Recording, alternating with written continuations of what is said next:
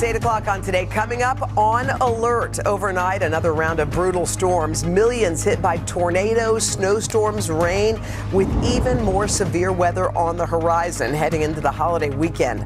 Al's tracking all of it. Then, remembering David Bloom, we are honoring our NBC colleague whose reporting captivated the country.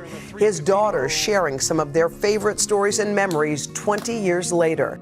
What are some of the lessons from your dad that you learned? I think the biggest thing is his passion for life. You do not want to miss this touching interview. Plus, last-minute travel tips. Looking to get away this holiday weekend? Well, we're going to tell you how you can snag some of the most amazing deals that are still out there. And come on, Barbie. It's the latest internet trend that has everyone living like the iconic doll. How you can put yourself on a Barbie movie poster and why all the stars are getting in on the fun. Today, Thursday, April 6th, 2023.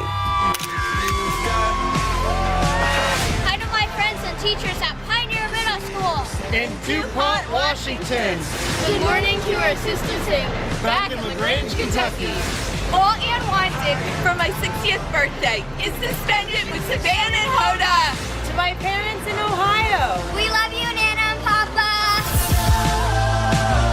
Visiting from Lakeville, Minnesota. Charleston, South Carolina. Arlington, Washington. Burnsville, Maryland. Modesto, California. And Hatchetchatty, Alabama. Wishing our granddaughter Zoe a happy 13th birthday. 4,200 miles back home in Fairbanks, Alaska. We are back 8:09 now, marking a somber anniversary for our NBC News and Today Show family as well. Hard to believe, but it's been 20 years since our beloved and brave colleague David Bloom passed away. He died way too young. He was on assignment in Iraq. NBC's Peter Alexander spent time with David's family to celebrate his legacy. Hi, Peter. It's hard to believe. Yeah. It's been 20 years. I mean, it really is unimaginable at this point. I think for so many of us, David Bloom and his family are really frozen in time. Those shots of David shaking the sand out of his hair in Iraq, his three beautiful daughters, then just little girls. They're now adults, an actor, a paralegal, a grad student. And there really is no better way to honor him than to hear their memories, stories about their dad, whose reporting captivated the country and who was equally larger than life at home. David Bloom was committed, compelling, and courageous. On camera, he shined, so talented and tenacious, covering the world's biggest stories from 9/11 40 more stories of concrete, steel, and iron crashing to the ground to the U.S. invasion of Iraq. The sandstorm has been pounding these troops here in the 315 Infantry. Sometimes we look back and think about what it would have been like if he was still around, and I don't know. I think he would have been going to the most dangerous parts of the world. Yeah, he's still seeking those stories. Sad news today from the front lines of Iraq. NBC's David Bloom, a husband and father, adventurous spirit, and our colleague, died overnight. David collapsed while embedded with a third ID as it rolled north toward Baghdad. A blood clot from deep vein thrombosis traveled to his lungs. Beloved for his boyish enthusiasm, David Bloom was just 39, leaving behind wife Melanie and their young daughters, 9-year-old twins Christine and Nicole, and Ava, just 3. To the girls, he wasn't David, he was Dad, and a huge ball of energy. He would carry the three of us up our staircase at the same time with a twin under each arm and me on his shoulders. Oh my gosh. And he would pretend to lose his balance until we were all screaming and laughing. For the twins, now 29, some moments are seared into their memories. The last moment that we saw him, we were all like huddled in our front entryway in our house. We all held hands in a circle and said that our father, and he hugged us all goodbye, and then he got in his black town car and drove down the street, and he stuck his hand out and was waving to us like the whole way down the street. After he passed, I had like recurring dreams that he was coming back down the street in that town car, and he was coming home again. Nicole shared with us some of her dad's last words to them. Always unselfish, he wanted to make sure his daughters were too. So when you're missing me, as I am missing you, remember to say a prayer for all the other boys and girls who are missing their mommies and daddies too. And yes, my dear sweet girls, when I'm a little bit scared, I promise you I will remember you and your mom, and I will know in my heart just how much you love me. To the moon and back, right? Love, Daddy. Years later, David's sound man, Bobby Lapp, returned to Iraq and brought home sand from near where their dad passed. Makes you feel close to your dad even to this day.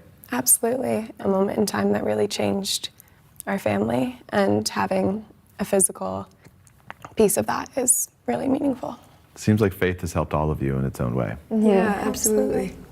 After he passed, I used to keep a diary that I would write to him. Like, it was random, but I would say, instead of dear diary, I would say, dear daddy, and I would yeah, and if I was struggling with something, I'd be like, can you please help me? And kind of like reaching out to him up in heaven. So, who knows what this is? Oh my gosh, is that? Oh my goodness. This is the Bloomobile. Oh my gosh. We brought David's girls and their mom, Melanie, to see David's dream, the one-of-a-kind vehicle he helped design to bring NBC's viewers to the war's front lines. I'm so grateful that he was able to talk to each one of his girls and to me within 24 hours of losing his life. What would David think of these girls, these women, today? I think looking down, he's got to be so proud of the young ladies that they've become. They're all just so beautiful, so impressive, right? It was such an honor getting to spend a day with the Bloom family. I've loved becoming good friends with them over the years. They're obviously all doing so well. Melanie has remarried an awesome guy named Dan, who has been there for all of their big moments, but really has always let David be their dad. They are, for anybody who worried about how those girls would do, it's clear they have just continued to thrive. They're doing so well. Funny, when you're showing those images, I remember distinctly, because I was in northern Turkey, and everyone said we need to make a phone call to everybody who was positioned in another place, and they all told us about David's passing. And it was so jarring. I remember you felt like, I've never had that emotion before, but everybody out in the field had that same feeling, because we knew David, we knew his girls, we knew that he was in that position, and that group that he traveled with, those soldiers, loved him like a brother. I mean, they said no one would, because they were saying then who would go into Iraq with that group, and everyone decided nobody. Like, that place was left vacant for David, and they loved him like a brother, that group. I mean, and how is Melanie? I mean, we saw a little bit of her, but how is she doing? Melanie's doing great. I mean, she is really doing well. Dan, they have found this Brady Bunch of a family now. Dan has his own kids, so it's this big group. They get along great. They come down to Washington each year for the Radio and Television Correspondents Association dinner to celebrate David, an award in his honor each year. You said Dan had lost his wife. Dan lost his wife in the past as well. They found each so other. they shared that. But just like to see those girls grow up and to continue to thrive. Nicole's now on a new show on HBO that's coming out, The Gilded Age, as well. So these girls, that's cool. You'll keep hearing their names. They're doing great. That was a beautiful check-in. Thanks for bringing me. That was awesome.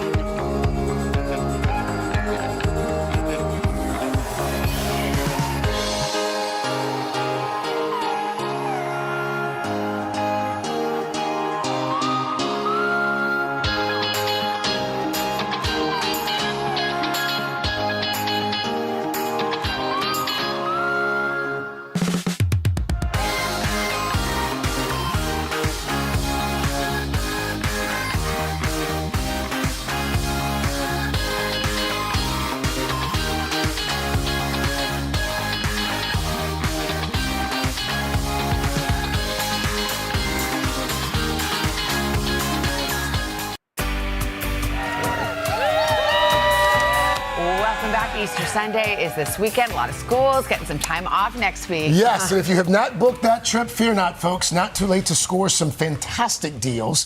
NBC's Tom Costello joins us with more on how to do that. Hey, Tom. Tommy.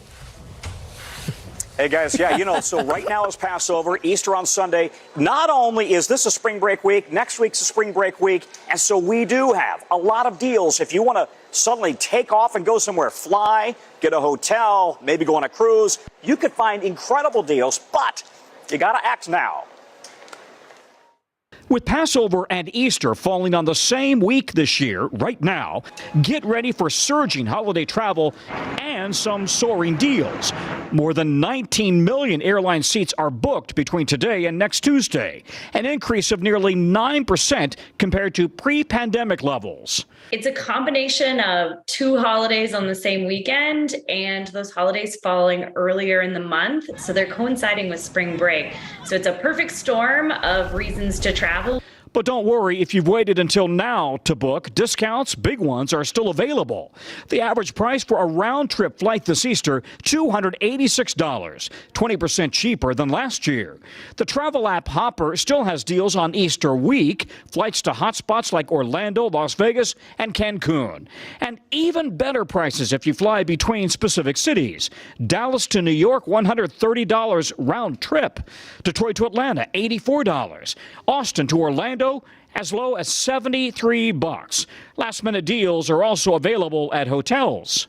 Hotels drop prices the few days before check-in if they have unsold rooms. So if you're headed to a big city, maybe New York, Los Angeles, Dallas, you will probably get the best deal for your Easter weekend stay if you book at the very last minute. Nevada mom Chelsea Figueroa just booked a family Easter trip to Montana and Lake Tahoe for up to half off the regular price. When I saw these deals, I was like, this is like, it almost doesn't feel real, especially for the holidays. If you prefer traveling by car, good news. Gas prices have been holding steady. The national price for regular around $3.50 a gallon. But you may want to take that road trip soon. Gas prices are expected to creep closer to $4 a gallon in just a matter of weeks due to the rising cost of crude and increasing consumer demand. If hitting the high seas is more your speed, then the next 2 weeks are a great time to take a cruise. Now is when companies are repositioning their ships to the north for the summer season and offering incredible discounts for the ride. They want to have people on board because no cruise line ever wants to have an empty ship. So they offer these incentives to get people on board the ship, and so they can do that repositioning. On Easter Sunday, Norwegian is offering a 5-night cruise, LA to Vancouver, starting at $179. On MSC, an 11-night Caribbean cruise from Orlando to New York starts at $389. Other good travel tips, experts say go during the week instead of on a weekend. Flights and hotels are pricier and more crowded Friday through Sunday. And to avoid getting stranded, like in last spring's airline meltdown, consider buying trip protection. So if your flight is canceled or you miss a connection, you can immediately rebook, regardless of the carrier. Finally, when possible, take the first flight out. Flights departing after 9 a.m. are twice as likely to be delayed as those leaving before 8 a.m. Yeah, get up early and go. Listen, if you want to go international, either over spring break or over the summer, there are some pretty good deals there, too, because the exchange rate can be favorable. In fact, we're already seeing a 30% increase in people going international. That according to AAA. I was just overseas. Flights were full, guys, so keep that in mind. European airlines are actually cutting back because they're having staffing issues. So book now if you want to try to take advantage of going overseas. Back to you. All right. Looks like a lot of folks behind you are getting the jump start on travel, too. Thank you, Tom. All right. Thank you, T-Co. Tommy Dog. T-Dog. T-Dog. All right, coming up next. Toco. Five other nicknames. 5 times Grammy nominee Chloe Bailey. She is kicking off her first headlining tour next week, but not before she treats us to a performance right here in Studio 1A. But first, this is Today on NBC. See that?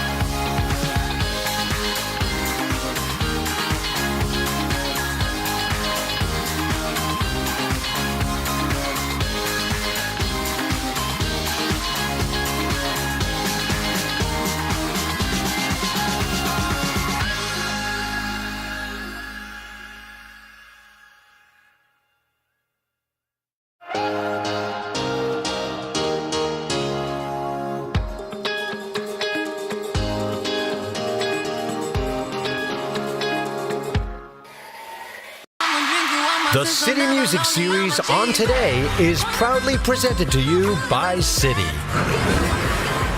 Back now, it is 8:43 with the lovely, the multi-talented Chloe Bailey. A 5-time Grammy nominee. She's so busy right now. Her debut solo album, In Pieces, is out just now. She's also starring in Peacock's new movie. It's called Praise This. And we're so happy to have you with us, Chloe. Lots to talk about, lots to sing about. You're going to perform for us in a moment. Yes. But first, tell me about the new album. It's just out. How does it feel to have it, I don't know, out in the universe? Man, it feels amazing. I haven't felt as content as I do right now. I got everything that I needed to say off of my chest, and I'm just filled with complete gratitude. I'm so excited to be singing In Pieces, which is the title track for the album, because we all have those moments where it's hard to pick our own selves up off the floor, and we need those around us to help us. So that's what this song's about, and I'm so excited to perform. Well, it's all you. I mean, you produced it, you've arranged it. Like, this is like your heart and soul. Literally. Why was this the right time, do you think, for this album to come out? I feel like no matter how much I try to plan things, God always has a better plan. And, you know, from Swarm, then to my album, and then Praise This, and then tour, it's like I couldn't have come up with a better plan. And everything happens in its right timing. Amen to that. Let's talk about Praise This. Yes. It's on Peacock, a new movie. Tell us about it. Yes, so I play a girl named Sam. She is a struggling musician who is willing to do anything and whatever to make it. And so her dad forces her to live with her extended family in Atlanta, and she ends up finding herself with the praise team competition. So I love that. You know, I feel like we've watched you and your sister grow up. I remember when you performed here in our studio for one of the first times, you had the love of Beyonce and her mom and her family. And I remembered thinking to myself, my gosh, these two are going to be powerhouses. And it's turned out that way. Your sister, of course, is Little Mermaid. You've got all these projects. Just tell us about what this ride has been like for you and your sister. this ride has been even more than what I could have imagined and expected. And I know little Chloe is so proud of the Chloe right now.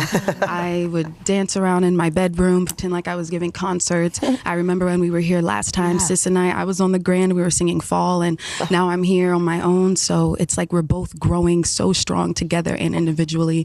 And I couldn't be more proud of her. Wow. She's probably watching right now, proud as well. Will you play your song for us in Pieces? I would love to. Thank you. Thank you. Chloe Bailey.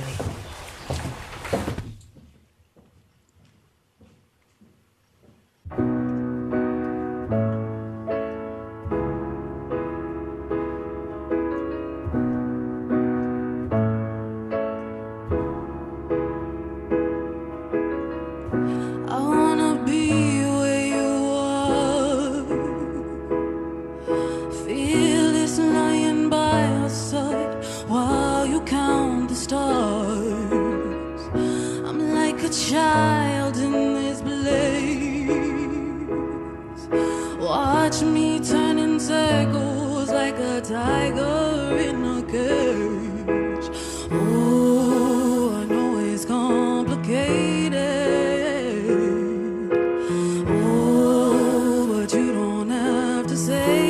A single word, 'cause I don't wanna go on, living a life that you've been missing, and I don't want nobody else to hold me when I am in pieces.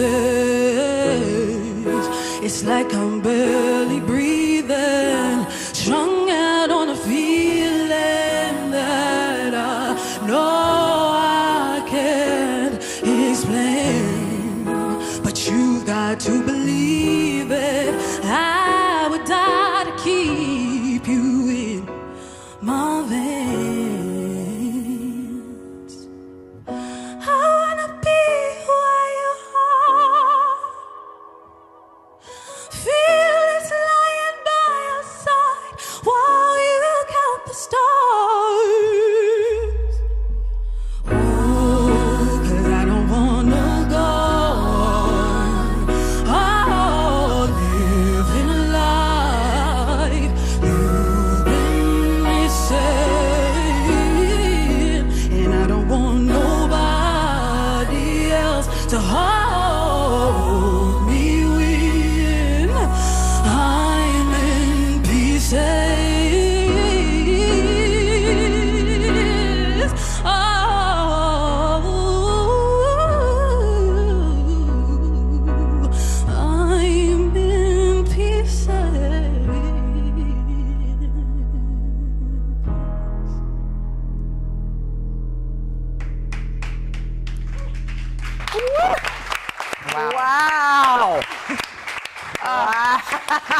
That's coming right from your heart. We can just feel that. That was so beautiful. Wow. Amazing. Oh. Thank you. Wow. In Pieces of the name of the new hour. You're going to come back for the 4th hour. Please come back. Yes, I will. Oh, good, good, You've been recruited. Thank you. The new album is out now in Pieces. Her movie Praise This is streaming on Peacock. That starts tomorrow.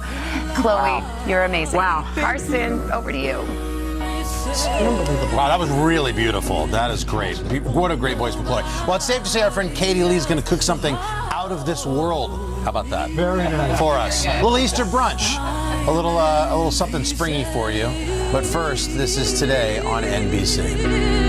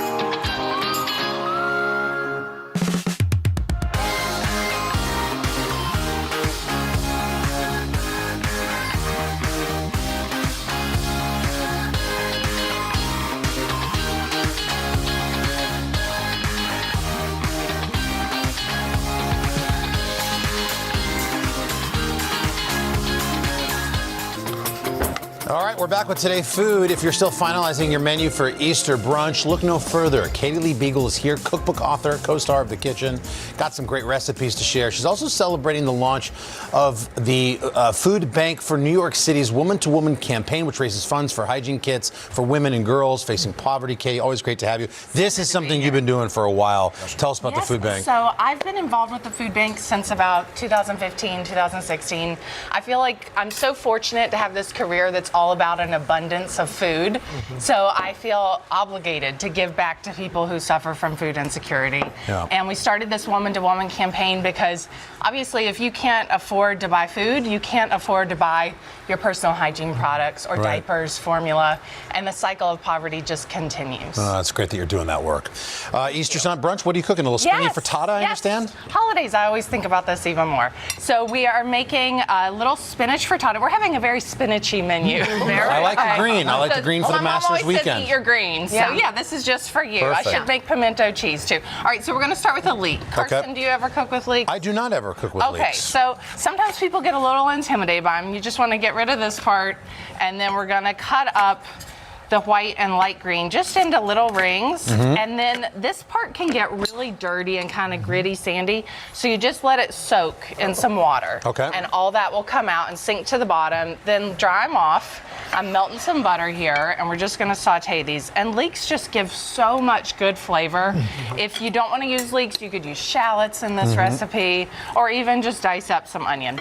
Cook that down, and then we're going to come down here to our asparagus. It's asparagus season. I always look forward to it. I actually had some last night that was so good. So I'm just going to use the tips for this recipe. Oh, the leek, look, I thought it was in like the celery family, but it is more like an onion. Oh, yeah, it's like an onion. Yeah. So save these, make an asparagus soup, but for our frittata, we're just going to use the tips. I gave them a quick blanch, and we're going to come down here. Why don't you green beat some eggs? Beat some eggs. Gotcha. And I'm going to dump in. I'm going to trade you plates. Yep, you got it. I'm going to dump in all of our ingredients. So I've got some spinach that I cooked down, and you want to really drain the water out of it. Squeeze it in a towel. Here, I'm going to dump that in there for you. Gotcha. And then I've got our leeks that we cooked down. And I'm going to add our asparagus. What's the difference between a to it. frittata and an omelet? So an omelet you're cooking to order. Frittata you can make in advance, and it's fine to serve at room temperature, so it's great for an Easter brunch because you can do it ahead of time. and just let it sit out. It's like a crustless quiche. Basil. Oh yeah, or like a quiche. We've got goat cheese going in. We've got Parmesan cheese. Now, I'll show you sink. what I like to do with my frittata. Instead of cooking it in a skillet, I like to do it in a springform pan because it pops out nice and easy. And I put a little bit of breadcrumbs in the pan. So it gives you, we said in the back, quiche energy because it has a little crust. Are you ready? It comes out like that. Go ahead, Carson. Okay, there we go. Look at that. There you go. Beautiful. And then we're going to make, because we didn't have enough spinach, we're going to make a spinach salad. Good. And this has pickled strawberries on it and a poppy seed dressing. I love strawberries and salad. Everybody on board with that? Yeah. Okay. I'm for that. We've got about 45 seconds. Oh, okay. So you're going to make How about the raw egg in the dressing? Is that cool? Is that it's copacetic? Totally fine. Okay. I put an egg yolk in there. If you have a compromised immune system or 30 pregnant, seconds. maybe not, but otherwise it's totally fine. Oh, We've got Easter. Beautiful. the apple cider vinegar going in, the honey. Keep talking. Now, These recipes, other ideas, pickled strawberries. they're all available at today.com/food, but you knew that. Sounds yummy. Salad is like yummy. It's all about those And the pickled salad. strawberries. The dressing is terrific. Yeah, thank you. Well, happy holidays, everybody. Well done on the Happy frittata. Passover, happy Easter. Katie, thank you so much. Thank you. Thanks for Great having work me. with I the always food love bank in being New York. Thank you. Women to Women so much. campaigns. Great work. Thank Guys, a lot more coming up in the 3rd and 4th hours of today, but first, quick check your local news and weather. Thank you, Katie Lee. Good morning. Welcome to today. I love mornings. They're full of possibility. And how you start your day sets the tone for the whole day.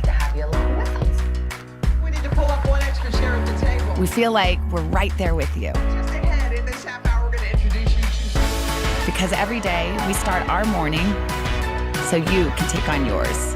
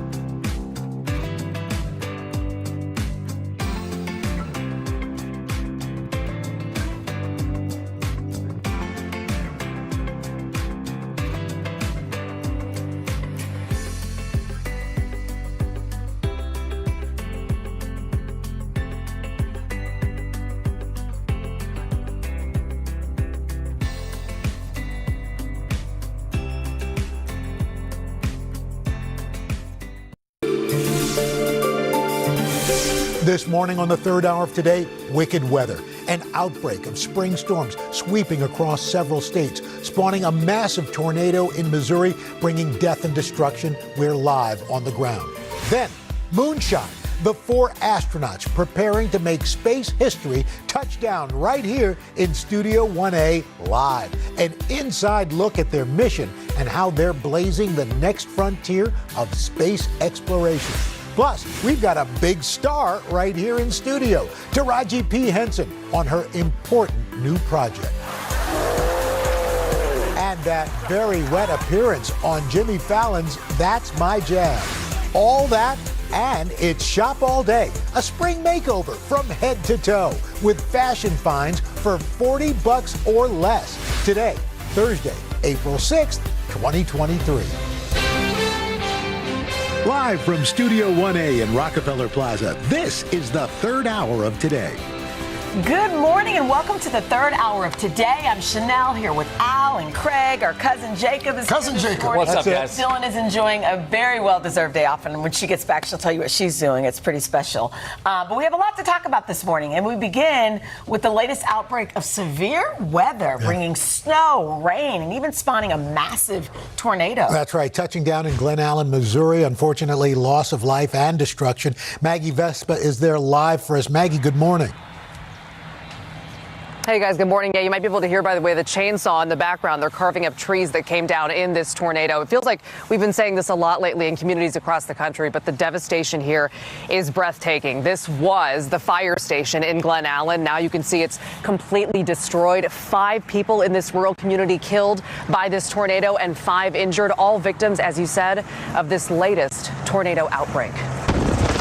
Another batch of severe weather sweeping across the Midwest and South, spawning devastating tornadoes, fierce snowstorms, pounding rains, and whipping winds. It's just the latest in what has already been a brutal week for tens of millions. A massive tornado tearing through Glen Allen, Missouri, claiming at least 5 lives. Right now, it's about the families, it's about the loved ones, it's about picking up the pieces. Many terrified residents in the area forced to take cover. Just how strong you could feel the wind against the bathroom wall. It was just unbelievable. Just a few hours south of St. Louis, surveyors estimating it was an EF2 tornado with winds topping well over 100 miles per hour. The twister leaving homes in pieces and ripping trees from their roots. Locals now facing a new reality. Glen Allen will never be the same. There's no doubt about it. So far in 2023, there have been at least 481 reported tornadoes, double the average this early in the year. Power went off and the house just started shaking. Severe storms also slamming Illinois, leaving communities decimated. The bad weather impacting travel plans, too, with more than 400 flights in and out of Chicago canceled. And even though the calendar says it's spring, a massive snowstorm blanketing parts of the upper Midwest. Road closures and travel advisories forcing truckers to wait out the whiteout conditions. You just try to do the best you can and get there safely. And we talked about the tornado reports being roughly what they are normally at around this time of year. And again, another jarring statistic, Al, as you noted this morning, as of this morning, 68 tornado-related deaths across the country for 2023. The annual average for an entire year, usually 71. Guys, I'll send it back to you. Yeah, thanks so much, Maggie Vespa. Appreciate your report. Now to the next frontier in space exploration. Earlier this week, NASA announcing the 4 astronauts who are going to be taking part in that historic Artemis II mission. And for the first time in more than 50 years, NASA is sending a crew to orbit the moon. It is a 250,000-mile journey that will set up future missions deeper into space. In fact, here's what Commander Reed Wiseman told our Tom Costello about carrying on an important legacy. None of us were born when Gene Cernan and Jack Schmitt left the lunar surface in 1972. And our agency talks a lot right now about the Artemis generation, and we are proud to be a part of the Artemis generation. We are the Artemis generation, and we are going back to the moon.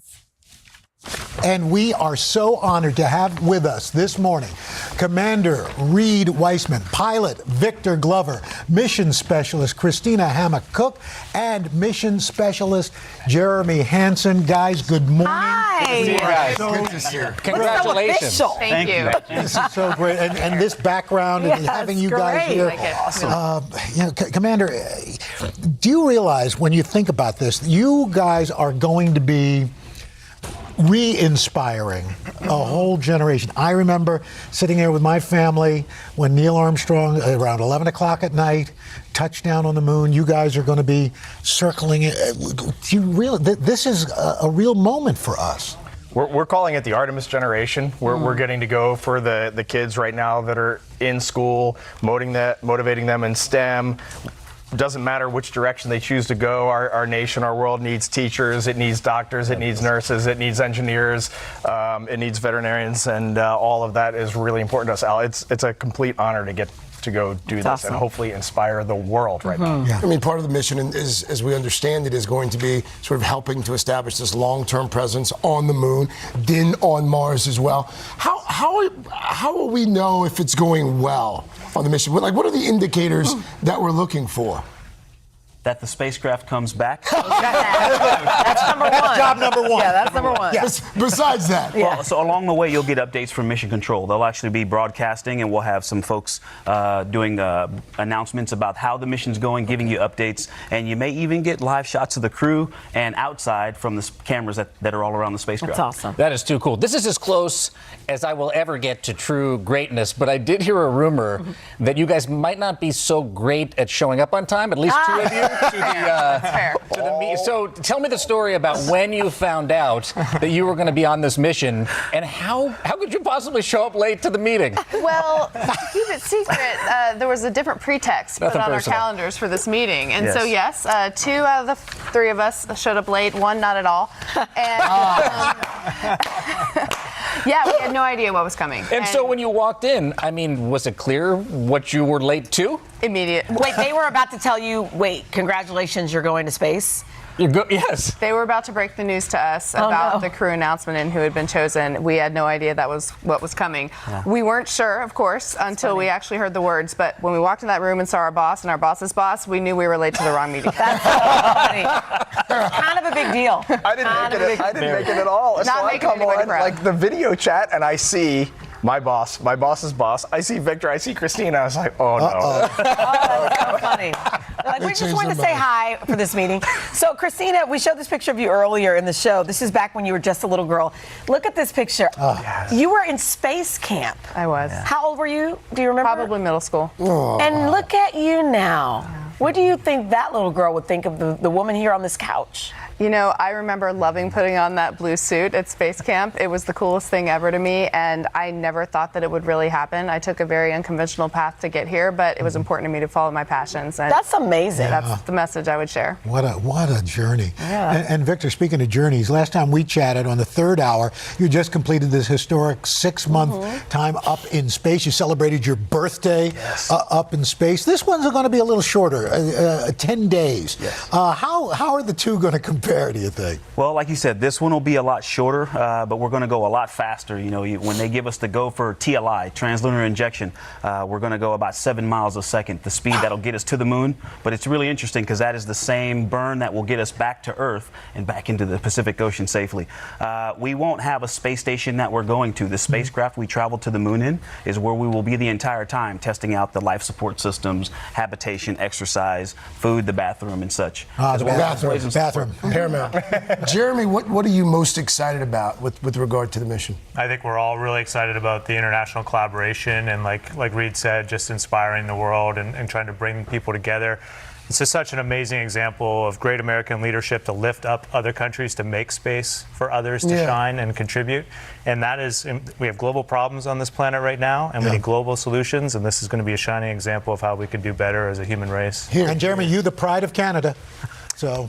Yeah, thank you. Yeah, no, it's really highlighted the work of the Canadian Space Agency, but showing Canadians what the entire country can accomplish. That's a great picture. Awesome. That's a great picture. That's great. Good on you guys. Congratulations. Yeah, congratulations. What were you about to say? I was going to say, he's the pride of our crew. Look at this guy. I will say. He does look a little Buzz Lightyear. I did say earlier, I said they couldn't have picked a more beautiful bunch of people. That's right. Like straight out of Central Casting. I was just about to say Central Casting. I can't wait to see the action figures.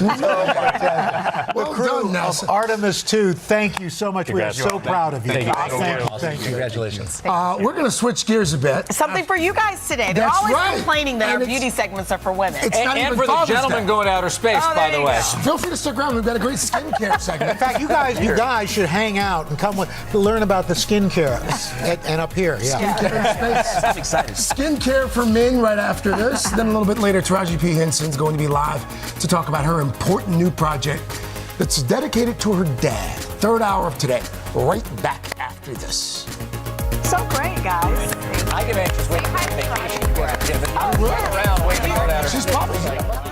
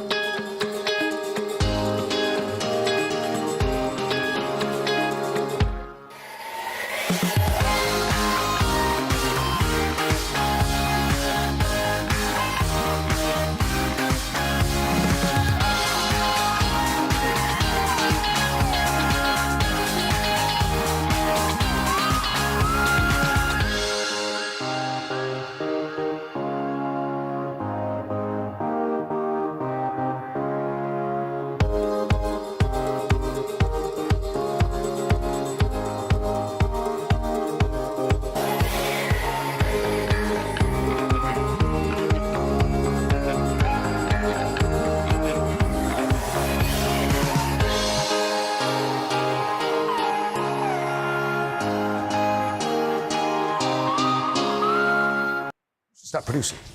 This morning on today's checklist. They heard you say that. That you should stop producing? Yes. America should hear me say that. Just do the weather, man. Break it up, break it up, break it up, break it up. So this is something that a lot of guys don't think about a lot, don't talk about a lot. We're talking about men's skincare this morning because we all know that one guy uses bar soap for everything. Face, I like a body wash. Today, we're going to put an end to Crevices. that. Dermatologist Dr. Angela Lamb is here. She's going to break down some of the best practices for men or the man in your life. Yes, This is, yes, we're absolutely. so Thank you for excited. having me. So let's start with, I guess, perhaps an obvious question to a lot of folks. The big differences between women's skin and men's skin, because those differences are important. They are important and they are real. So there are some differences. So clearly, men have more facial hair. That's really something that when we talk about the razor bumps is incredibly important. They do have scientifically thicker skin. Well, Craig does. I was going to say, depends on the man. I know. Depends on the man. Yeah, most men. And they also have skin that makes more oil. So these are things we want to take into account when we're looking for products for them and how to take care of their skin. Okay, now that we know these things, I think Chanel's going to pick it up from here. Yeah, let's talk about best practices. So things you should be doing for men in the morning, in the evening. So let's start about morning routine. Yes. So you really want to keep it simple. For men and women, sometimes they just overcomplicate things. So look, this is very easy to keep track of. You wash, you use a serum. I don't think a lot of guys use serums. They should be using serum, Really? something before So your what's a serum? Yes, a serum is an active product that either has hyaluronic acid in it or something for anti-aging, which we'll get into a little bit later. Do you use a serum? Yeah. Obviously, I don't. Hopefully you will after this So the serum segment. first, yes. then the sunscreen. And then you apply the moisturizer. So that's really simple. Okay. Yeah. And then What for about that evening- moisturizers that include sunscreen, Dr.? Exactly. So many times it's easy to do a moisturizer sunscreen combo, but as we'll get into for the evening, you actually want to make sure you have only a moisturizer. So evening wash, use another serum, maybe Same to or target different? something, a different one to target something else you want to focus on. Then perhaps something for the eyes to take care of bagginess. See, or I dark think this is circles. good because I think guys just think they can just do a one and done. No, they have want to to take care of You don't want to take the time. Yeah. And so after you do that, then Moisturizer, but don't apply a sunscreen. A lot of people are doing that combo product. Yeah. And you don't want to do that. Do not put a sunscreen on at night. All right, really quickly. Morning routine, shaving. Yeah. Okay, and Absolutely. black men have to worry about razor bumps. Absolutely. So blackheads, which really are only oxidized skin cells. So if you increase the turnover with exfoliation or a retinol, you're going to help decrease How do you that. exfoliate? So you can use a product that has those little beads, those gritty products, or something that does it chemically with like a salicylic acid or a glycolic acid. But as you said, Al, with the razor bumps, you really want to treat the root cause. So razor bumps are happening because that coarse hair is actually turning in and creating a bump. So you can do laser hair removal to decrease the hair. You can use a topical antibiotic, which you would have to see a dermatologist for. Try different razors.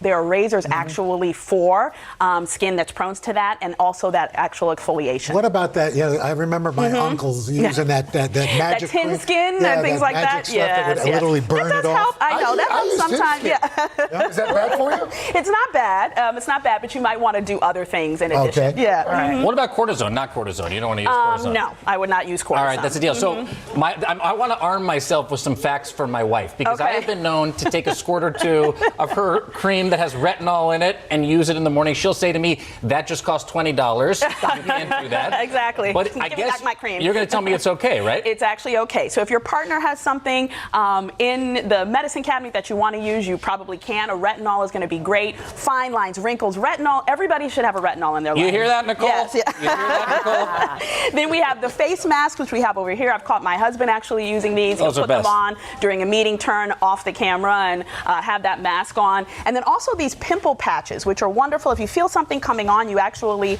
can take a patch. You can put it on. When we were wearing masks, those were really nice. But you actually can put it on. You want to try? Yeah, one please. or Where do you not? want to put it? Pimple patch. Yeah. And then Sure. what? Just Right one and there. done? Oh, yeah. How long do you have Like to wear that? Leave it on. Yeah, You you like leave it that? on overnight.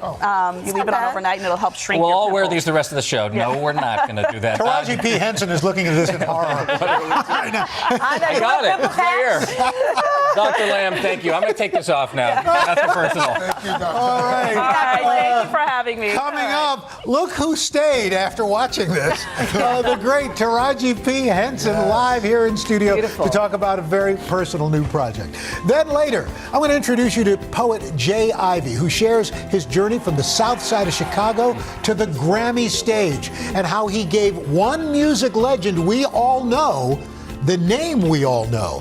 Third hour of today. I'll be right back. Wait, really? Legend? Is that my...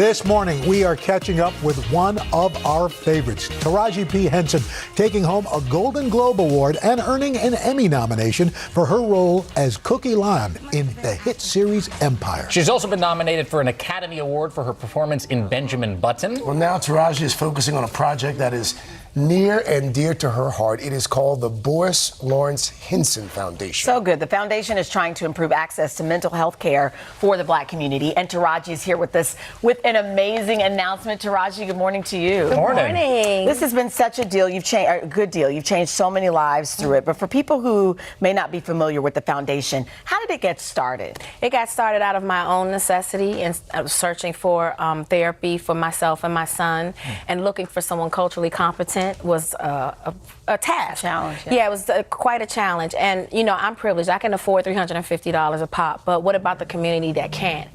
And just the stigma that's surrounded around mental illness in the Black and brown community, and I just felt inclined to do something about it. And so that's why I started the Boris Lawrence Henson Foundation. And then you're going to even reach out, changing more lives, because you got a partnership with Kate Spade. Yes. Your foundation is teaming up to do something, She Cares Pod, that's going to take place on HBCU campuses. Talk about that. So these pods are there to, again, you know, every day we're trying to eradicate the stigma. So the more we talk about it, the more people feel free enough to express how they are feeling. And so we are putting these pods on HBCU campuses, and we're offering free mental therapy for, it's virtual. We'll have live sessions as well. You have yoga. We have all kinds of, and you got to think about it. When I was in college, we didn't have anything like this. So if I knew someone suffering, I wouldn't even know where to tell them to go. So this is a spot where people can go, a safe space. They're rest pods if you just need to decompress. They have classes, yoga classes, art, dance. Teach psychotherapy to students, and just make them more aware and being comfortable with talking and expressing how they are feeling mentally. Well, you mentioned if you were in college, you went to an HBCU. You graduated from Howard University. And I was wondering, I was thinking about, I mean, think back to that time for you. How would your life have been different if you had had this at your disposal back then? It would have been, I mean, I know a lot of students wouldn't have dropped out. Do you know that 60% of the dropout, students that drop out are because of mental health problems? 60? Wow. 60. And 50% of that 60% did not have access to mental health resources. So we're giving hassle-free mental health resources on campuses. Where the students need it. It is. It's a great concept. It's a great idea. Thank you. I understand you also went on a trip yourself recently to Bali. I did. How was that? I read that it was life-changing. It was life-changing. I'm a better person because of it. There it is. Was it like an Eat, Pray, Love journey? It definitely was an Eat, Pray, Love. That's exactly what, and I chose to go by myself because I wanted to stay present. I wanted to have new you went by conversations. yourself? Yes, and I met new people. I have this beautiful community that we still keep in touch. And it was just life-changing for me. I tapped into a joy and a happiness that I lost for some time. That's so good. Yeah. I was just telling you, we had John Stamos on. Was that just this week that John Stamos was here? She was his partner on NBC's That's My Jam. Tell me about that experience. People are loving this show. It's so much You fun. guys were fun. Yeah, the only part I don't approve of is the water. The water. What was the surprise splash? What was that? Well, if the other team gets the lyrics right, then you get splashed. Stop it. You can never be prepared for that water coming at you like that. Did anybody know about black women in hair? I tried to tell him the last time I was on the show. I was like, you can't be squirting black women with you turn into chin packs. I swear, just exposed. Oh, that was good. I hear, Taraji, is it true that episode of That's My Jam got you your current role on Abbott Elementary? It sure did, because I'm such a fan of the show, and I told Quinta how proud of her I was, and I was like, if you ever need, me on the show, just call me, and she did, and so that's amazing. Oh my God. Ask and you shall receive. Yes, exactly. The squeaky wheel always gets there. Raji, thank you for coming in. And congratulations on the announcement. Yeah. Thank so inspiring. That's wonderful. Most importantly, the Boris Lawrence Henson Foundation and Kate Spade will launch their first She Cares pod at Alabama State University, a public HBCU that's in Montgomery, Alabama, on April 14th. You were just Doing the Lord's work. I have to. My father said, if you are blessed, you have to be a blessing. Amen. Amen. Amen. Great. All right. Good. Well, coming up next, a Grammy-winning poet who's passing on his love of spoken word. Jay Ivey sharing how he got his start thanks to an influential teacher with a very fitting name. Then later in Shop All Day, got some great spring fashion finds and something to give your favorite sneakers a fresh new look. Third hour of the day. We'll be right back. So good. Interesting, isn't it? I know. It's like Pimple pad.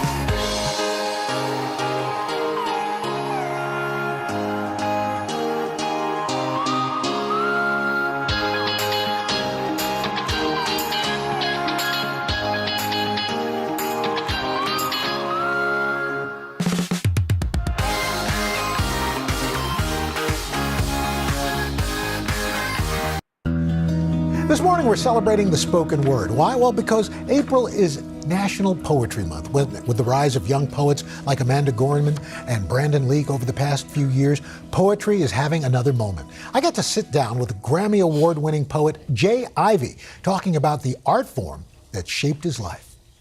If I'm on the highest cliff, on the highest rift, and you slipped off the side and clinched onto your life in my grip, I would never, ever let you down. That's Jay Ivey with the poem Never Let Me Down at a recent show at New York's City Winery. In 2004, the poem was featured on a track with Kanye West and Jay-Z for the album The College Dropout. They discovered Jay Ivey after his rousing performances on HBO's Def Poetry Jam, like this poem about his late father.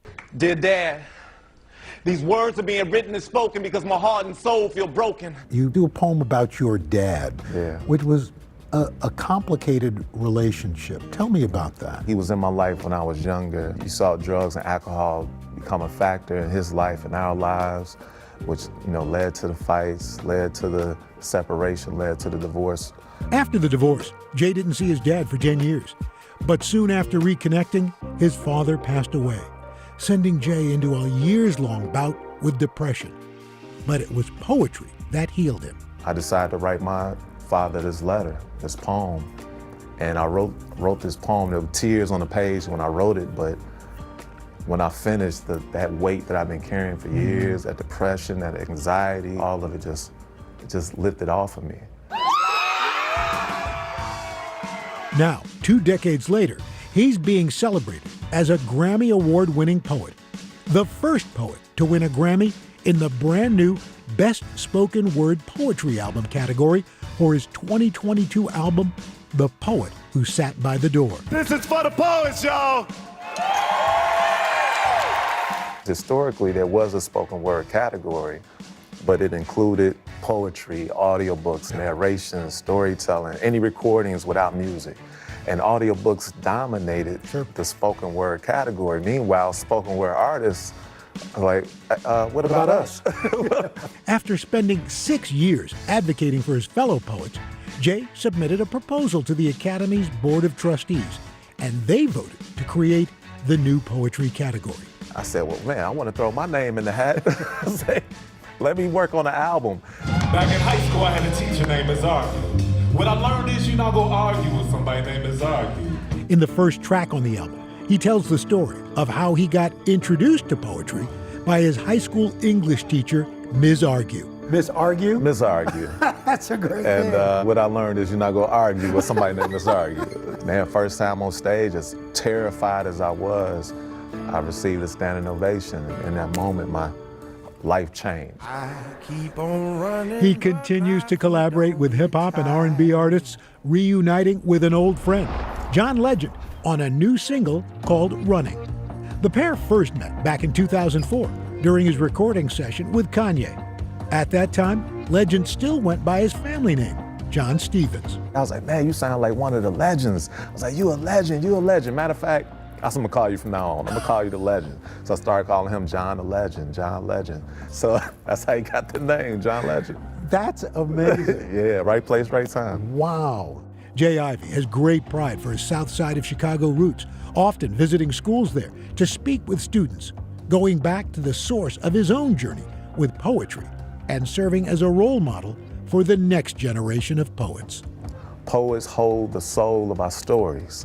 They are the messengers of hope and reason. Street reporters who take notes for the future, who tell it like it is and how it should be.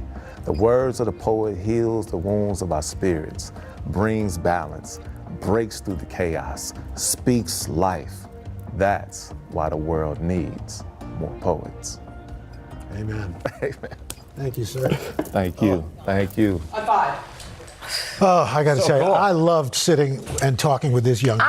I mean, What a phenomenal man. I didn't know anything about him. yeah, and his wife is his roadie manager. That's amazing. And backup singer. By the way, that John Legend story? Yeah. Who knew? Never knew that. Amazing. Also, don't argue with misargue. No, That was never, funny. never. And I didn't realize the whole thing with the Grammys and spoken word, that they were all in one category. That's right. He advocated for it, and he said some people said, "Hey, wait a minute, you advocate and then you win the first funny. Grammy." But that's way to just give it the a way works. platform, Yeah, I'll tell too. you what. I also got to ask him his advice for aspiring young poets, and he gave me the most poetic answer ever.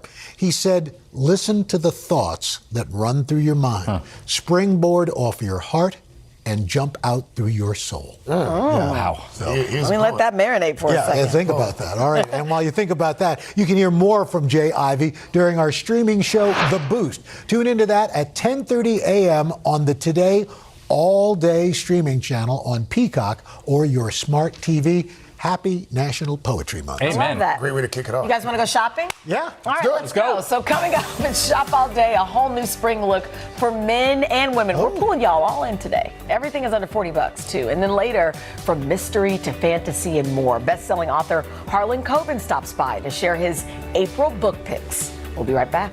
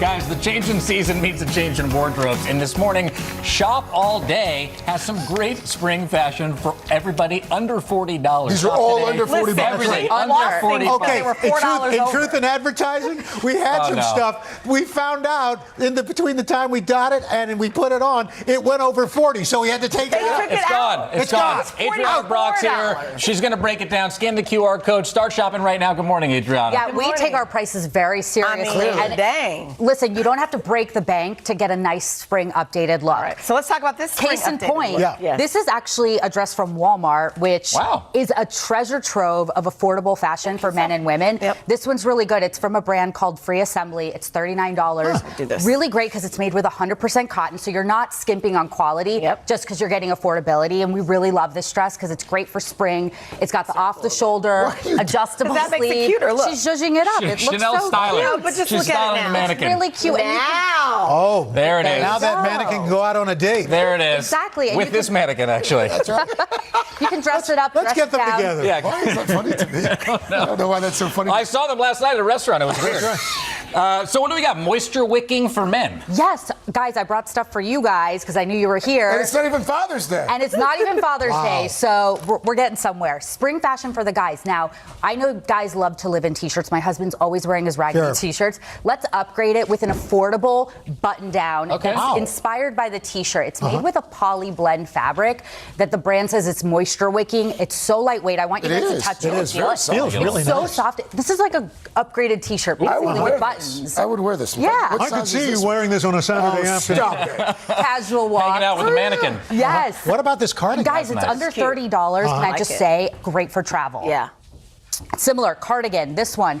We have it for men and women. It's from Amazon Essentials, which is surprisingly a really great brand for basics. Yeah. And super affordable. So a nice way to dress up a shirt is with a cardigan, especially with the transitional spring weather. So you always want to carry a cardigan with you. And is it Great men and women? Men and women, and they're have under $30. Yeah, and they have pockets. Ooh, it's look really at that. nice. I That's mean, interesting. you're really getting some bang for your buck here. I love a cardigan. I've never seen you in a cardigan. I do have a cardigan. Yeah. See, You? that's right. I It's walk around with a pipe and get a cardigan. It's a nice, you know. Hi, Princess. How are you today? Yeah, it's a really nice layering look. No, it's just from Father Knows Best. This is her segment. Oh, sorry. Sorry, It's a Craig team effort. I did ask. You're sweating. I forgot we're on TV. It's because he wants the espadrilles and he's sad that they're gone.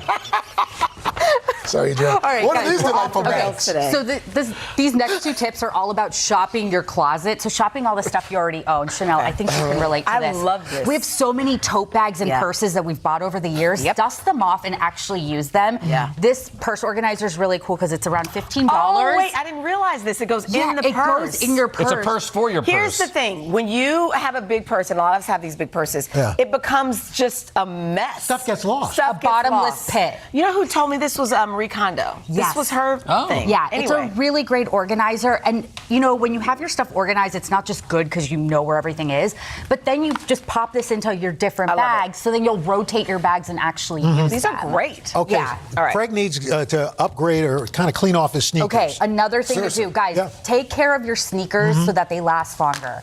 And this is just a small little step you can add every week to clean those scuffs, erase any marks, keep those soles nice and white. This was really popular in like the sneaker community. What's the difference between these and, say, the magic erasers? They're cheaper. So these are affordable and they're made without Oh, this is a bleach. nice before and after. Yeah, this is a really great before Pop and that after. back up, guys. Can I see that? You said without the bleach. Look at that. Exactly. Okay. So these are safe for all types you of wet them, or sneakers. do you just- add water. These are good. Yeah. These are That's good. fantastic. Adriana, you brought it today. You didn't. I mean, you brought the espadrilles, but they're gone now. Sorry. Head to today.com/shop all day to see all of these products right now. Coming up, no more suspense, folks. He's in the house. Best-selling author Harlan Coben here with his book picks, including a sequel that's apparently decades in the making. Oh, wow. Third hour today, right back look, after like this. the beard. Oh, thanks, man. I love the suit. I don't think you should.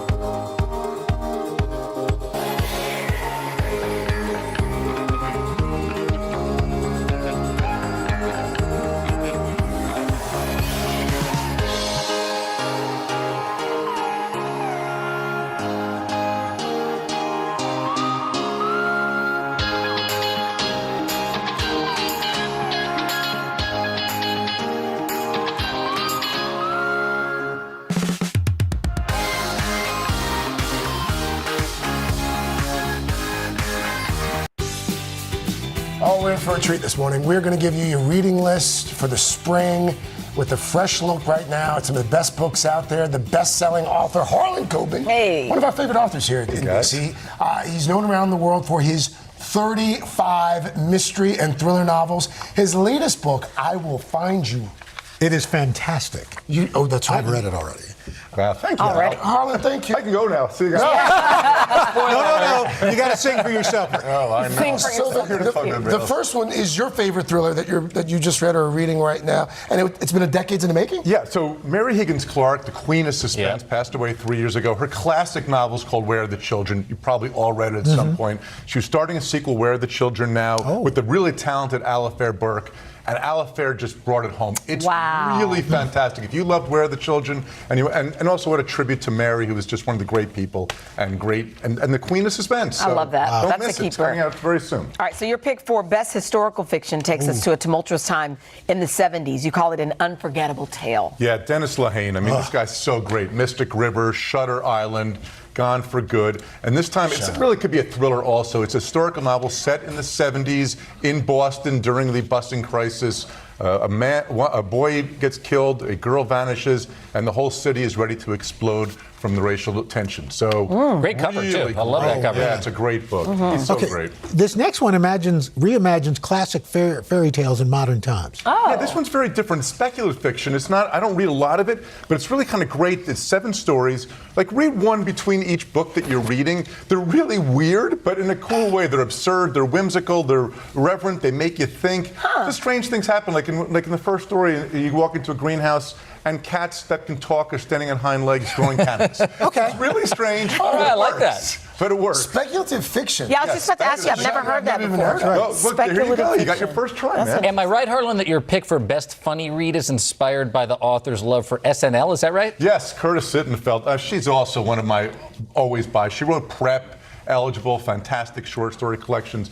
And here she kind of both plays homage and skewers a little bit romantic comedy. It's kind of a rom-com that takes place at a Saturday Night Live kind of a setting. Cool. And turns everything on its head. It's not just it's funny, it's really poignant, and she's just a great writer. This last book takes a look at how we could use our 5 senses to find more joy on this earth. So Gretchen Rubin, I'm not a big fan of self-help, but Gretchen Rubin, about 10 years ago, I think it was, wrote a book called The Happiness Project, where she really turned it all around. And what I love about Gretchen's books, and this one in particular, is they're all about mindfulness, but she doesn't just say, be mindful, go out. It's very concrete. It's not just make yourself happier, appreciate life more. By using your 5 senses, how we can find more joy and fulfillment in everything that we do. I think that's fascinating. Yeah, she's great. She's terrific. She's always great. So before you leave us, you just celebrated the release, and I read it 4 times to make sure. Your 35th novel? Yeah, Is that true? one a year. I started when I was 7. I Will Find Happy You birthday. debuted number 1 on the New York Times bestsellers list, and you're fresh off a book tour. You went around the country. I read you went to the UK. Was this the first time in maybe, 4 years? It's been 4 years. So what's that like when you meet people who are they love you, Harlan? It was really special.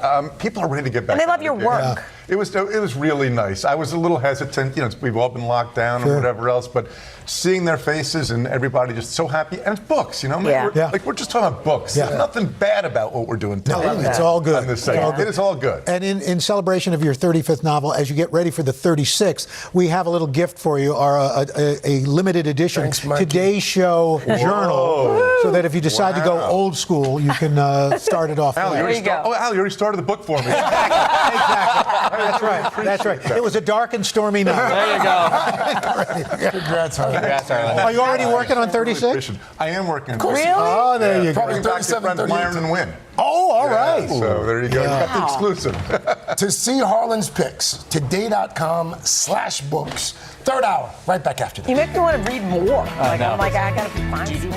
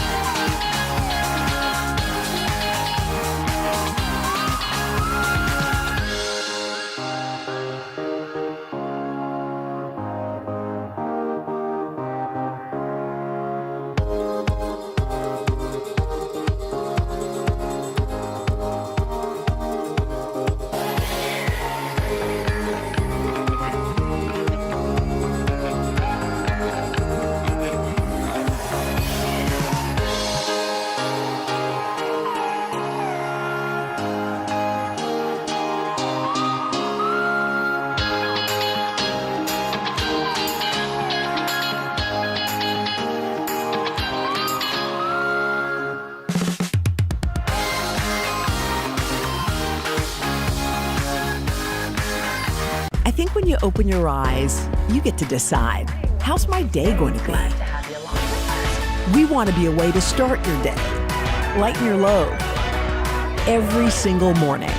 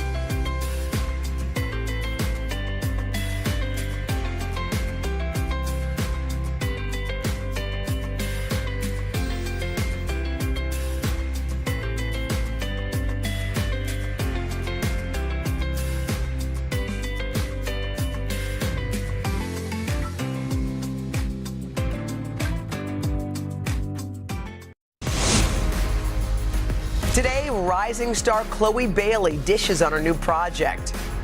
Plus, Alex Guarnaschelli's got dinner covered, linguine with clams. And take a look, the official invitation to the King's coronation is out, and we're talking about it.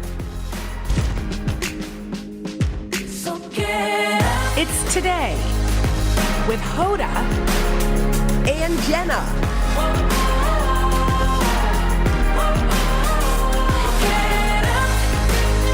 It all starts right now.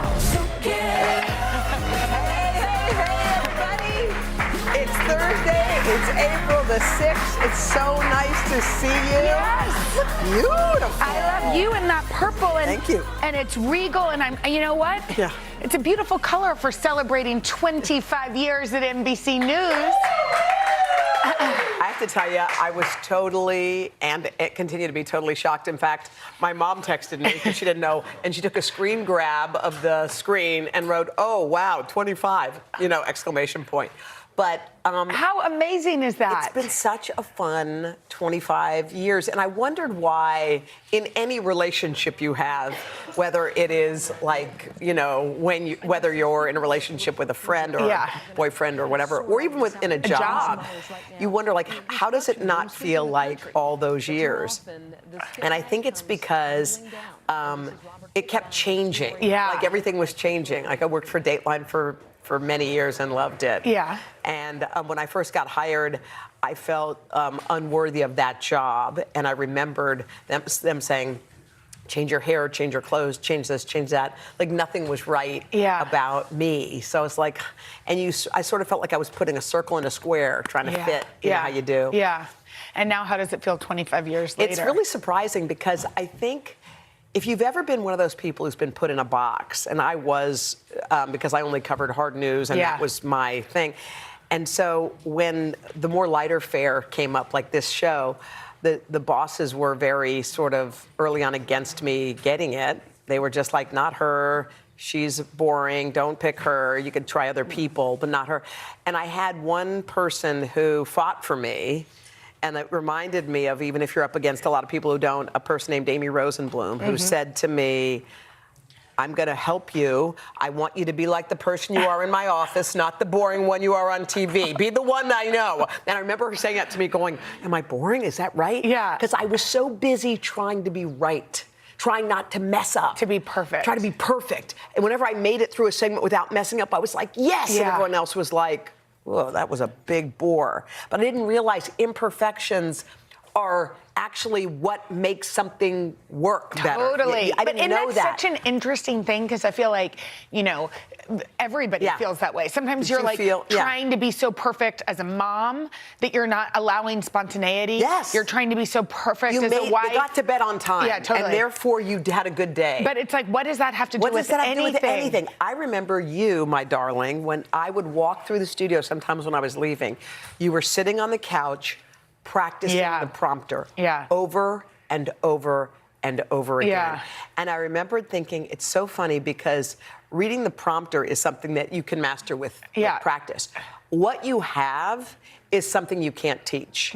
So it's like you're trying to learn the logistics, yet what you have is spontaneity, reflections people wouldn't have, ways of seeing things that are different. Do you know what's so interesting about that is like I had learned how to read the I've given speeches and read prompter a million times. I actually felt totally comfortable with it. But when you hear one person be like, we need to practice with you, all of a sudden you don't feel good enough. Your confidence that you had. You're like, wait, but I kind of thought I could do that. I can do that. But okay, and I also, at the same time, had the most generous people who would give their time to me. Of course. And I'm happy to put in the work. But it is funny. That's a good point because you can have confidence 1 minute and someone says something and the thing that you thought was your thing, you're like, wait, I can't do that now?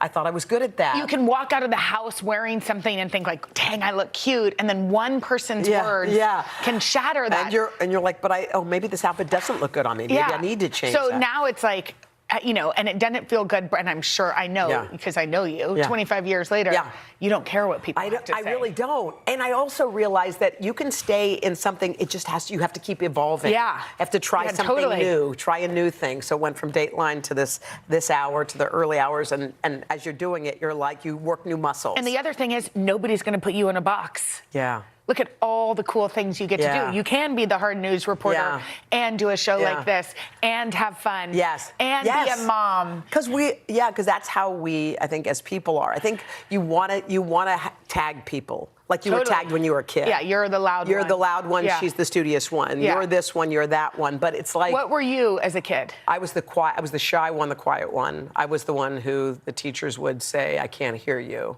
Oh. Like that's what they always said. Yeah, I can't hear you. It's like, I'm sorry. And then they would just, after a while, they'd be like, okay.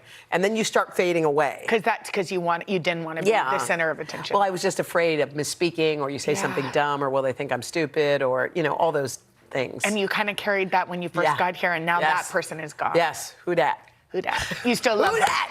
Oh, I love that. Okay, and by the way, speaking of awards in 25 years, you also received an incredible honor from your alma mater, Virginia Tech. You're such a Hokie through and through.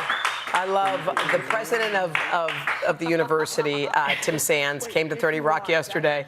He and his wife Laura came. They were so sweet, and a wonderful, wonderful woman who works there named Dawn, who did a little interview. They gave me the basketball that has all the signatures of the women's team that made it to the Final Four. You need to frame that. It was so cool. It was also really got cool. the Distinguished Alumni Award, which we should mention, and that is so awesome. Sweet. Okay.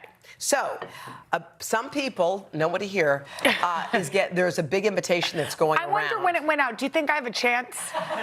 You actually might. No, but the chance is very slim. Would I already have received it? Does anybody know? Yeah. Is this real or is this a printed out thing? How do you know I would have received it, Sydney? Well, because you were friends with you. I know, but I'm just wondering if there was a possibility of still receiving it. Okay, is this... Okay, now I have a question. Is this what the invitation looks like, or is this an artist rendering that y'all made up? That's a printout of the invitation. A printout. So this is it. This is what it looks like. It's very colorful. It's very colorful. It says something that's eye-catching to many. What? Oh, it Queen? says the coronation of... Their Majesties King Charles III and Queen Camilla. Yeah.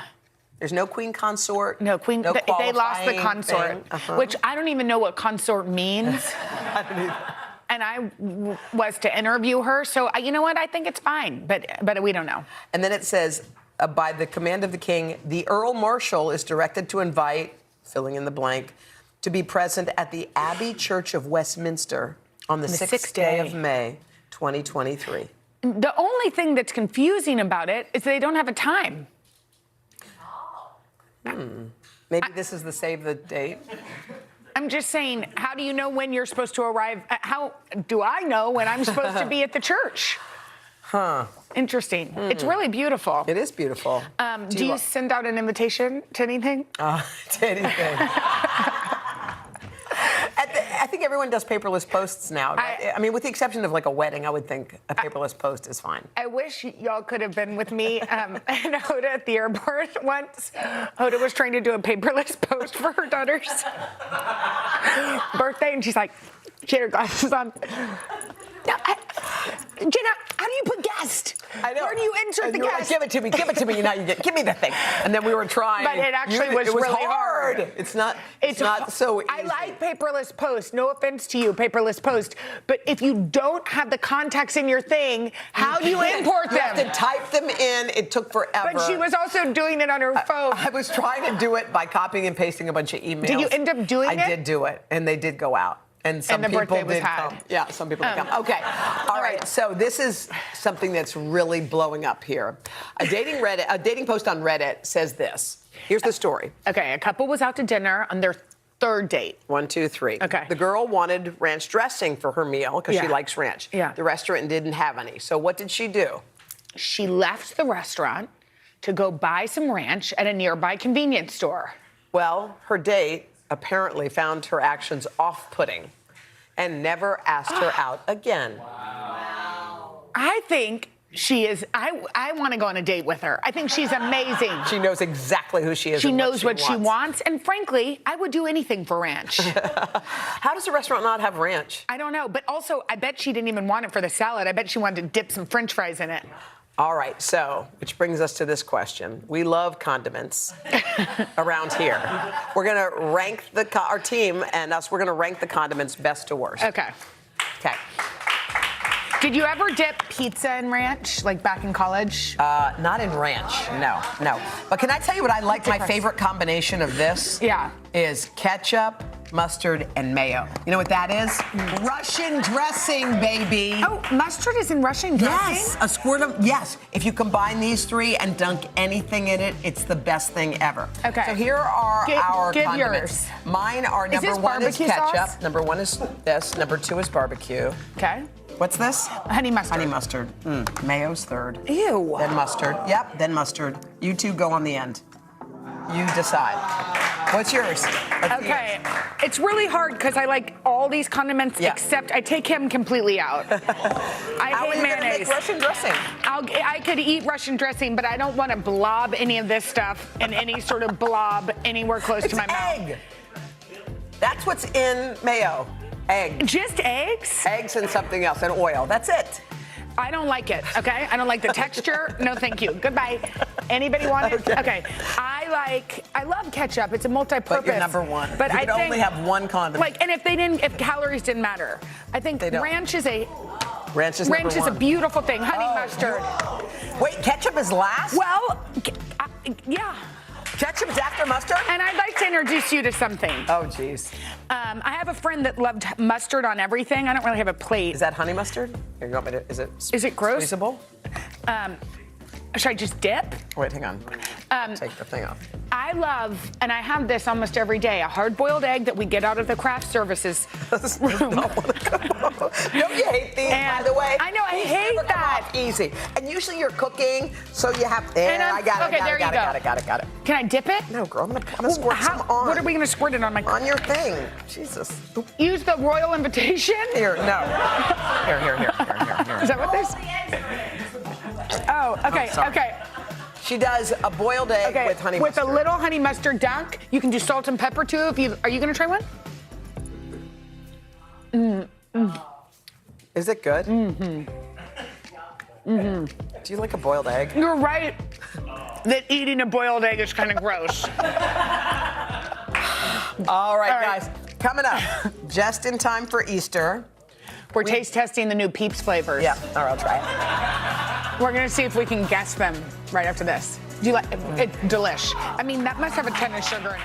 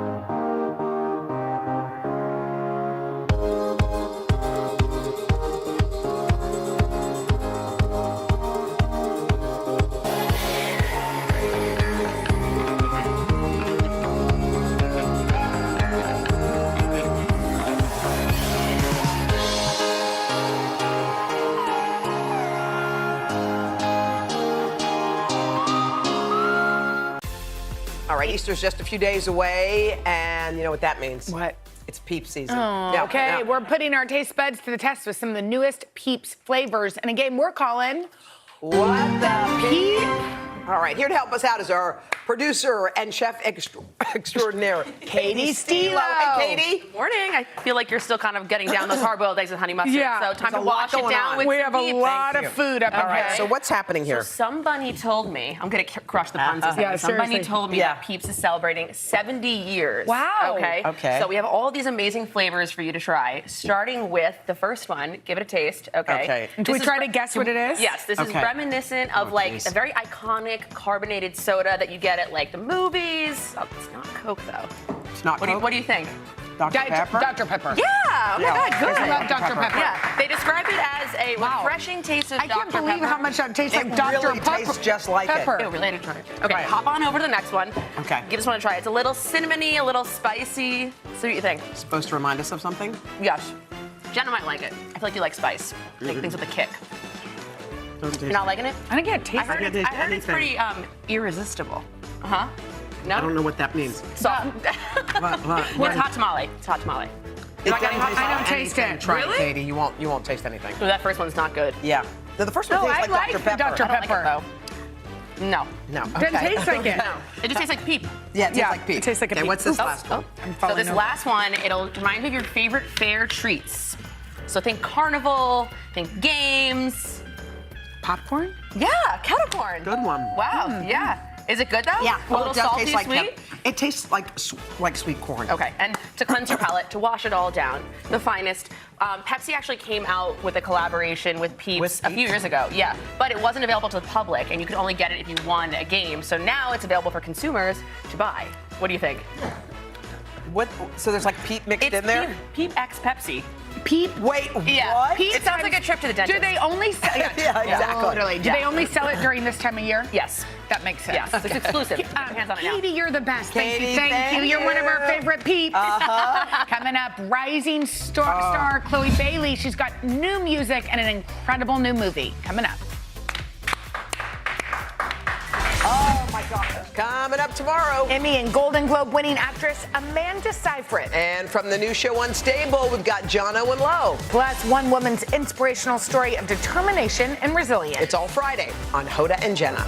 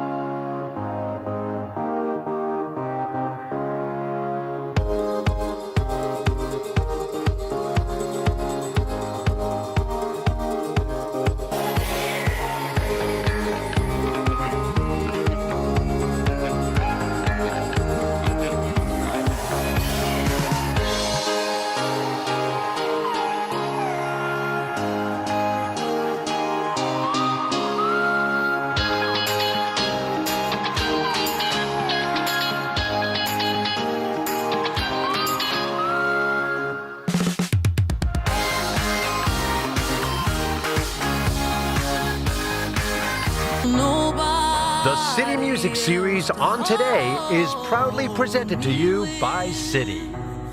Chloe Bailey is one talented young woman. You may know her as part of the sister duo Chloe and Halle, but now this 5-time Grammy nominee is out with her debut solo album. It is called In Pieces. Yeah, and not only can she sing, she's an incredible actress too. Her new film, Praise This, shows off all of her skills. It's a musical comedy about a competitive praise team. Take a look.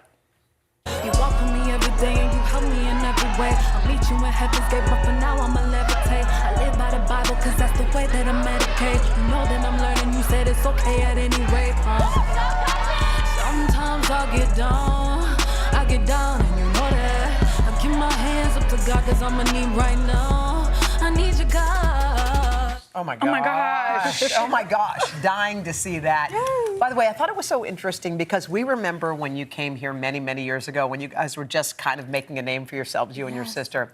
And now I watch you standing here on your own. The word solo is coming out. How does it feel to be standing in your own space at this moment? Oh man, it's freeing, it's scary, it's exciting, it's liberating. There's so many words I can use to describe it, but I'm just so grateful that I have gotten to a headspace where I'm comfortable being who I am completely. Yeah, and that, I mean, I'm a twin. Yes, I'm a twin, and my sister and I, our whole lives were compared, not by my parents, but by others. Outsiders, And it can be hard because it's like, and also she made me feel braver than I ever felt possible. So Sally for me. is that how it is? That's exactly how it is. I'm so happy that I had her all my life since she was born, and I was like a year and a half years old. She's been my little baby. Like I've always felt like a protective mama bear, and I am just so proud of her on all of her endeavors and mine as well. And I just think it's so great how we can shine together so bright and also separately. Totally. Find your own confidence, because you remember those two little girls who were on Ellen all those years ago, and they said, "Oh, she gives me confidence." Sometimes having someone there. How do you find your confidence as a solo artist? Where I find my confidence, I have to pray to God, and I find it on the stage. And that's the place where I feel the most free. And the Chloe on the stage is how the world thinks Chloe is. Yeah, totally. You know, when I'm not on the stage, I'm like, I get anxious and nervous. I'm quite shy and goofy. And when I'm on stage, it's like I strip any box that I have myself in, and I just release and let it go. How do you do that? Because it's so funny that you say that, because I was watching some of your performances, and you do have this incredible sort of persona that is different than how you are in real life. And I think a lot of artists do that. Yeah. Do you have a method in making that happen? I don't have a method. I just let myself go and let the music take me. And it was so funny. I was online yesterday, and someone compiled videos of my sister and I performing since we were like 5 and 7 all the way up till now.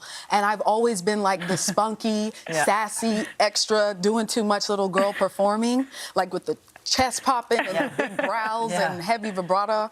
And it's really funny to see how I've never lost that spunk. And I'm happy it's still within me now. Oh, yeah, so are we. So are we. Yeah, that's amazing. Now, praise this. Yes. This movie looks amazing. The concept is like a perfect fit for you two. It is. I remember, weren't you in Beyonce's, what was her movie a long time ago? Yes, Fighting Temptation. Fighting Temptation, of course. You played. And The Last Holiday, which is Hoda's favorite film. I loved her favorite Christmas movie.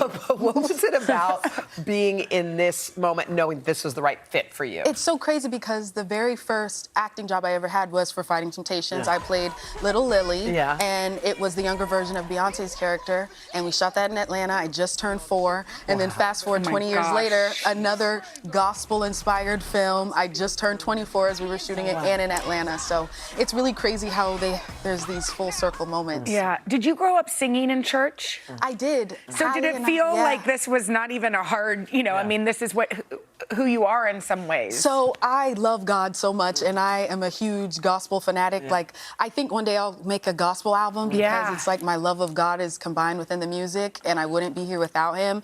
And for this, I was really excited, and I got to work with Harvey Mason on the music, and it was so great, and I'm so proud of the sounds and the other singers and actors in this movie. It's really, really good. Well, you have an album that was just released too. It is your heart, your soul. It's literally my heart, like in the cover. You put it all out there, and you're going to be performing this. You're going on tour? Yes, I am. How's that going to feel? Yeah.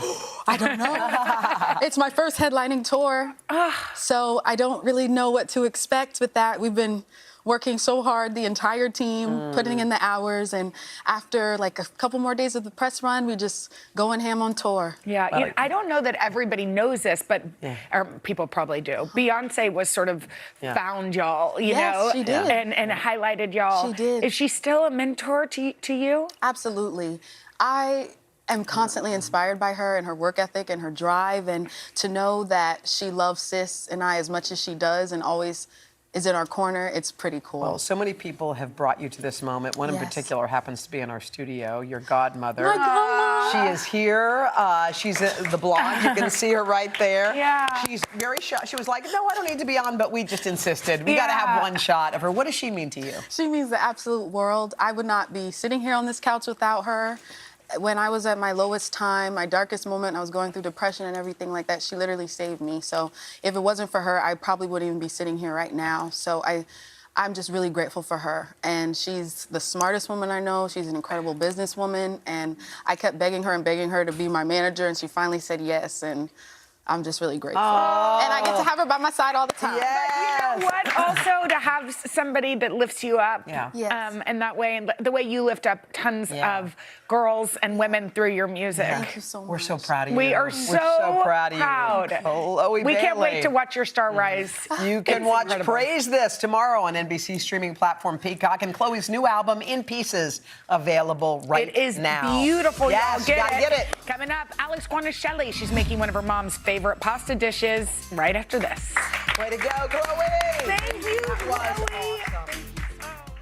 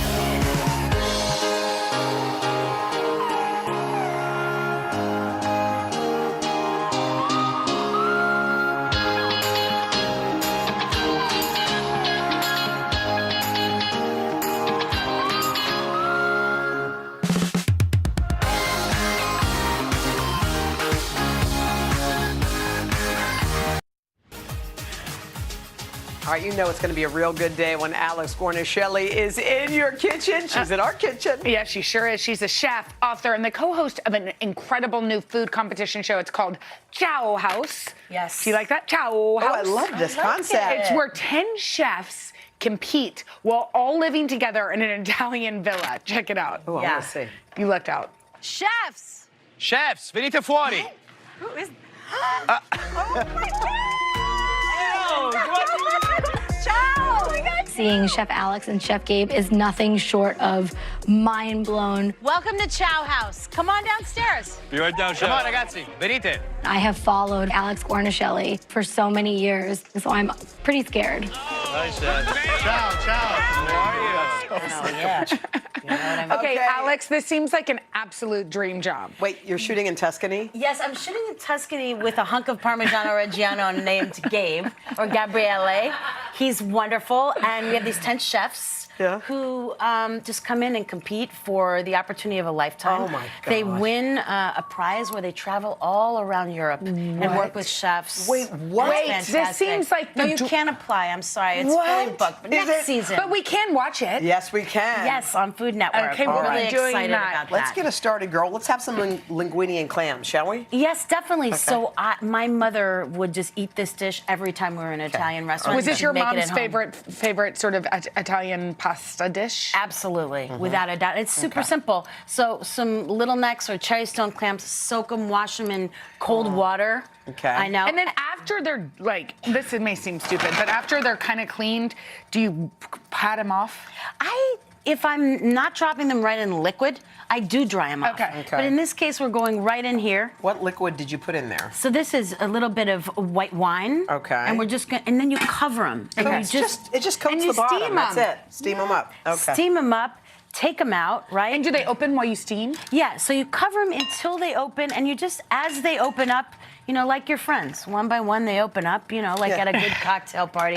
Then we have this liquid, which is the reduced wine and the So clam we're saving juice. that? Oh, yeah. What are we And I doing just with it? pour that through a cheesecloth to get out any grit, because let's face it. Yeah. You don't want the dirt. So, can I ask a question? If one of those doesn't open, throw it in the garbage? No, keep cooking it. Well, It's not could it mean that sometimes they're bad? I love you too. You always have the ew Yeah. questions. We're getting the ew questions out of the way. No, if they're open when you buy them, throw them out. throw them away. Now, is a cheesecloth made for cheese? It was originally made, right, for straining sorry, and making and have you ever forming used a cheese. cheesecloth? Not one time in my life. Thank you. Okay, yes, that's what it's for. A little Okay. butter. Let's get the garlic, a little Okay, parsley. garlic. Okay. And the scallion all in there. This is the sauce. Parsley. We have Simple our and gorgeous. Yeah, we cook all this Okay. together a little bit. Let's add those clams So right you in just there. yank the clams right out of the things. I like to shell them. I don't like when there's too much work. Yeah, where I'm shell. digging Yeah, through yeah, shells for I kind of pasta. agree. And then this beautiful strained liquid back over. Pretty. And then we just toss the pasta in here. And you've that already is- cooked the pasta, This is but do all you do it al dente? Al dente. Everyone does al dente. You just want to say Italian do. words. You're right. You just do. You guys should come on Chow House. We would. It sounds amazing. It is really, really And also, fun. I love How the long do you idea of cook it in here? So once the pasta is cooked and you toss this in there, just a couple minutes, just to get all these ingredients together. The garlic, those beautiful clams. For some reason, Hoda had just one spaghetti and a fork. Well, there's always one little piece that And you doesn't know what? quite get in there, Look how right? yummy that looks. I feel like So I'm simple. really dying to make a lemon pasta. What does that have to do with right Well, now? I just feel like lemon would be good in this. Absolutely. By the way, you could totally Did you squeeze just a hear her? lemon. She said absolutely. I blacked out. Yeah, you blacked out. You don't remember anything. Yeah. So you could totally put a lemon, or if you didn't even have a lemon, just a splash of like apple cider vinegar. Yeah. from your Something pantry, to make it acidic. just to brighten it a little Now, bit. can I ask one question? Those big clams, Oh my I've seen the gosh. littler ones. Does Yes. it matter what kind you use, or just use whatever you Oh my want? God, you guys are so serious. Mm-hmm. Two clam linguine drill sergeants. I love it. Wait, this is delicious, though. Evan. Yeah, you can use cockles, the little guys. You could use the little necks. Oh, okay. You could use manila clams. There's Is that lots of gone? little clams. You could also use mussels, by the way. I like which are, mussels. Which are also always delicious and cheap. You can buy a big bag. Are of them mussels cheap. cheaper than clams? I don't know why we've got. Why are we asking so many questions? Yeah, they are. They are a little bit cheaper. So you can, and you can even mix a few if you're Really feeling good. frisky. You know. That show sounds amazing. We can't wait to see it. Yes. Check out this recipe. When does it start? April 16th, it premieres on Food Network. I hope you'll all tune in. We will. 9 p.m. Eastern Time. My hair's all over the place. All right, to check out this recipe, head to today.com/food.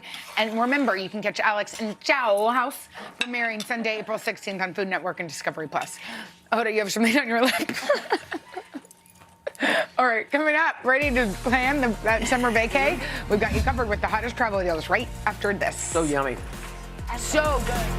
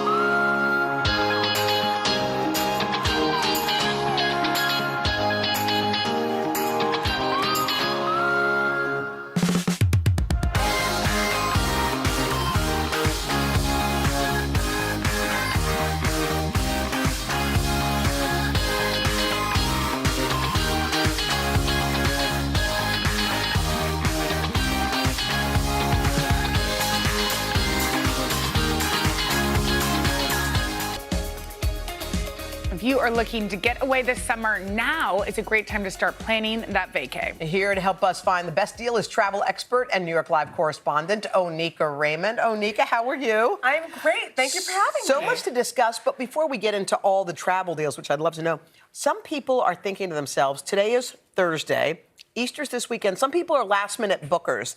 They want to go on a trip this weekend. Are there deals to be had if you're a last-minute person? There are always deals to be had. I'm going to be sharing a few websites and resources to check out, so stay tuned. Okay, good. And look at those places. Okay, so but if we're thinking summer, why is now a better time than sort of later in the spring? Oh, my goodness. So if you want to book, you have to book now. And this is why.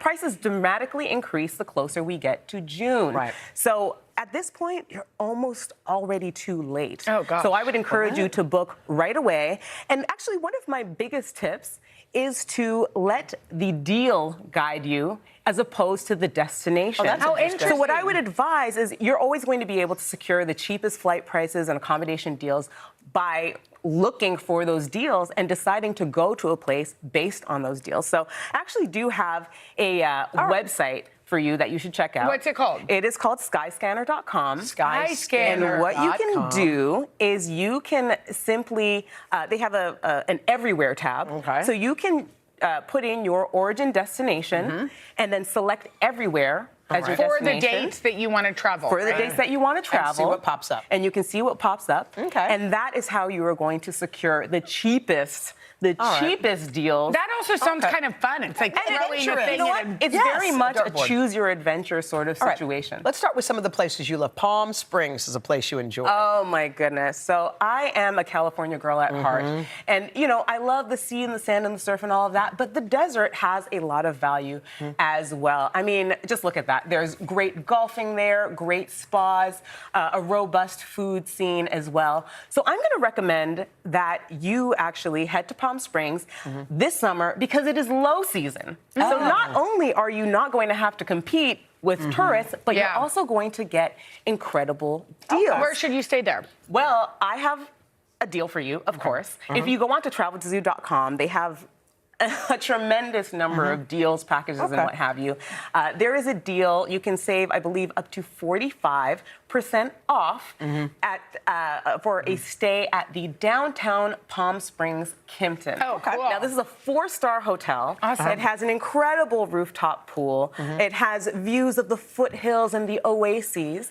And you're going to be able to secure this accommodation for just upwards of $200 a night. And look, hold in, Jenna. If you have been looking for hotels lately, you know that that is expensive. a steal. Yeah. All right, we only have a minute or two, so let's take through some other ones. The Pacific Northwest, what do you like there? Oh my goodness. So go to Mount Vernon, Washington, and I'm going to tell you, you're going to get trails, waterfalls, tulip fields, all of these things in the summertime.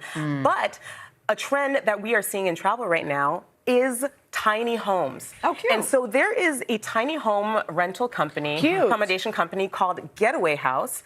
You can get this incredible accommodation. I mean, look at that. Oh, how Isn't that adorable. gorgeous? Love It's it. very idyllic. Yeah. And go there. And they're actually offering up to 15% or 15% off of all stays if you are a veteran, a first responder, or active duty military. Amazing. Okay, finally, you say Lisbon, Portugal should not be missed. Oh, absolutely not. So people talk about Paris. Forget Paris. Head to Lisbon. It is cheaper, or head to Portugal, I should say. It is cheaper than its Western European counterparts. Great food, great wine, and great deals. Now, TAP Airline Portugal is their national airline. It is like the only airline to offer free stopovers in not one, but 2 cities. You can have a free stopover in Lisbon or Porto of up to 10 days on the inbound or the outbound flight. They are offering accommodation deals of up to 25%. Wow. They are offering flight deals as well to other places.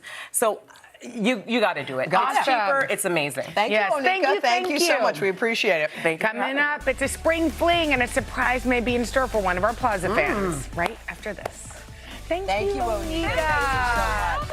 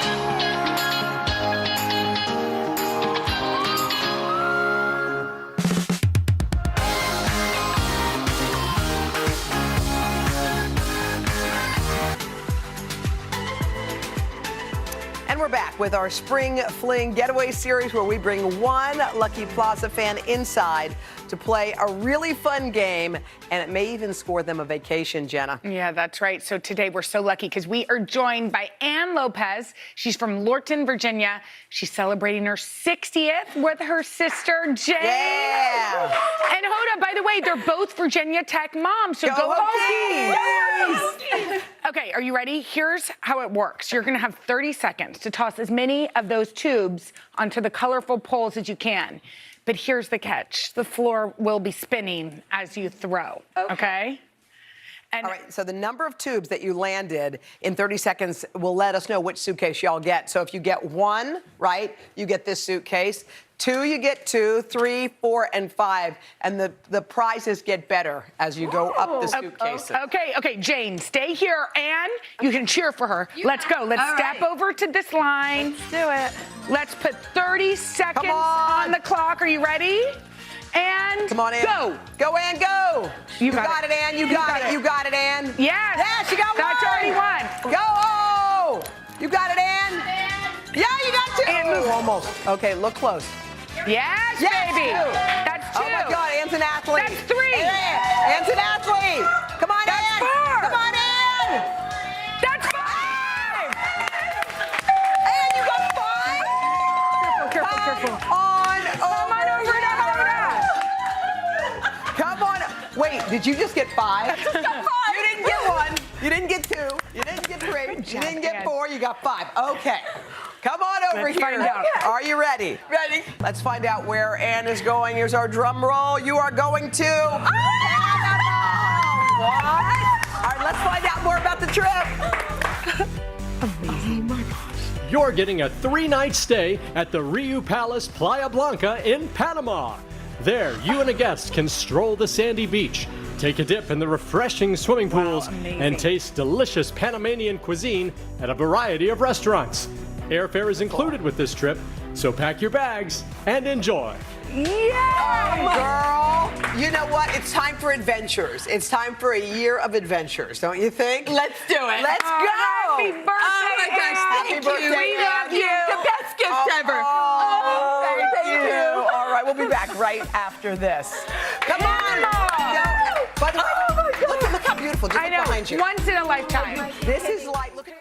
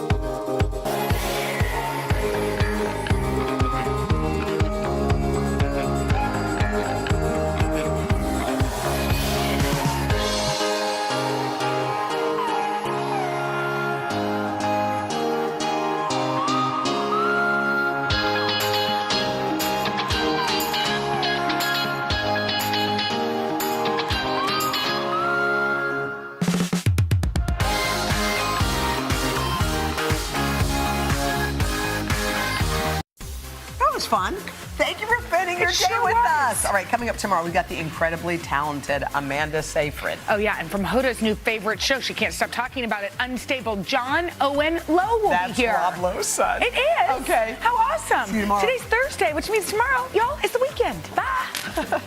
Practically. Yes, it is. Morning out. Morning out. Good morning. Welcome to Today. I love mornings. They're full of possibility. And how you start your day sets the tone for the whole day. We need to pull up one extra chair at the table. We feel like we're right there with you. Just ahead, in this half hour, we're going to introduce you to... Because every day we start our morning so you can take on yours. Join Hoda Kotb for season 3 of her podcast, Making Space. Listen now. Welcome back to Today. We got a lot to celebrate on this Wednesday morning. It's good to have you along with us. You don't know when your moment's coming, but when it does, you take it. Everybody's good, and that's it.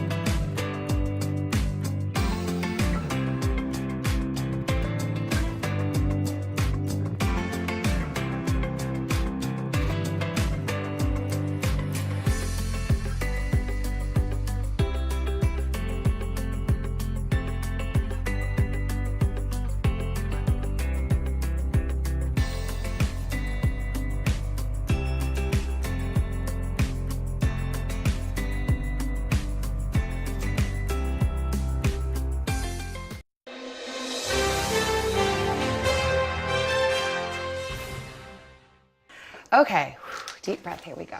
Thank you for doing this. What's it been like to have the world know your story, but you haven't gotten to tell it? It's been overwhelming, very overwhelming. I know there's a lot out there that's been told, but the gist of it has just been so overwhelming with what's going on. Earlier this year, first grade teacher, 25-year-old Abby Werner, was shot by her 6-year-old student at Rich Neck Elementary in Newport News, Virginia. The details of what happened that day have been told through other people. Until now, I sat down with Abby in a Today exclusive to hear her story for the first time. One of the things that we talked about when we first met on the phone was why you wanted to tell your story and what it means to you to get to tell your own story. I think just because it's coming from me, I'm the person who has gone through this experience and has been through the trauma, and it's my story.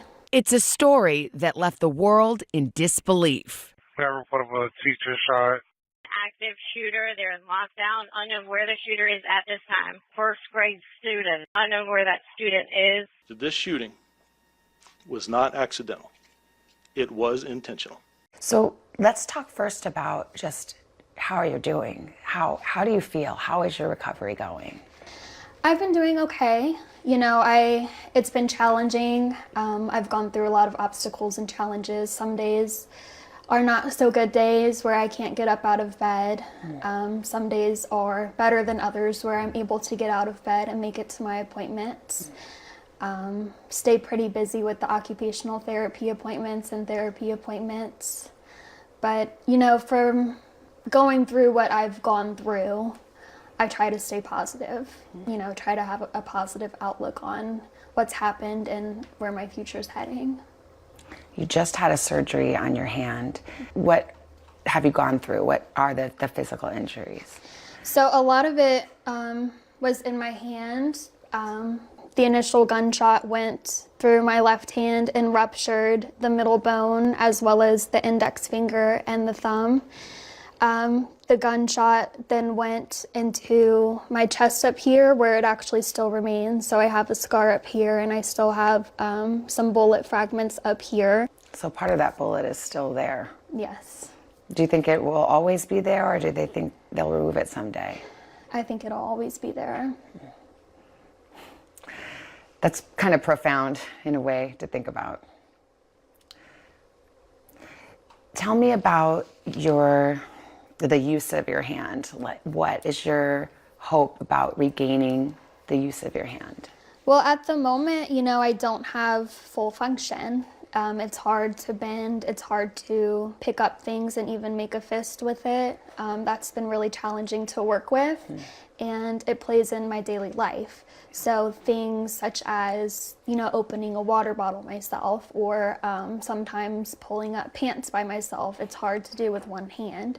So a lot of your everyday tasks that you use two hands for, I can't do, even driving. So it's been really challenging. Is it your hope, is it the doctor's hope that you'll be able to get most of your function back? Or is it just one of those things we don't know right now? I believe it's one of the things we don't know right now. You know, we work very hard in occupational therapy and with doctor's appointments, but we're unsure of what the future holds for it. I asked you a lot about the wounds that we can see, but there are wounds that we can't see. Yes. How are you doing? At first it really shook me up. They were open wounds that I could see, and seeing an open wound on your body and remembering how you got it is pretty traumatizing in itself. I think it's been helpful now that they've scarred over. I have the wound from the bullet hole, and I have a wound on my side here, a big scar on my side here from when they had to use a chest tube from when my lung collapsed. They had to get a chest tube in there in the trauma room to get the blood and the fluid out of the lung area. But I think now seeing them have scarred over and they're covered up, with the scar, it's not too bad to look at anymore, but it's still a reminder that, hey, this happened to you. This is what your body's been through. Tell me why you got into teaching. Growing up, I would write in journals, what do you want to be when you grow up? Teacher, I want to be a teacher. And I think that inspiration came from my mom. She was a teacher, but when I went to college, I volunteered at an after-school program that worked with children. And I helped them with their homework, and I played games with them, and I was like, I really enjoy this. I love working with children, and I could see myself working with children in, sort of a school environment. You went to college, you got your master's. Yes. You graduate, your first teaching job is right in the middle of the pandemic. So Yes. You were a Zoom teacher before you really got to be in the classroom. Yes, that was, nothing that college ever prepared us for. Yeah. Just teaching through a laptop. And then we went into a hybrid environment where I had maybe a handful of students in the classroom. And what was it like when you got to finally be in the classroom with your kids? Oh, it was amazing. It was like the moment that you had been waiting for. Like, this is what I've been practicing. This is what I've studied. This is what I've been looking forward to. It's finally here. I guess you had taught I think my timing is right, about a year or two. So we're coming into January of 2023. When Christmas break was over and you were coming back to school and coming back to the classroom, how were you feeling about everything? What was on your mind? I was excited to be back after break. Breaks are always nice because you get a break, and mentally you get a break. But I was excited coming back into the classroom and starting off kind of, your second semester of the school year to really kick back learning again, and to hopefully watch them grow and learn even more. So it was January 6th of this year. What do you remember about that day? I remember a lot. I remember it felt like, the morning it felt like just a regular school day. It was a Friday. Glad it was a Friday because your weekend's coming up. You get a mental break again before you start your week over with school. It felt normal, but I started hearing things and things started happening that made my fear grow. As the day went on, it grew more. My fear grew more. I remember him pointing the gun at me. I remember the look on his face.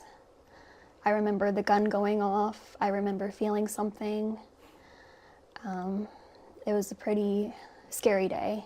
In that moment, what's going through your mind? This is so hard to fathom.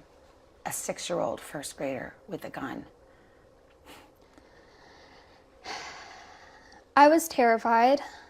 In that moment, my initial reaction was, your kids need to get out of here. You need to get your students out of here. Your kids, they need to leave. This is not a safe classroom anymore. They need to leave. You need to get them out of there. And then you need to go find help for yourself. It was pretty shocking. Once the firearm went off, and then I felt something, that shock itself that I had been shot. You knew you had been shot. Yeah. That was pretty shocking itself. But I just wanted to get my babies out of there. What did the kids do, say? How did they react to seeing what had just unfolded before their eyes with their teacher? They were screaming. Yeah, they were screaming, and I think they had a sense too that they needed to leave. I think they knew as well that they had to get out of there, but they were extremely frightened and screaming.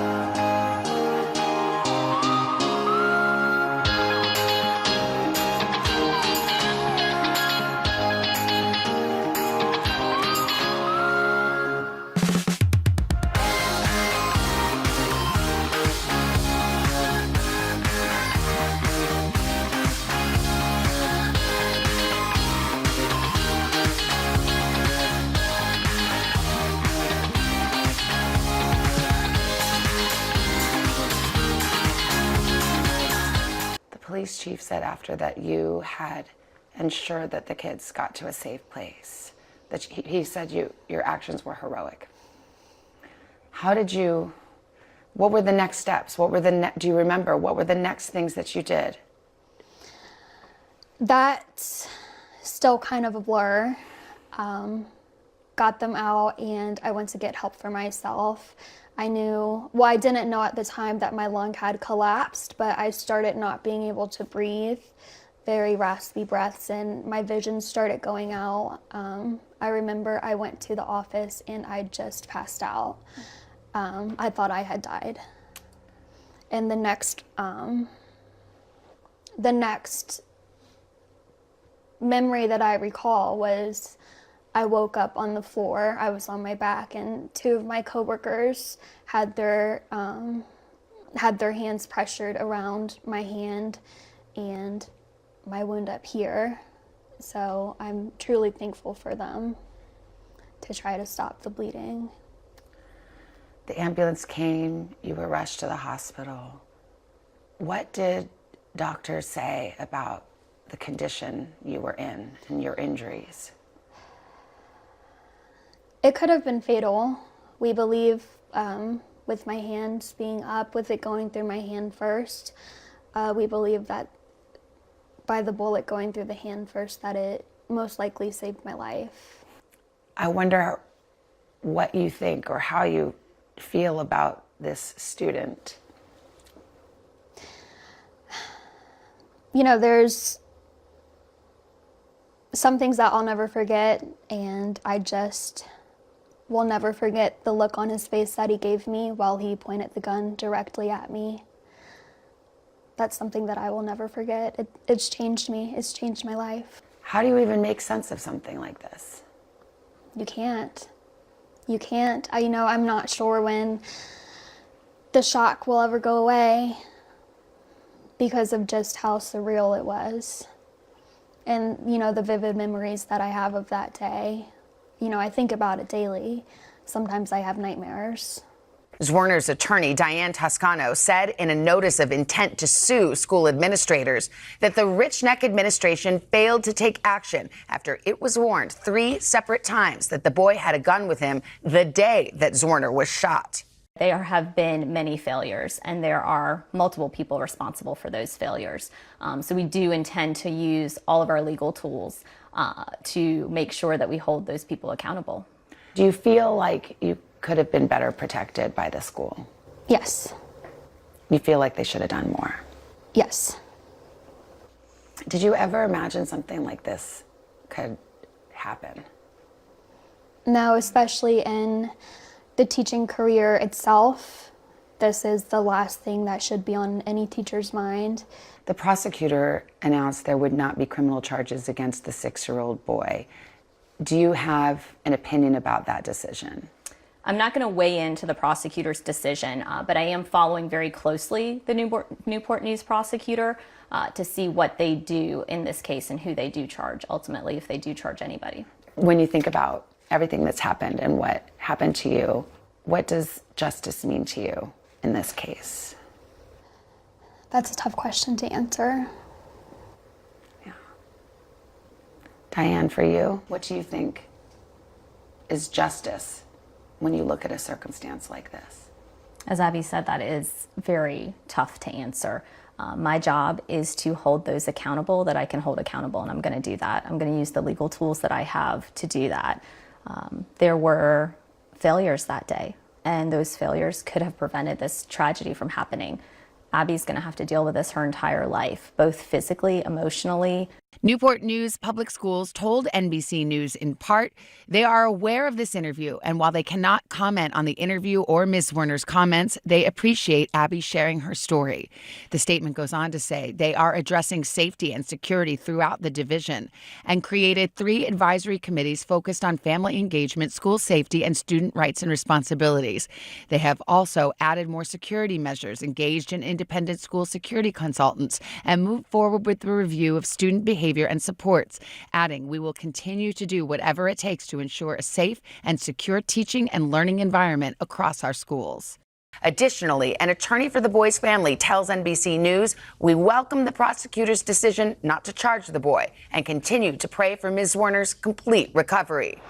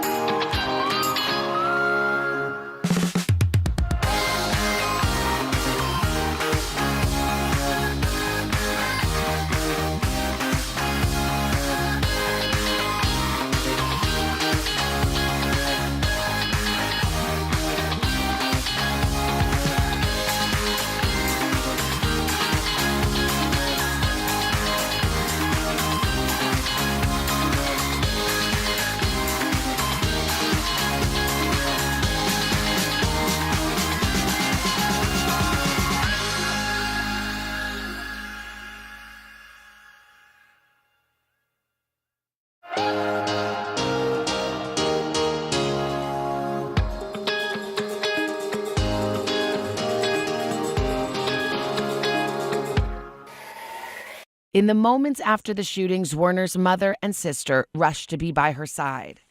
Julie, for a mom, I can't begin to imagine. What was that day like for you? Shocking, very surreal. I broke a lot of speed limit laws, traveling from Williamsburg to the hospital. Hannah heard me hysterical on the phone, as did a friend of mine that I had called. I didn't know anything. You know, I got a phone call. This is so-and-so, Abby's been shot, she's at Riverside. That's all I knew. Didn't know if she was alive or not. Had no idea that she was shot by one of her students. You're a teacher. Right. I mean. Right. But I mean, you know, just as a mom, like to know that your child has been hurt, and I can't even describe it. It's terrifying. Terrifying. Once at the hospital, Julie waited anxiously for any update. In fact, when I got to the hospital, it was locked down and I couldn't even get in. I had my ID in my hand. You know, I'm just trying to get in and see if she's okay. And they wouldn't let me in for about 10 minutes. Finally, 2 detectives met me at the door with hospital security, and the 3 of them walked me down this very long hallway in the hospital. And I realized we were headed to the sanctuary. And yeah, exactly. My heart just, you know, and so I started to steel myself, like, okay, I know where this is going. And, you know, you can't prepare for that, of course. It was just surreal, didn't feel real, like I was watching this outside of my body. Thankfully, those detectives immediately told me once we got in there, they said, she's getting some CAT scans. So it's like, okay. That was But the first word you had really heard of who she was. I had no idea. Right. And then that was followed by, and she was shot by one of her students. Like that was the very next thing I heard. What did you think when they said she was shot by a student? I probably had some expletives running in my head. I might have even said them out loud, like, what? Are you kidding me? And I know I lost it at that point. It just, you can't wrap your head around that.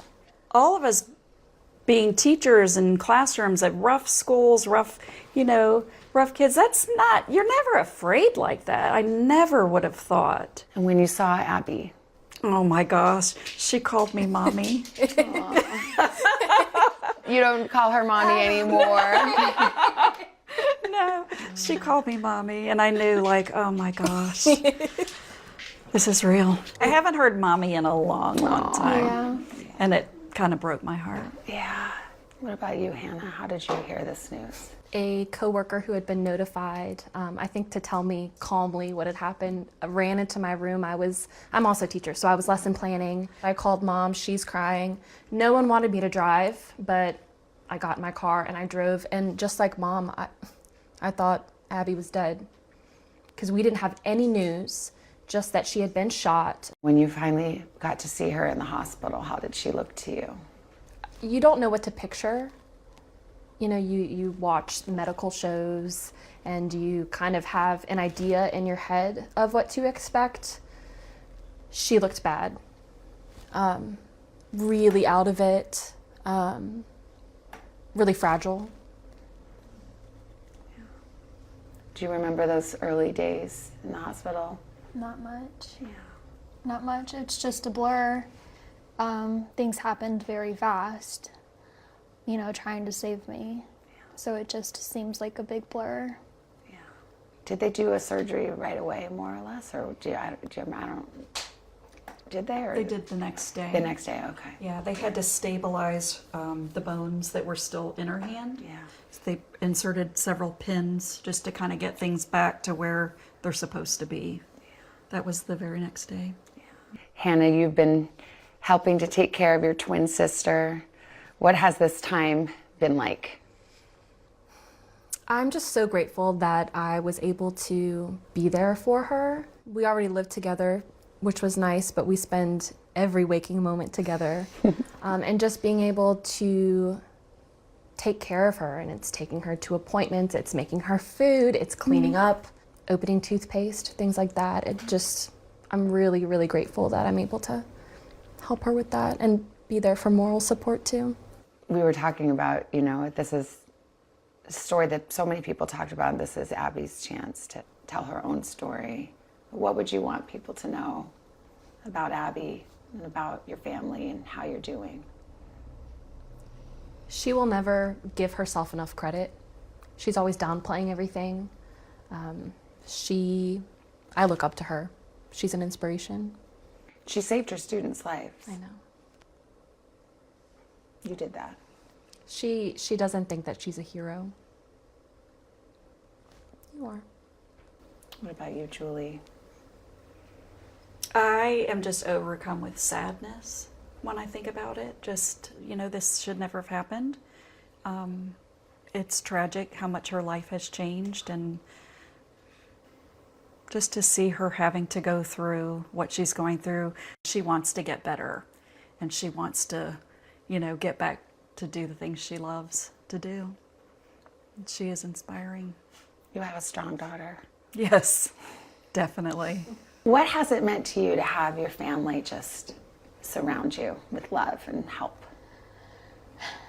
I feel like there's no words for it. My brother actually he was stationed in Washington State, and he was able to be stationed back closer to home just for me.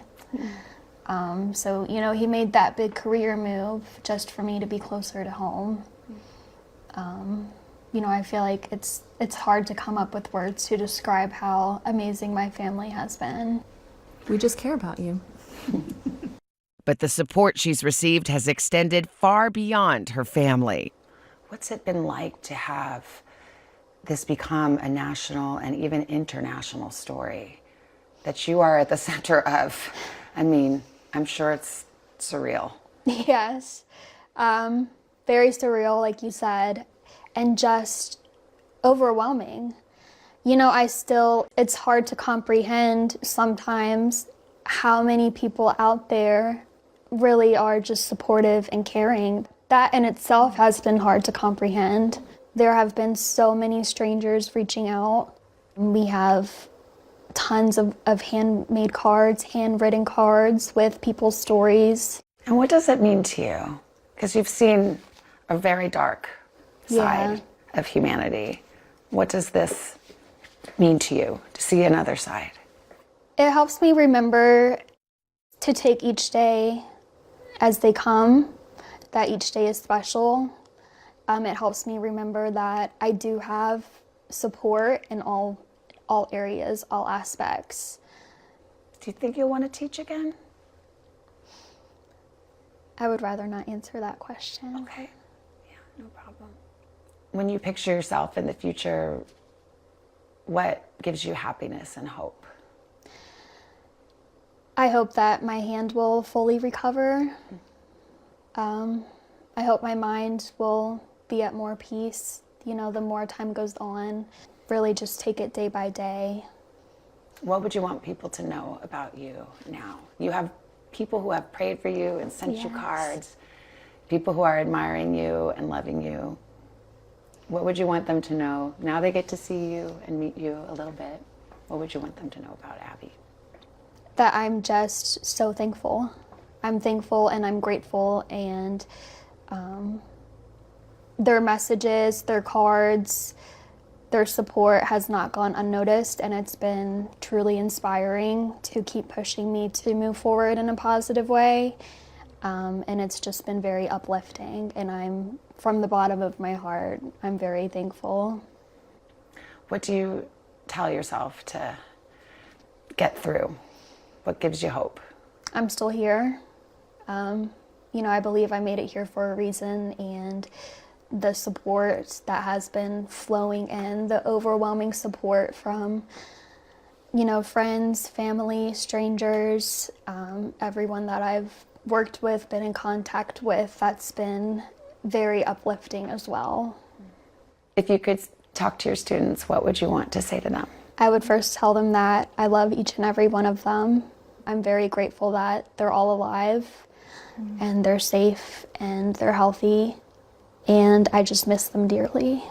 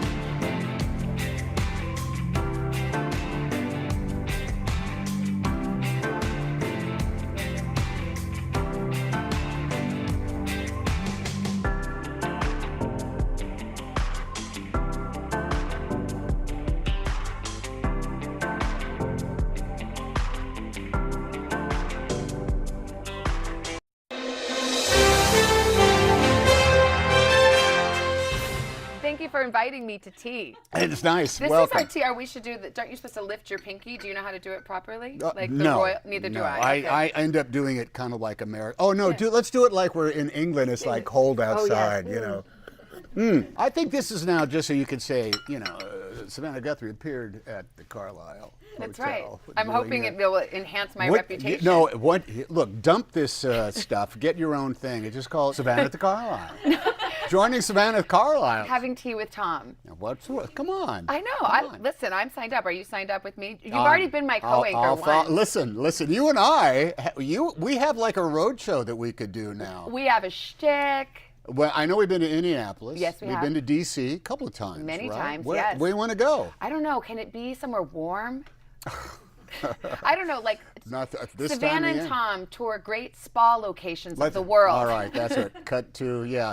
How about that? Us laying on just, yeah. Let's do a shot of us. We're getting massages. And the camera's underneath those holes where you put your face. It's very and we flattering. could just talk to each other. Oh, it'd be very flattering. We could chat. Well, you actually... Crack staff? I know, Can you get on that? Let's get They're on waving it. over there. Bahamas first. They're waving over there. I mean, you actually, you meditate, right? I do. You're very much on the wellness path. I can learn a thing from you. Okay, all right.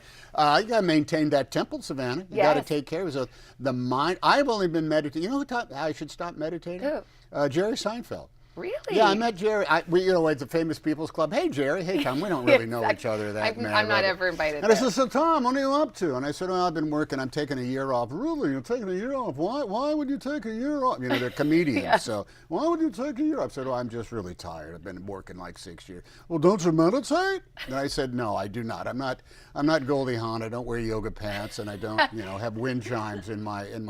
No, you've got to. I've been doing it since college. I'm going to teach. I'm going to have you taught how to. And so he did. He put me together with his teacher, and it's a odd, easy, life-changing thing.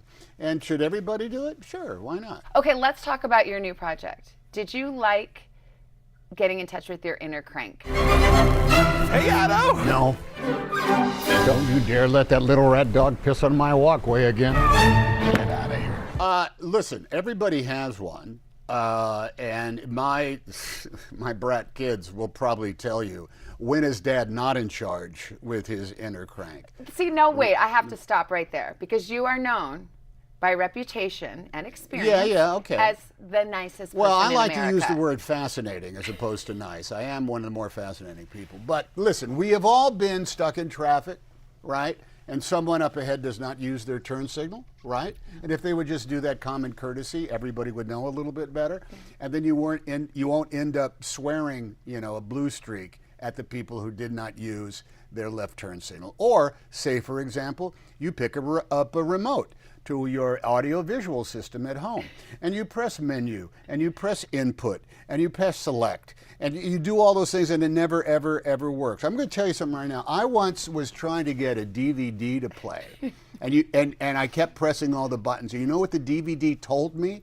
Like literally in a little, it said goodbye. It said goodbye. And I was just trying to play, like Citizen Kane or something like that. So when that stuff happens, I do, in fact, go absolutely berserk, vocally for a long time. So you do. You have a dark side. It is when I begin any conversation with this, let me get this straight. Oh, I'm gone. Oh. I mean, I'm already gone. Staff, does that not happen on occasion? Staff. Yeah, they're over there, so rolling their eyes. Happens all the time. Why would it work for me? Isn't that another one I always say? Yeah. Why would it work for me? A Bluetooth, a printer thing, a key in a lock, a coffee maker. Why would it work for me? It never does. I'm feeling your grouchiness. You've turned me into a believer. I'm ramping up here. Staff, I'm ramping I feel up, sorry Savannah. for you. See, this is what happens. It is true, though, that there have been whole profiles written about what a good guy you are. Yeah, well, look, I'm a nice, I wake up happy. You are a nice guy. People always ask me. I cut people a lot of slack, and listen, it's all a self-defense mechanism to keep myself entertained. Yeah. I'm very selfish in that regard. When people ask me if you're really so nice, I say no. I'm just trying to enhance your reputation. Could you say something other than, well, he's very professional, be very precise. He lives his life with a lot of fidelity. Can you say something like that? I say he is loving and warm to all he That's encounters. much better than the NICE word, because that makes me sound like a pushover. I know. I want you to have that edge. I am not a pushover. No, edge. And I think Otto has some edge, and I was glad to see you get out that inner grumpiness. Right, but yeah, listen, I wish I had lived a life where people would truly fear me, but I've tried to come in like angry. I just make everybody laugh. So, hey, let me get this straight. You're so funny. I can never get across that barrier. Tell me about what made you want to do this movie. I heard that you'd read the book and then you saw. Well, actually, we saw the foreign film first. It was about 5 or 6 years ago. You just watch a lot of Swedish movies? Well, the foreign films at the time, at the end of the year, because sometimes you get like packs. As a matter of fact, the Academy used to send out, here are the 5 foreign films, and the foreign films are always interesting because they're off the cuff. They're usually about another culture that we're not supremely, familiar with. Asia, countries from Africa. And this was Sweden. You think you know everything about Sweden. And the movie is A Man Called Ove, which is from the book. And that he was railing against sort of like the way certain societies work, particularly in the Nordic countries. That was all over in spades, and that really translates to the United States in a lot of ways. You can fight the system. You can be angry against the system. But there was a bigger element to it that I thought this was a guy who has no faith in the future, meaning that he can rely on nobody. He's kind of like running the victim narrative. These people let me down, and those people across the street are no good, and no one looks after this except I'm the only one that cares. Yeah. Every time the phone rings, we did that thing. Remember that one phone robot that was calling up, and a lady said, "Hello, hi, can you hear me?" Oh, the robocall. That one. Yes. We put that in because you can't even pick up your phone innocently anymore without being manipulated by our corporate overlords. He disconnects the service after that scene. Yeah, right after he starts yelling over the thing. So that's where he is. That I felt that Otto. There's a great performance by a fabulous Swedish actor named Rolf Lassgård who played Ove. I said, there has already been an Ove. I will call this guy. We will be Otto. I will be Otto. There's so many categories in American life right now of us versus them, plus or minus, on the right side, on the rock side, in favor. And I thought that was what that we could really tear up an examination of that sort of theme. Because look, at the end of the day, a movie has to live up to the theme that's examining, that it is examining. And 2 hours is a long time to invest in this case, a man who has faith in nobody but himself. But it's not, it is, there are moments where you just cringe because Otto's so grumpy and so mean. He's You're so like, right. why can't you just say thank you to that lovely lady across the street? Oh, you know? I get that. So we wanted to properly introduce ourselves because, we're going to be neighbors and everything, so. Okay. Bye. Then you learn that at the bottom of it, like everyone, he has a story and a perspective, grief and hopelessness and loneliness. This is the thing that I think comes, and I must say that this is what cinema does for me as a moviegoer, is that you learn other people's stories. And no one is a stranger once you know their story. Everybody's a stranger if you jump to the stereotype of who they are and what they want and what they want. But as soon as you learn a little bit about a neighbor or the history of somebody, well, guess what? You end up saying, well, I've kind of been through that same sort of thing myself, so maybe we actually have some things in common. Granted, he has lost a number of common, polite discourse. He does not know how to say thank you. No. He needs how to say, well, I have to go. That's not the same thing. He's not really fit for polite society. No. No. But he changes. Well, like everybody does, he changes because some form of, cyclone hits town in the course of his neighbor Marisol, who comes from a different culture, that speaks a different language, that is loud and noisy and doesn't know what the rules are. But if you look at them, they have an awful lot of things in common. And there's a moment where the very first time we met in the film, Otto comes running out of his house saying, they're trying to back up a trailer, and he comes out, what in the hell is he trying to do? And Mariana, she says, I know, that's what I've been saying. So actually, the first time they meet, they agree on how crazy something is. And that is actually a hint to how much they they have in common. She is extremely forceful in a proactive kind of way, and he's extremely forceful in a defensive kind of way. They're both truth tellers in a certain way. Hello, I called it Hurricane Marisol. It's like, that thing that happens when like natural disasters hit a neighborhood. Everybody comes out. Yeah. Everybody starts cleaning up. Everybody starts looking after each other. It's almost unfortunate that it requires that for a neighborhood in order to get start looking after each other. But there is something incredibly powerful, and in a lot of ways, not to the natural inclinations of an awful lot of people, it comes to an awful lot of Americans, to go across the street, knock on the door and say, "You okay over here?" And the opposite, the other thing, the complement to that is knock on the door and say, "Hey, can you help me with something right now?" Soon as that starts happening on a city block or in your neighborhood on a street, extraordinary things happen. It's a big theme, the found family, the family that not that you're born with, but the family you choose. That's exactly right, because you don't get to choose. It's like I won the lottery. Ding, ding, ding, ding, ding. Did I get an bang egg? the teacup. You have nailed it. You have nailed it. Everything after, we marry the people we love. Our family is not a choice. We are born into it. But everything else after that is a choice, and it is what we choose to do, how we choose to look after our stuff, how we choose to treat essentially the people that live within 100 yards of you. That's where you get into the I think the give and take of what is your definition of a quality of life? Is it to belong to something bigger than yourself, or is it your property and your property only, and screw everybody else? Can I say screw on the Today Show? Oh, you sure can. What I mean is you take a thing and you screw it in.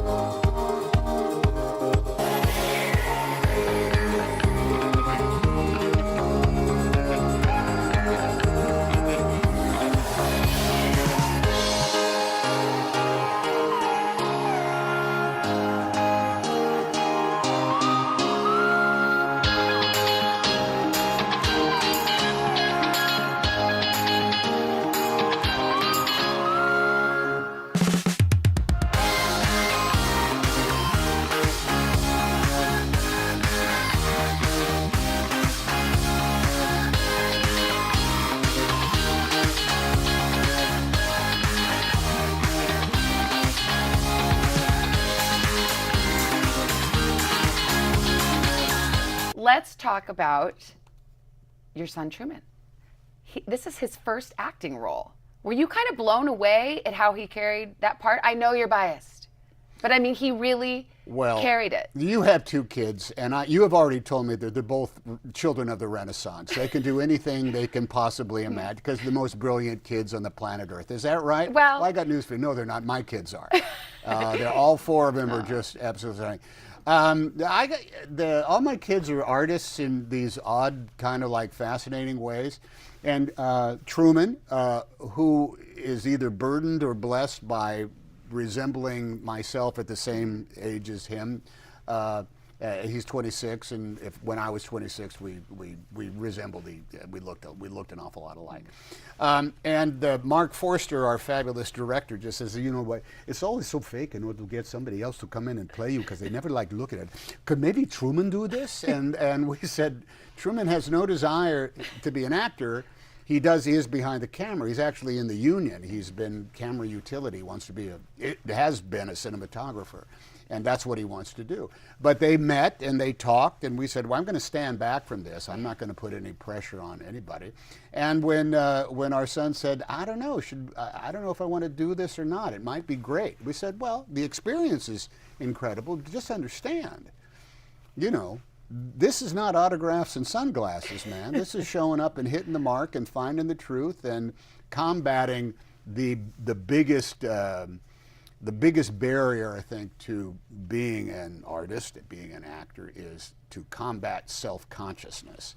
And that doesn't come naturally, you know, that can come after time. Did you give him any tips? No. Did he ask for any? No. I said, dude, there's only one way to do this, and that's by way of your instinct.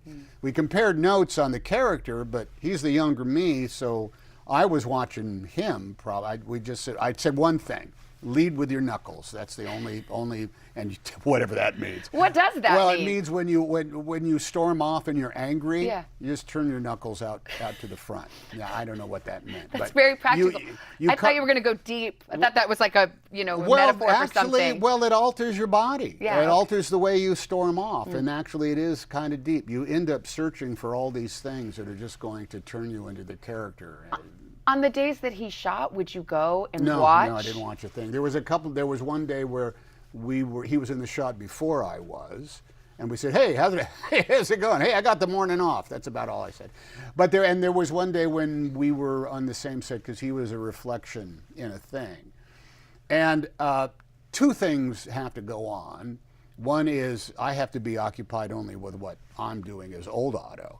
But then young Otto was there, and on the periphery, here's our son, going about it. You got to treat him as a regular actor, but at the same time, I remember driving him in carpool when he was 7 years old. Yeah. So that crosses your mind. And it's his first role. I mean, I know how I feel when my daughter does the 5-year-old's Matilda.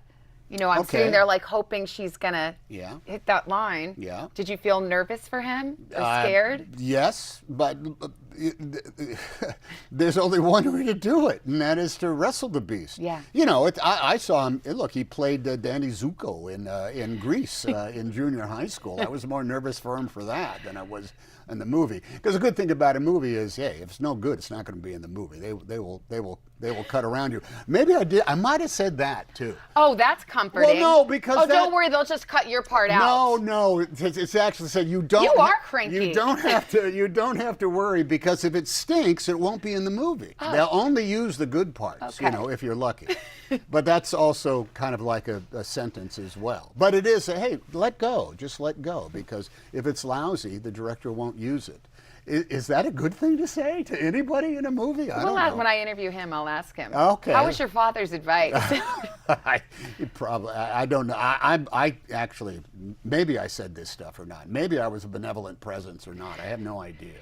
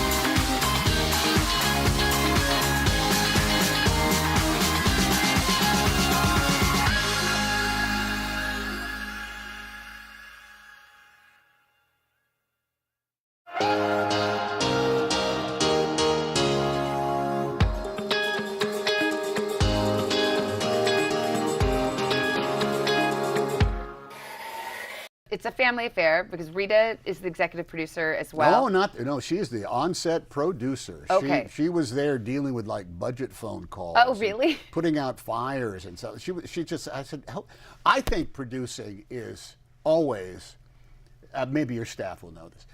Producing anything is doing one of two things.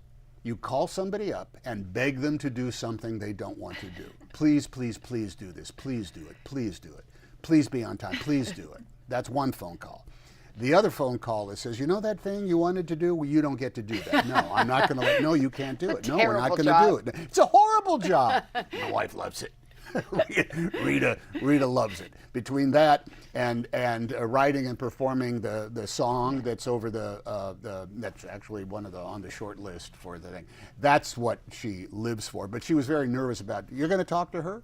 I don't know if you are. I don't think so. Can you get me an interview? She was nervous. I'll see what. Yeah. Oh, yeah. Like I control. I'll take her and I Truman. Control that. Yeah. I do that. She wasn't sure she wanted to do that because the director makes that final choice, and that could have been a very uncomfortable thing if he didn't like the song. Well, they'll just cut you out if they don't like it. That's what my friend happens. told me. I hope that happens on the Today Show too. If it's I not wish a it great would. moment, they'll cut it out. No, it's live. Cut to the weather. Just this is not live. This isn't. Okay, well. No, we would all put right. you on an 8-second delay in case you're going to Hey, curse. why? Because I'm so cranky? In case you might say screw I or might say something that we'd have to screw bleep somebody. out. By the way, if you did that, what would be wrong with that? You know, What, cutting it out? Just bleep somebody. Just bleep, bleep, bleep, bleep, bleep. Might We've be had more to, I think we've interesting. bleeped from time to time. Oh, really? But not for me, I don't think. Well, I might have once. But anyway, we digress. Oh, well, I'll ask your crack staff. One of your co-stars is a scruffy cat. Schmegel the cat. I said right off the bat, you guys are insane to make this a cat. You're not taking over my bed. Cats are untrainable. Make it a dog, man. Dogs learn everything. Dogs will look at you when you're on the spot. Cats will only do exactly what they want to do. And it was true with Schmegel. It just so happened that he didn't mind making a movie after a while. He fled the set a couple of times in which everybody just freezes. And the animal folks say, they coast it back. But other times he laid right where he wanted to lay and looked at me the way he wanted to look at me.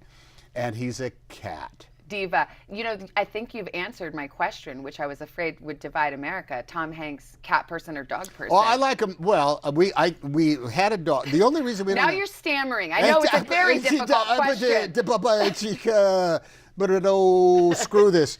Bird. It just so happens I'm married to somebody who is allergic to cats. Okay. So that takes the cat out of my responsibility. Okay. And we have had plenty of dogs. I happen to enjoy them both, and we would probably lived in enough places we could have kept them separated. But with a lady allergic to cats, that's that. Well, Saved by the bell. Schmegel, and you can see Schmegel Bagel. There are plenty of times where I got to this place where an arm up underneath, and he's hanging there like that. Yeah. He seemed to be very, very comfortable in my hands. Yeah, in my arms, and you which comfortable I with like. Schmegel as well. Oh, I love Schmegel. Yeah. Okay. Good kitty cat.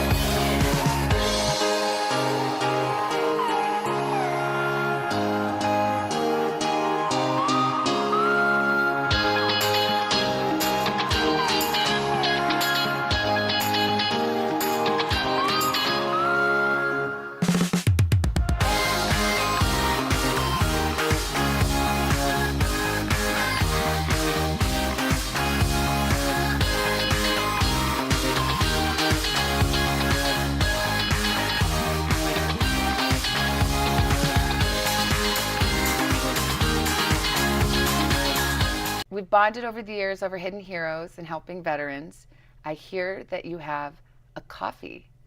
Yes. For veterans. Yes. Hanks. Is right. Hanks Coffee? Hanx. Yes. Hanx. Is it? It is. A shot of.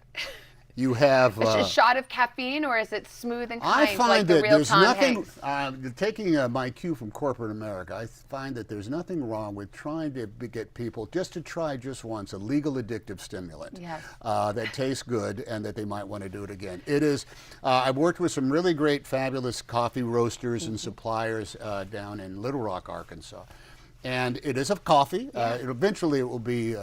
Right now, it's direct to consumers, but every single penny goes to support various veterans organizations. I like that. Why the coffee business? It feels like every other celebrity's in some kind of alcohol business. Well, okay. I don't want to be responsible for that. I would like to be responsible for people waking up and enjoying some good conversation with a cup of good fresh Joe. Various flavors. So if you want to get exotic, you can, but then if you just want a good solid blast of Morning Joe, I happen to like a little malt in my coffee.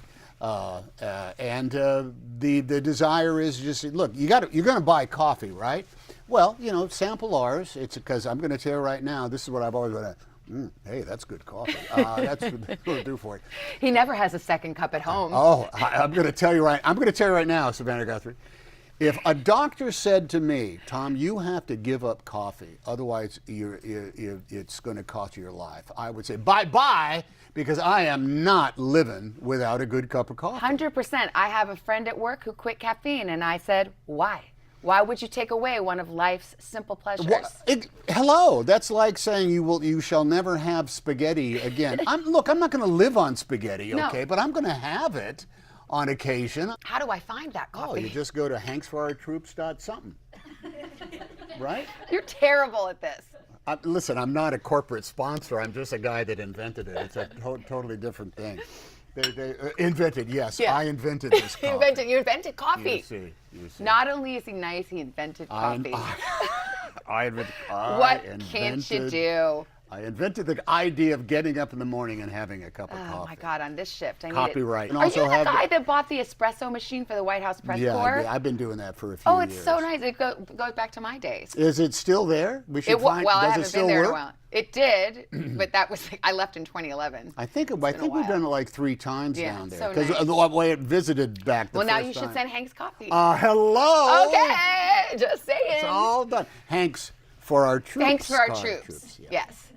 I get it, like Hanks, like thanks. Yeah, exactly. Okay, sorry, right. I'm a little slow, but I got it now. Okay. Ooh. Well, you've been up since 4:30 in the morning. 4.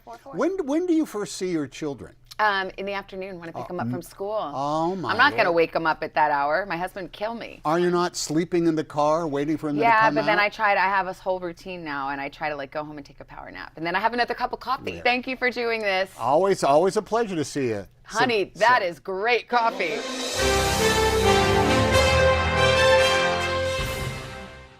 Welcome to Today All Day. All day? Today all day. All day. This is a long way of asking who's your favorite character you've ever played? The unicorn. The unicorn. You gotta have the unicorn. What is she right there? That's why you're saying all these nice things? Yeah, she gave me the look. Sorry to disturb your day. Everyone's mad at you, Willie. Better make this fast. I don't want the wrath of Luna. When I see you, I always think, I wonder what his quote would be. Give us 6 minutes and we'll ask as many questions as we can. Welcome to Cold Cuts. Cold cut, cold cut. My buddy Cal cooking with me. Dads don't babysit. It's called parenting. What was the first book you remember loving? Heart Smart Today with simple exercises to strengthen your heart. Make the most of your beach days. It's all about the tracksuit now. How good do they look? I now pronounce you husband and wife. Kiss the bride. This morning, a story of people helping people. You've received tons of letters from people who have been inspired. Let's do the weather out. Okay. All you gotta do is say, it's cold, it's warm, it's raining, it's snowing. That's it. One of our most favorite franchises ever, Ambush Makeovers.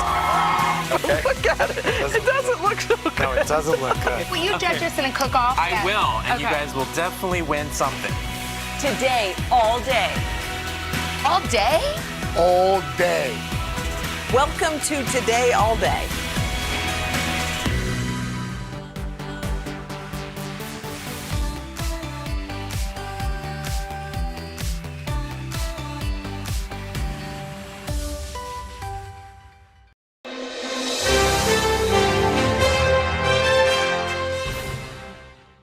Shall we talk about Princess Power now? Let's talk about it.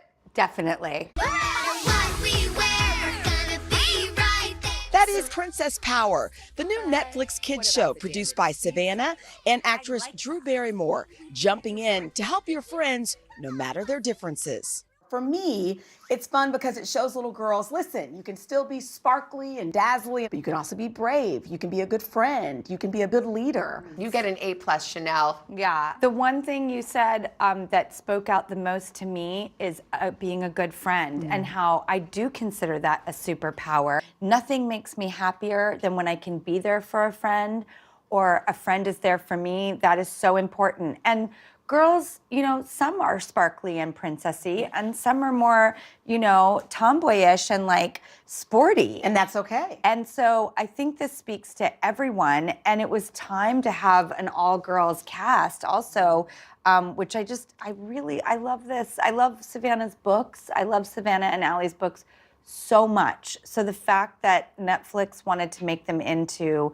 a television series was major. It's like Netflix. I know, we're dying when it goes dun dun. We're like, it's happening. I felt that way watching it. I'm like, it's happening. I remember Savannah talking about the book. I know. And also, we have kids, so we're parents who know what it's like to try and curate the watch list for your kids. And I feel so proud, and I never would have imagined in my life that now we would be providing a show for kids, parents, a family to watch.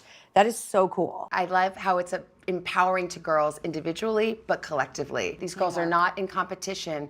They are supporting each other. One has a talent, the other has a challenge. We all know that that's what makes the world go round for all of us as women, our girlfriends, our friends, that tribe, mom friends, friends, work friends. This is how we thrive. Savannah recognized the need for a new approach to princesses when her own daughter, Vale, went through her princess phase. It would inspire her to write what would become the New York Times best-selling book series, Princesses Wear Pants. Before this, if you just say the word princess, I automatically have this vision in my head of what a princess is supposed to be, right? This almost kind of starts to change the narrative of what a princess can be. I agree. When we wrote the books, there was almost a movement, an anti-princess thing, because I think a lot of women were rebelling against all this like frilly kind of same old princess idea. Don't write me off. Yes, but what we were trying to say is you can be frilly, you can love clothes, you can be razzle-dazzle, you can have the glitter, but make sure you have substance on the inside. So sparkle on the outside, sparkle on the inside. It's not just what you wear, it's who you are, it's what you do. That's why the central line from the book was like, I wear pants because I have things to do. Ooh, I'm on a mission, I got things to do. And I think that's what we're trying to do, is find that sweet spot where girls can enjoy the princesses. Look, we loved princesses as little girls. I know your daughter did, my daughter did, your daughters did.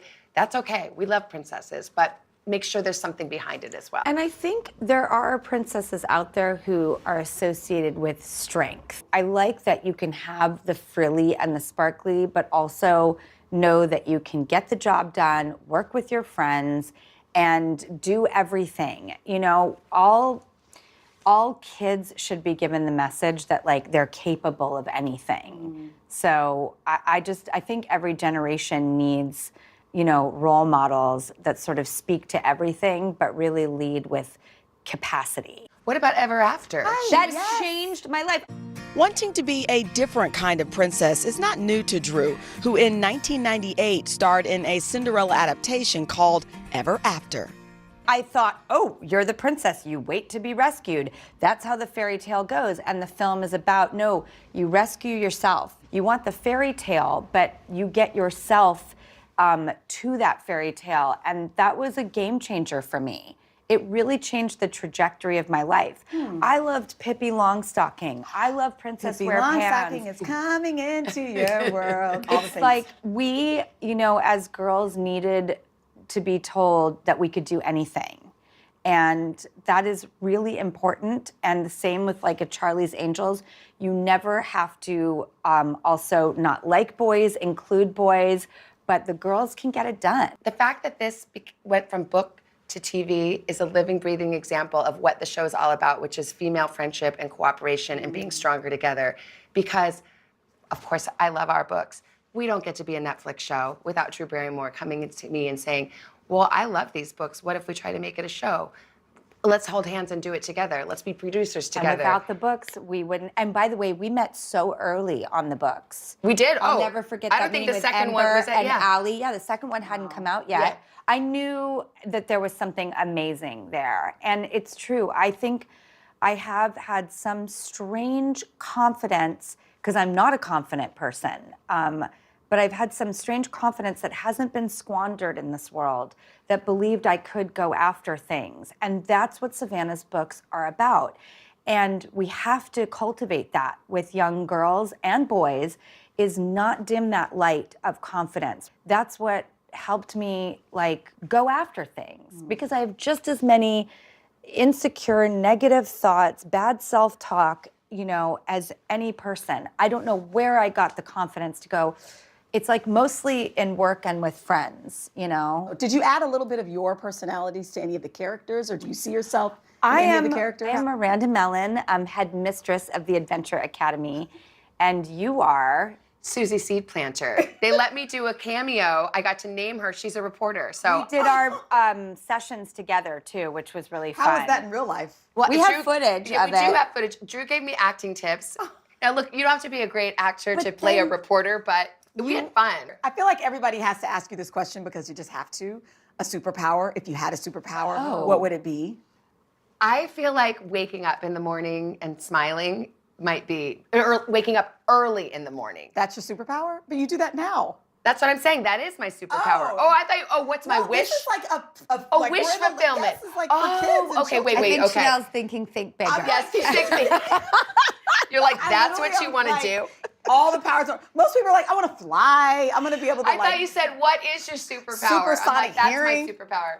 Waking up and not being grouchy. What is our dream superpower? Yeah, dream superpower. Have you thought about this? Well, I have a selfish one and an altruistic one. My selfish one is that I could read a book every single day for the rest of my life. Okay. A speed reading. That sounds kind of like Savannah's. That would be a good talent. I don't have that talent. I feel like you could do that. It takes me several days to read a book if I but if I sat down and all day and read the book, I could probably read it. This is boring. Okay. Anyway, my superpower would be, again, I would just be available when any of my friends needed me. You guys are both such beautiful humans. That's it. Well, I was going to say I would like to teleport, and never commute again. Oh! Yeah, avoiding traffic. I want your acting chops and your superpower. No, you're reading the book. And now I'm basically doing your job. I guess I just want to be you. No, stop. No, but it's true. No. Have your kids seen the project? What do they think? Yes, my daughter. So it's funny because the books came about because she was 3 or 4 at the time and was really into princesses. Within the last, I would say 3-4 months, at 8 years old, she's told me that she does not like princesses anymore. Bad timing for her. But she watched it and she actually said, Mom, I do like this. She enjoyed it. Charlie liked it. And he's a boy. He didn't like anything. It's not, there's something for everyone. It's fun. So I think they were a pretty good focus group. A little tough, maybe. Yeah. Also, if Vale wasn't into princesses, none of us would be sitting here. That's true. So, And origin story. Yeah, that's how it started. Princess Power has a dream cast, including legendary EGOT winner and icon Rita Moreno. Penny, When they said Rita Moreno was going to be in this show, she's playing Grand Lady Busy Boots, who's like the matriarch and the queen of the Pineapple Kingdom. I mean, you could wipe me off the floor of shock and joy.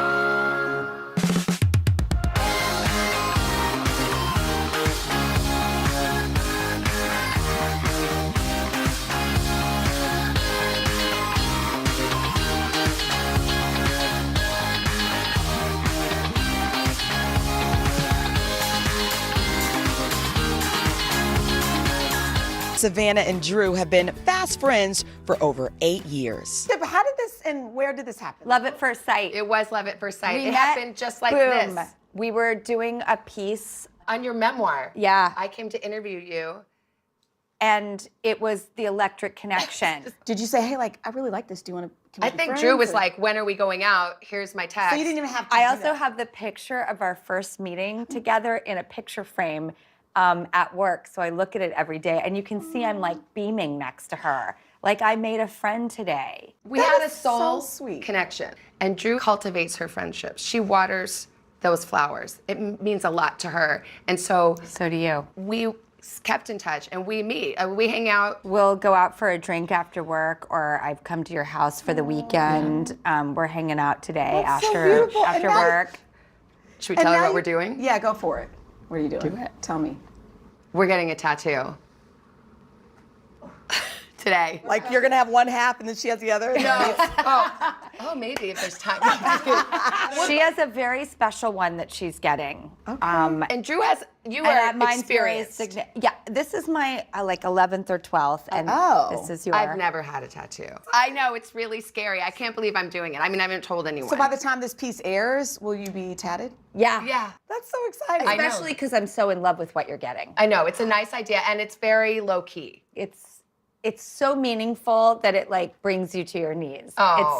It's so good. Can't wait. I could talk to you guys all day. Before I let you go, Drew, your talk show, The Drew Barrymore Show, was just renewed for a 4th season. Congratulations. When I was at your birthday party on New Year's Eve, I was speaking to all of the people that run your show, and I was like, you know what, man? We were all saying it's such a blessing to be here. These are not easy shows to do. They have our heart. If we can keep it, you know, shaken up in the way that it speaks to the many different tones of a human life, that is where I want to be in my real life right now. I want to figure out how to live a life. I want to hear good pop culture. I want to see wonderful things. I want to deal with feelings and navigate the world we're living in. I want all the things. And so if we can just be a little mixed bag ourselves, I'll be very happy. Drew works so hard on the show. She pours her whole self and her whole heart into it. I remember the time you said, let's meet for coffee. I have something to tell you. You were the first person I told. She said, I got a show. I know how much it means to you. But I think Savannah's books really sparked that idea of we need the green light. We need the green light as girls that we can do not only anything, but things in general. And do it on your terms. Be a princess who wears pants. There is no rule book. Do it just the way you want to do it. Be yourself and pursue your dreams. That's what it's all about. Let's go! You did it! And we're wearing pants.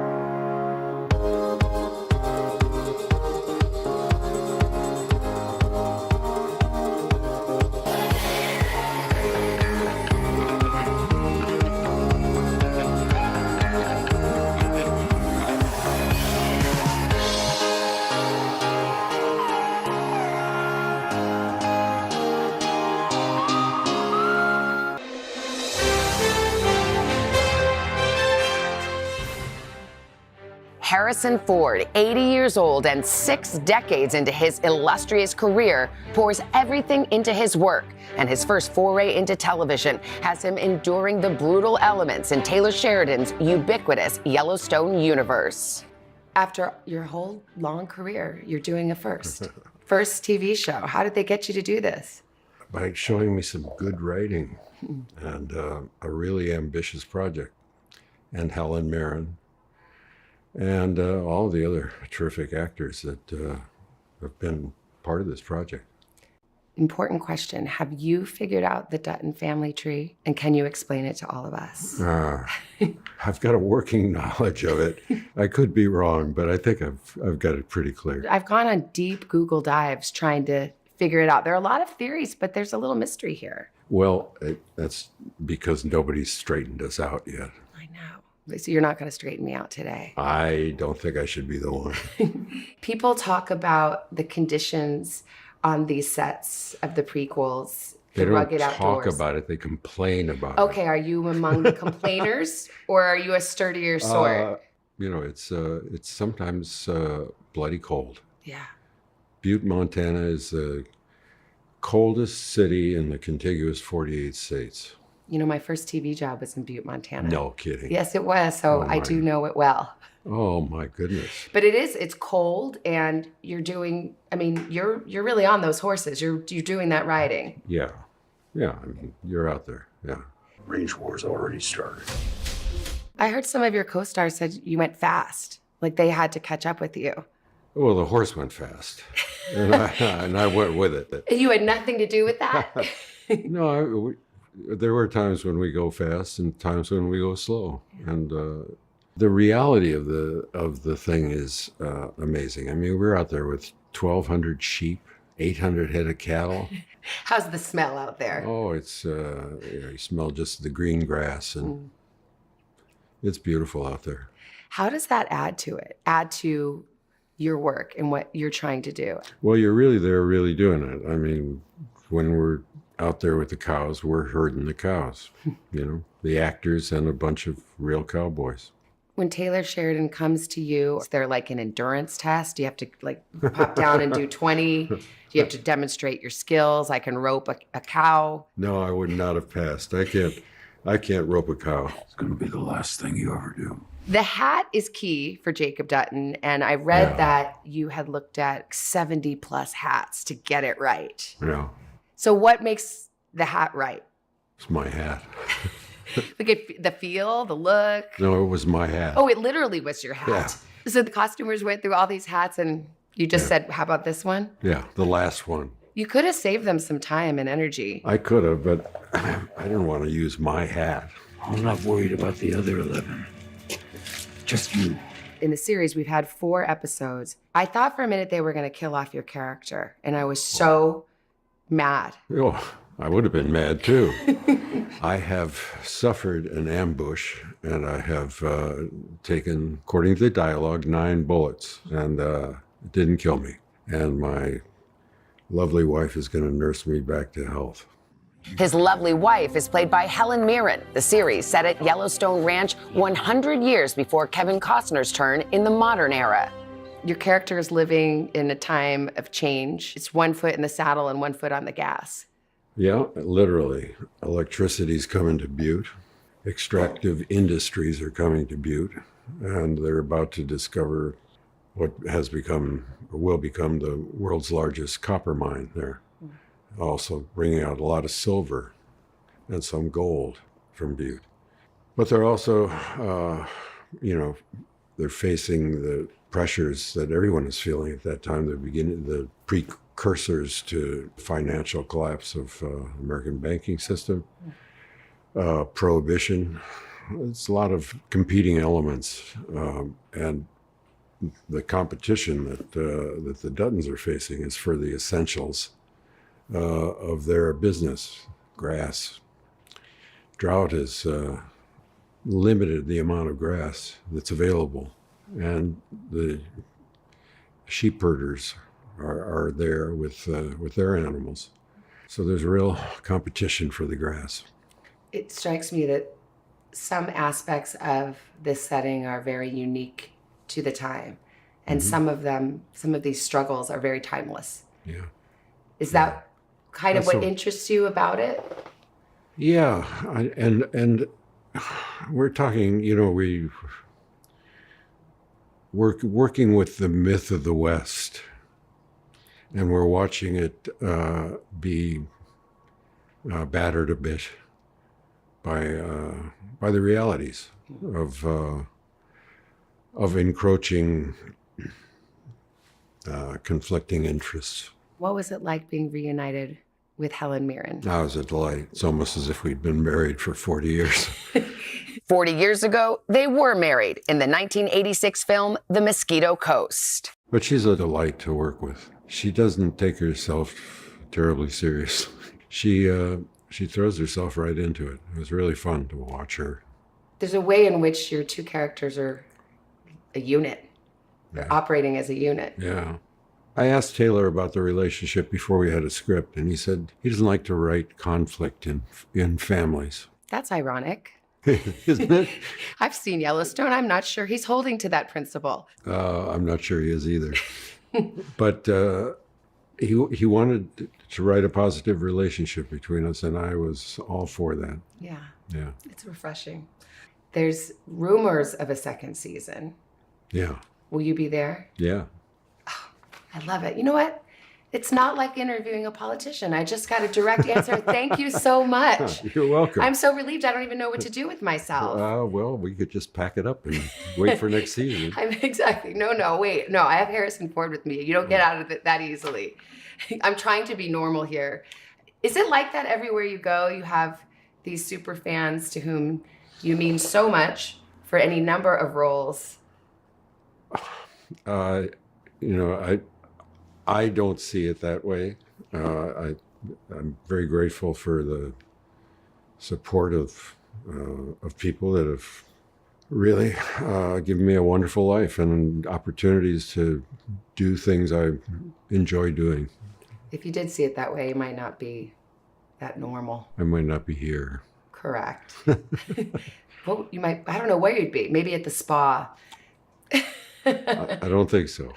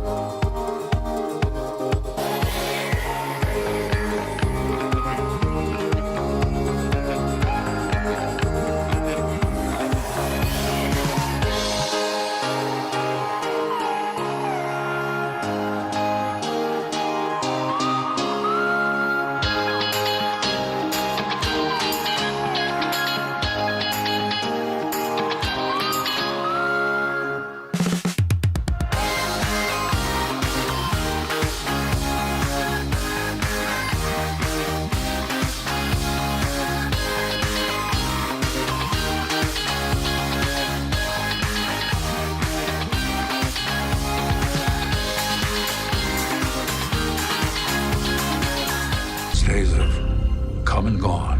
Perhaps not. Well, we have to talk about Indiana.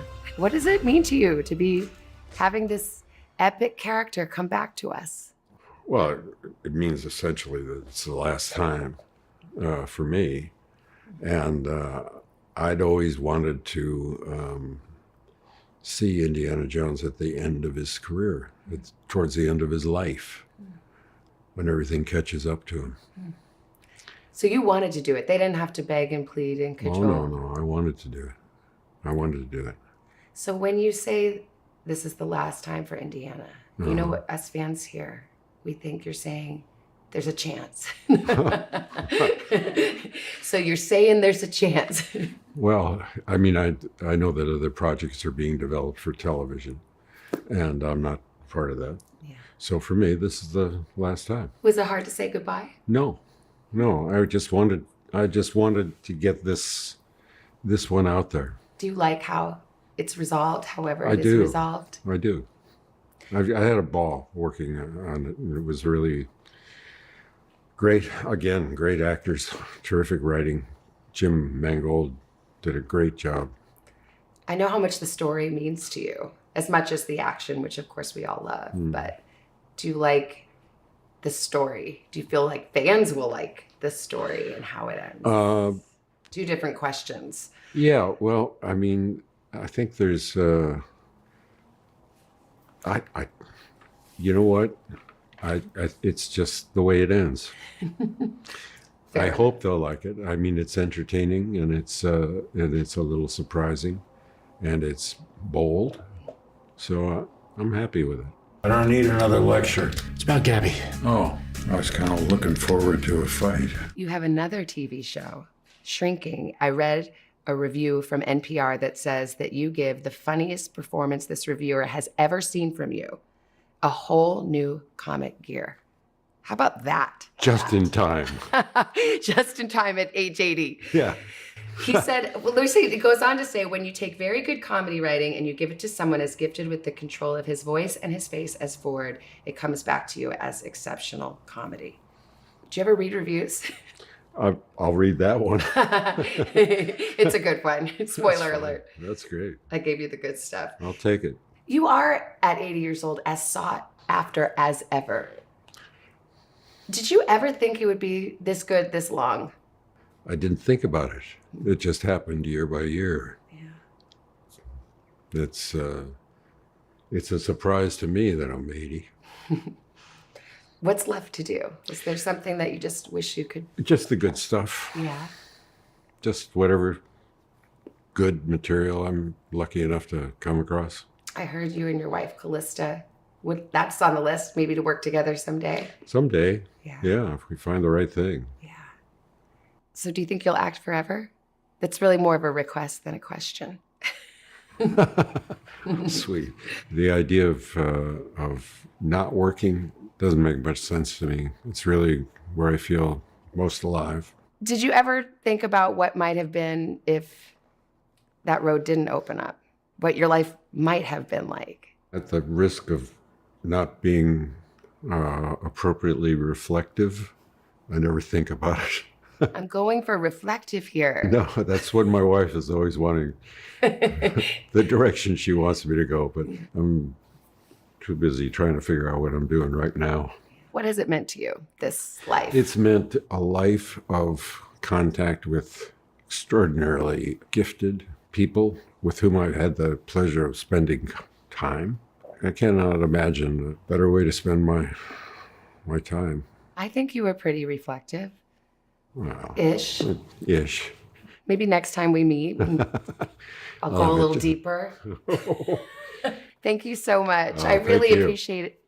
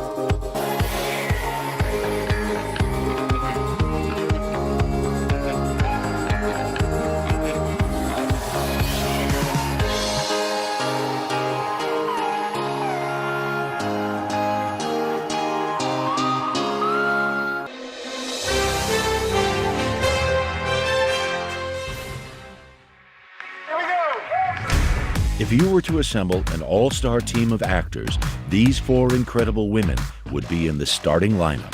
I have waited 50 years to be in a movie with her. I have been a fan of hers, followed her, and a friend for 50 years. Yes, Right. And I found it was Lily too, Right. and she's another one that I've known a long, long time, and so love to be around her, with her, and so I said, okay, well, I'm in. It was one of the best experiences of my life working with these women. Jane Fonda, Lily Tomlin, Sally Field, Rita Moreno. They're all in it together in 80 for Brady, a funny, spirited, emotional movie based on a true story and produced by, Tom Brady. Tom Brady decides to produce a movie.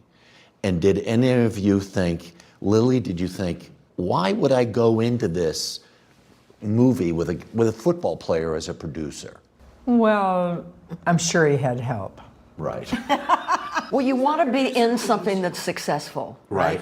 Everybody wants to look at Tom Brady. He's talk about icon. So I don't know about the rest of you, but I thought there's going to be a whole slice of humanity that's going to want to see this because of Tom Brady.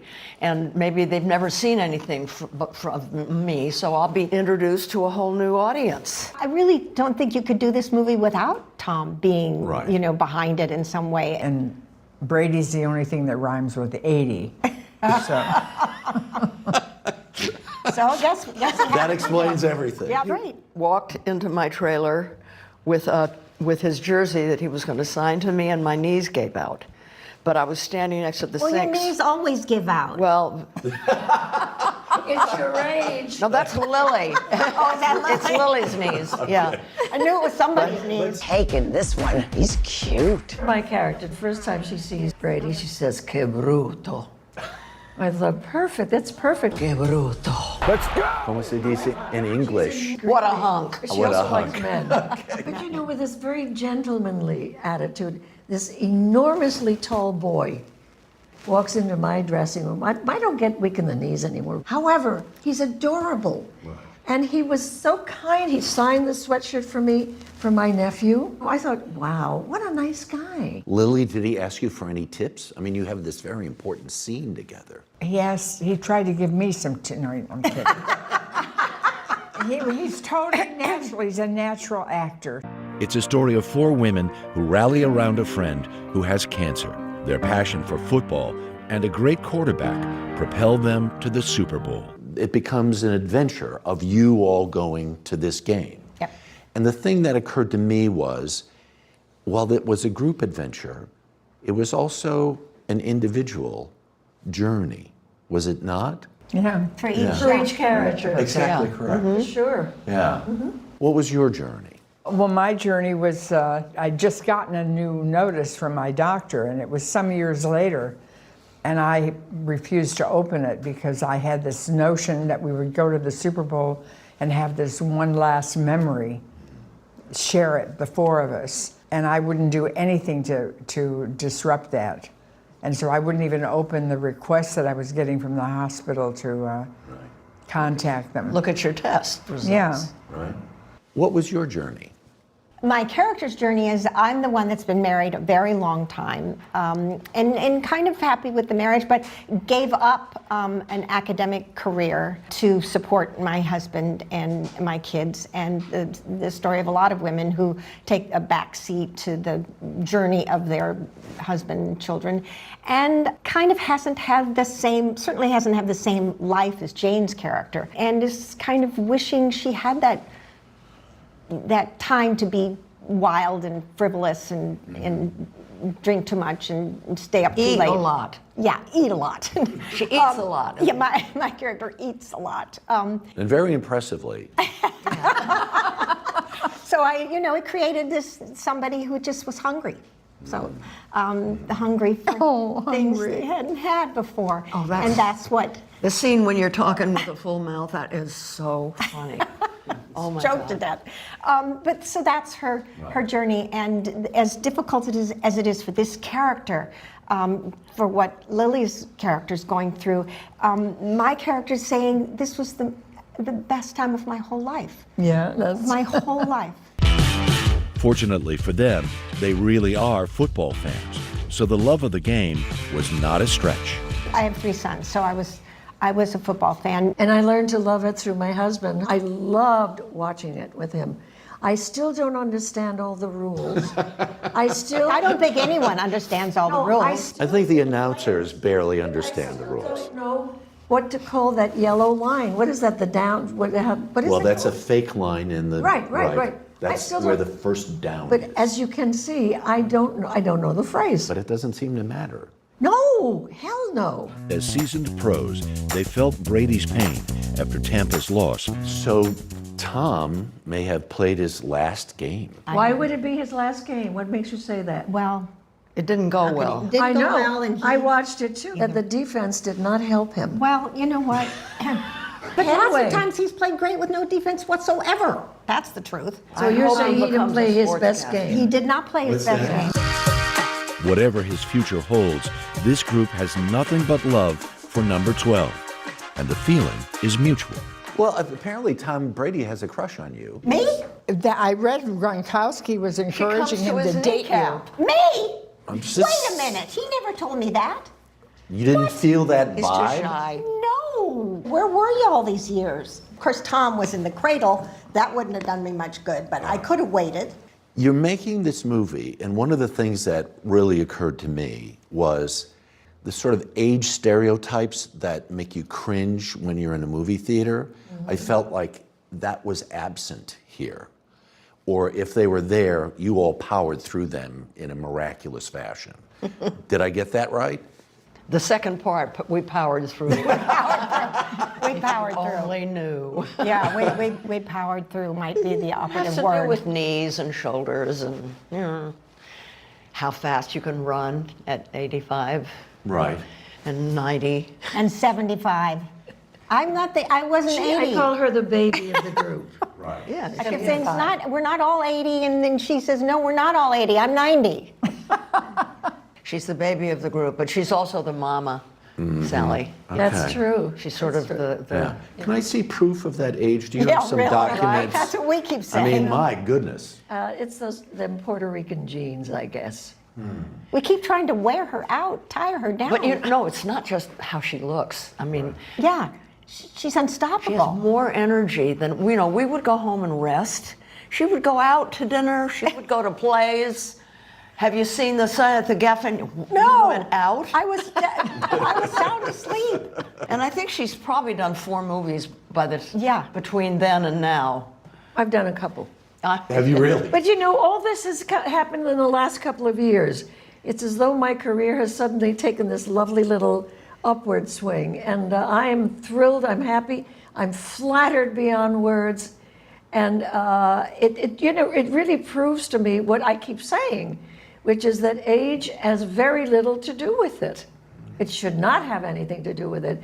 If you can't remember your lines, well, that's a little bothersome. But for me, that happens now and then. But other than that, why not?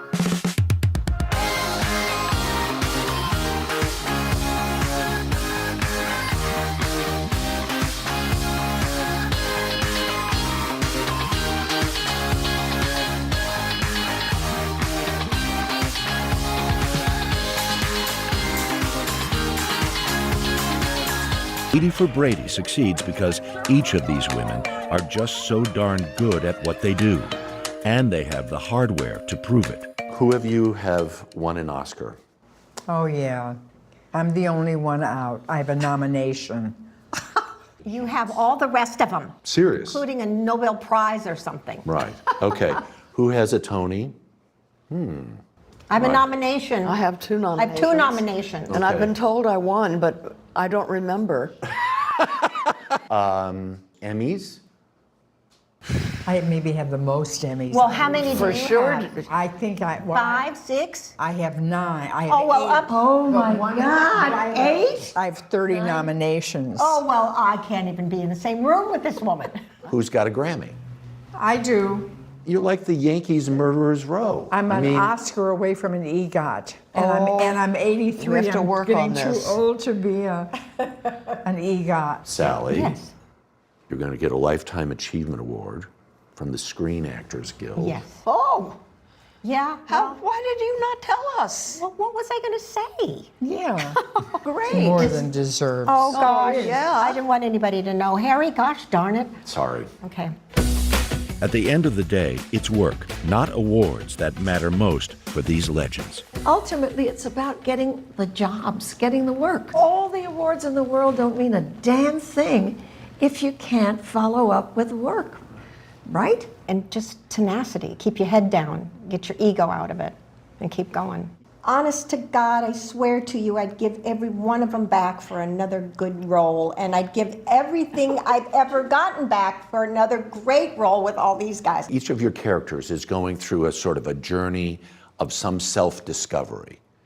And I'm wondering, at our age, is it possible to still discover things about ourselves? Absolutely. Absolutely. Oh, Totally. 100%. Yeah. Yeah? Oh, yeah. Women especially will agree that this is true. Men are apt to say, like my favorite ex-husband did, you can't change after 60. Right. Wrong.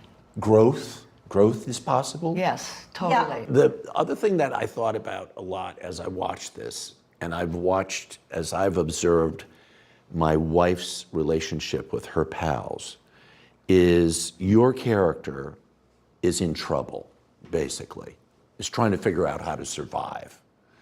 And you rally. Women rally. Yeah.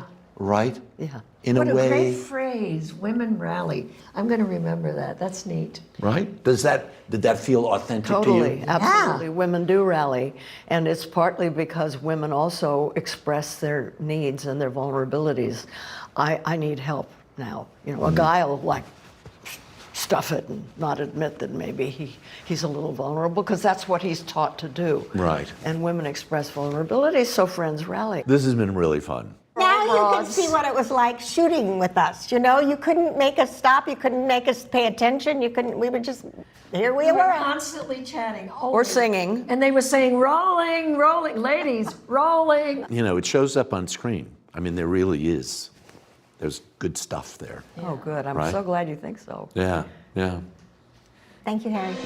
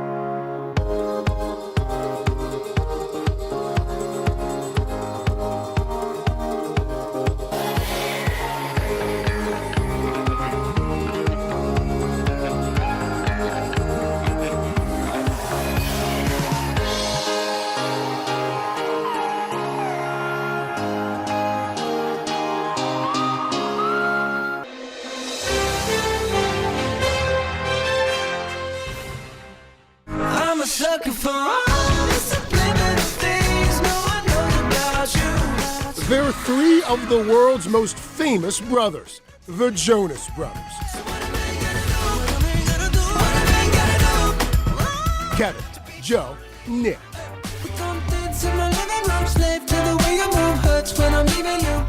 The Jonas Brothers have grown up before our eyes. Welcome to the Jonas family household. This is our life. Their chart-topping hits are a soundtrack for a generation.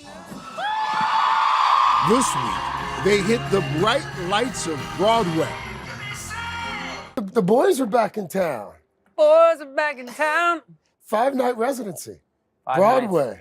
Yes. Each night highlighting a different album, including the newest. What can fans expect? Fans can expect us forgetting lyrics and them helping us. No. To be clear, Joe forgetting lyrics. You want to bet on that, Kev? done my You want to bet on homework. that? I've done my. I went to rehearsal last week. I never did Broadway, so this is my debut. This is Your Broadway debut. yeah. These guys. Yeah. Broadway vets. Yeah, exactly. So show you the ropes, Kev. yeah, thank you. I appreciate it. They're walking me around backstage, but the fact that my kids are able to come to a show like this week and experience this, Yeah. it's a whole other reason to do this every day. Looks like this is going to be one hell of a show. Yeah. We'll figure it out. It might break up before the shows are over. Yeah, exactly. The fans can expect albums from our past starting in 2007. Tonight, night one, we're playing a self-titled album, Jonas Brothers, and this is something we thought about, honestly, maybe a month and a half ago. We were thinking how fun it would be to put a show together for fans leading up to our new album. And we've never played a record before releasing it, so this will be the first to play it in its entirety. Yeah. And this theater, it means a lot to us. Nick, when he was, and I'm probably stealing some of your questions, but Nick, when he was it 7, 8 years old? 8. Well, he was 22 years ago. He was on that stage performing with Reba McEntire for Annie Get Your Gun. So it's like full circle. Wow. I'm back. It's been a wild ride for the three New Jersey brothers who thrilled fans in 2019 when they famously reunited after a 6-year split. Their new album, called The Album, drops in May. Had the Jonas Brothers not broken up, we wouldn't have this album. Definitely not. You might have the Broadway show, but without any new music. Yeah. It's all the old music. All the old. Yeah. Exactly. Let's talk about this new album. Yeah. The Album. The album. Get the title. What's the story there? How did that come about? The story is that we kind of sat down and thought of a bunch of different names. And then we thought about the intention of it all. And if we set out to just say, if you're going to listen to any one of our albums, we think this is the album you should listen to. This is the one that is the most quintessential Jonas Brothers, where we are now. And it just felt like the right title. The album, this morning I'm listening to it, I mean, it does have this sort of retro 70s feel to it. Was that the intention? We definitely pulled from a lot of inspiration. Working with John Bellion, our producer, in Redder on this project, it was unbelievable. We knew that that's where we wanted to, pull a lot of the inspiration from, but being able to really trust him with this process and help us bring that sound forward and be competitive now in 2023 versus, not just a tribute album to the 70s. This is who we are, and from things like Jefferson Starship, the Eagles, bands we grew up listening to. The Bee Gees? The Bee Gees. With our father. Like, we are a band of brothers that sing together in harmony and other things, but also still a band. So what you see on stage in a live format, we really wanted to be able to bring out in the music when you're listening to it as you're driving down the road in your car. And you guys all live in different cities now, New Jersey and Miami and LA. What was it like physically just being back in the studio together again as brothers? Well, we had been playing some shows in Vegas and other places, and we, I think, started to feel that chemistry that only really happens when you're together and playing shows. COVID was tough for everybody, but for our sort of creative journey and chemistry, it was challenging. So getting back on stage, being in front of our fans was the first step. And then I think once we got in the studio, started working with John, we all felt like it was just clicking and all, firing on all cylinders. And the themes too, we spent a lot of time talking about where we were as people first and what we wanted to say. I think one of the things that I love about being in this band with my brothers is that we really get to use our music as a way to express ourselves, and it's really authentic to us. And that shows, from every album we put out and whatever chapter of our journey we were on. But I think this one does a good job of embodying kind of where we are as fathers, where we are as husbands, and just brothers, family. I enjoyed the video for Wings.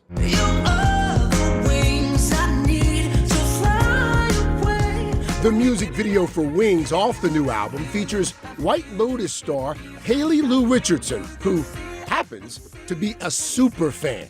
She's been a longtime fan and said some really nice things about the band and what it means to her to be a fan now in her adult years as opposed to being a fan when she was a kid. And so when we were thinking of the concept for the video, you know, we all were like, what if we gave her control and let her kind of take the lead here and just do whatever she wanted? She absolutely nailed it. Turns out she has a dancing background, which none of us do, and she's phenomenal. And, you know, every interview and thing she said about that experience afterwards has meant the world to us. But it's truly like including a real lifelong fan in our video. So hopefully the fans enjoyed that perspective as well, and it's one of my favorites we've done. You've got tracks on the album called Vacation Eyes, Little Bird, my personal favorite, being from the South, Waffle House. Favorite songs from this new album? Well, and we'll start with you, Kev. I think Vacation Eyes. You know, it's a song, it's about finding that love that you find on vacation. You know, those moments you find that are supposed to only be there on vacation, but you take it home with you and you want to live that moment for the rest of your life. And Which you did, didn't you? That's exactly what happened to me. That's where I met my wife. We met in the Bahamas. And, oh, wow. On the family vacations. We were young, but it worked out, man. And he like stalked her afterwards. I did, it was fine. It worked out. Hey, Worked you know out. what? Sometimes, no, that's, yeah. It worked. We'll leave it there. Yeah, exactly. Yeah, leave it there. How about you, Nick? I've got a couple favorites, but I think Little Bird is probably one of my favorites. Maybe the favorite. As a new father, you know, really meaningful to me. And I think for our fans too, they're at the same kind of places in their lives as we are. You know, and a lot of them having children or have children. And so I think it's really an anthem about what it is to be a parent and that feeling of wanting to protect, you know, your little one. And you know, Kevin has Little Birds tattooed on him, which was kind of the, I guess the catalyst of the song coming and speaking to John about it. So again, all these really personal themes, and this one just hits home for me. Joe? My favorite song on the album changes constantly. I think today it would be Walls. It's our closing song for the album, and we got to share a snippet of it. I actually played the whole song via record player in our Vegas shows. And the song just gets you hyped. And John Bellion is featured on that track. It's the only song we have a feature on. And that one, it's hard to really describe what it's like, but it is epic, and it gets you going.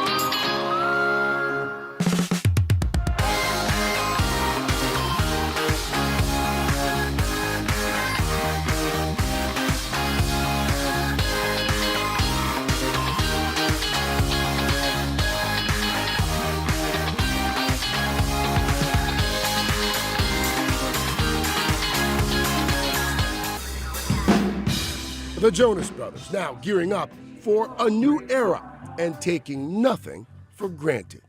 We've already had success and failed, and we've seen what it feels like to fail. And I think now we're just having fun in this chapter where we're getting to do new and exciting things that we dream up and put together in you know, a couple weeks. And we have fans that are so supportive of us, and we feel like it's like weirdly bigger now because we're just having fun as opposed to when we were really stressed about it all working out. And you know, it's a lot more fun.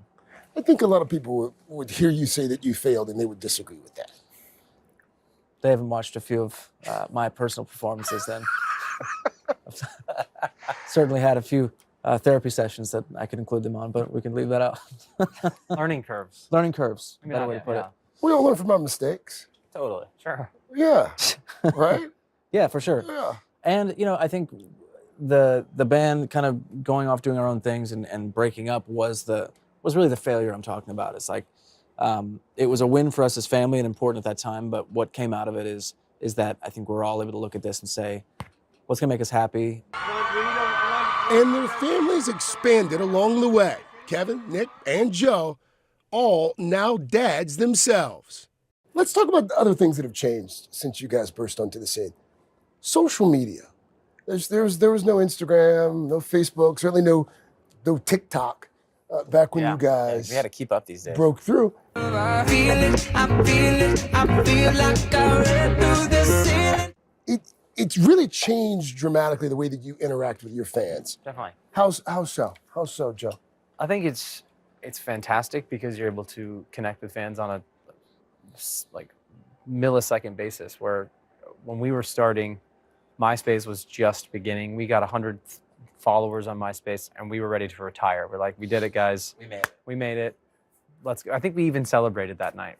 And now it's so interesting. I mean, for the music industry, it's fascinating and inspiring because people are discovering music way faster and way quicker. Artists that have completely retired or started new careers are having number ones. I find it so wonderful for music in general, and then film and TV. It's really fascinating, and we're just trying to keep up. You know, I think it goes back to what Nick was saying. We just have to have fun in that aspect. Yeah. Because I think it's a way for you to really connect with fans and a humanizing level of being like, this is my life. This is what I'm up to. This is what I'm drinking today. Whatever it may be, it's like that easy, simple connection. What are you drinking today? I have fluids, waters, tea. I'm glad you're hydrating. Yeah. Glad Two you're coffees. 2 coffees. Don't do a third. Take a guess. How many? 2 drinks. No, that's not the guess. How many millions or billions of views? Hashtag Jonas Brothers on TikTok, would you guess? Literally. 8 billion. Wow.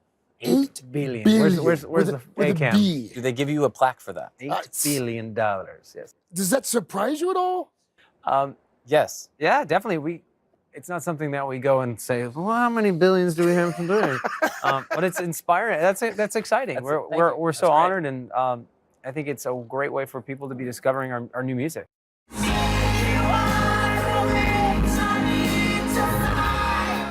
I'm loving the evolution of the Jonas Brothers. Thank you. It still seems like it's not lost on you guys how remarkably special this journey's been for you. Like you still seem like you're in the moment. I do think we put a lot of pressure on ourselves when we were younger to get it all right. You know, I think now we just kind of do what we need to do to have fun and continue making music that we love. And I think that's why it's working.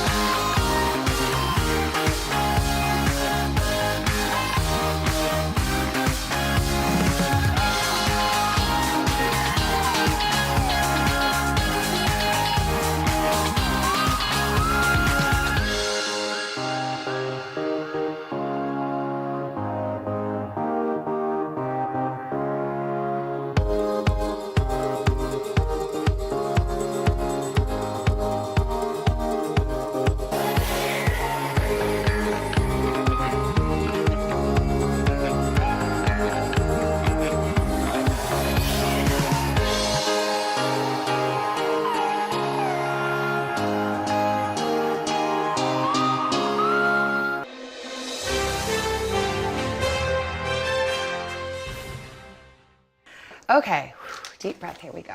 Thank you for doing this. What's it been like to have the world know your story, but you haven't gotten to tell it? It's been overwhelming. very overwhelming. I know there's a lot out there that's been told, but the gist of it has just been so overwhelming with what's going on. Earlier this year, first grade teacher, 25-year-old Abby Werner, was shot by her 6-year-old student at Rich Neck Elementary in Newport News, Virginia. The details of what happened that day have been told through other people until now. I sat down with Abby in a Today exclusive to hear her story for the first time. One of the things that we talked about when we first met on the phone was why you wanted to tell your story and what it means to you to get to tell your own story. I think just because it's coming from me, I'm the person who has gone through this experience and has been through the trauma, and it's my story. It's a story that left the world in disbelief. We have a report of a teacher shot.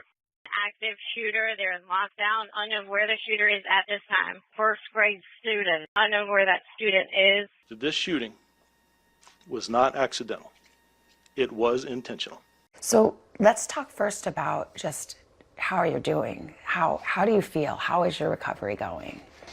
I've been doing okay. It's been challenging. I've gone through a lot of obstacles and challenges. Some days are not so good days where I can't get up out of bed. Some days are better than others where I'm able to get out of bed and make it to my appointments. Stay pretty busy with the occupational therapy appointments and therapy appointments. But, from going through what I've gone through, I try to stay positive, try to have a positive outlook on what's happened and where my future's heading. You just had a surgery on your hand. What have you gone through? What are the physical injuries? So a lot of it was in my hand. The initial gunshot went through my left hand and ruptured the middle bone as well as the index finger and the thumb. The gunshot then went into my chest up here where it actually still remains. So I have a scar up here and I still have some bullet fragments up here. So part of that bullet is still there? Yes. Do you think it will always be there, or do they think they'll remove it someday? I think it'll always be there. That's kind of profound in a way to think about. Tell me about the use of your hand. What is your hope about regaining the use of your hand? Well, at the moment, I don't have full function. It's hard to bend, it's hard to pick up things and even make a fist with it. That's been really challenging to work with, and it plays in my daily life. So things such as, opening a water bottle myself, or sometimes pulling up pants by myself, it's hard to do with one hand. So a lot of your everyday tasks that you use two hands for, I can't do, even driving. So it's been really challenging. Is it your hope, is it the doctor's hope that you'll be able to get most of your function back? Or is it just one of those things we don't know right now? I believe it's one of the things we don't know right now. We work very hard in occupational therapy and with doctor's appointments, but we're unsure of what the future holds for it. I asked you a lot about the wounds that we can see, but there are wounds that we can't see. Yes. How are you doing? At first, it really shook me up. They were open wounds that I could see, and seeing an open wound on your body and remembering how you got it is pretty traumatizing in itself. I think it's been helpful now that they've scarred over. I have the wound from the bullet hole, and I have a wound on my side here, a big scar on my side here from when they had to use a chest tube from when my lung collapsed. They had to get a chest tube in there in the trauma room to get the blood and the fluid out of the lung area. But I think now seeing them have scarred over and they're covered up, with the scar, it's not too bad to look at anymore, but it's still a reminder that, hey, this happened to you. This is what your body's been through. Tell me why you got into teaching. You know, growing up, I would write in journals, you know, what do you want to be when you grow up? Teacher, I want to be a teacher. And I think that inspiration came from my mom. She was a teacher, but when I went to college, I volunteered at an after-school program that worked with children. And I helped them with their homework, and I played games with them, and I was like, I really enjoy this. I love working with children, and I could see myself working with children in, you know, sort of a school environment. You went to college, you got your master's. Yes. You graduate, your first teaching job is right in the middle of the pandemic. So Yes. you were a Zoom teacher before you really got to be in the classroom. Yes, that was, you know, nothing that college ever prepared us for. Yeah. Just teaching through a laptop. And then we went into a hybrid environment where I had maybe a handful of students in the classroom.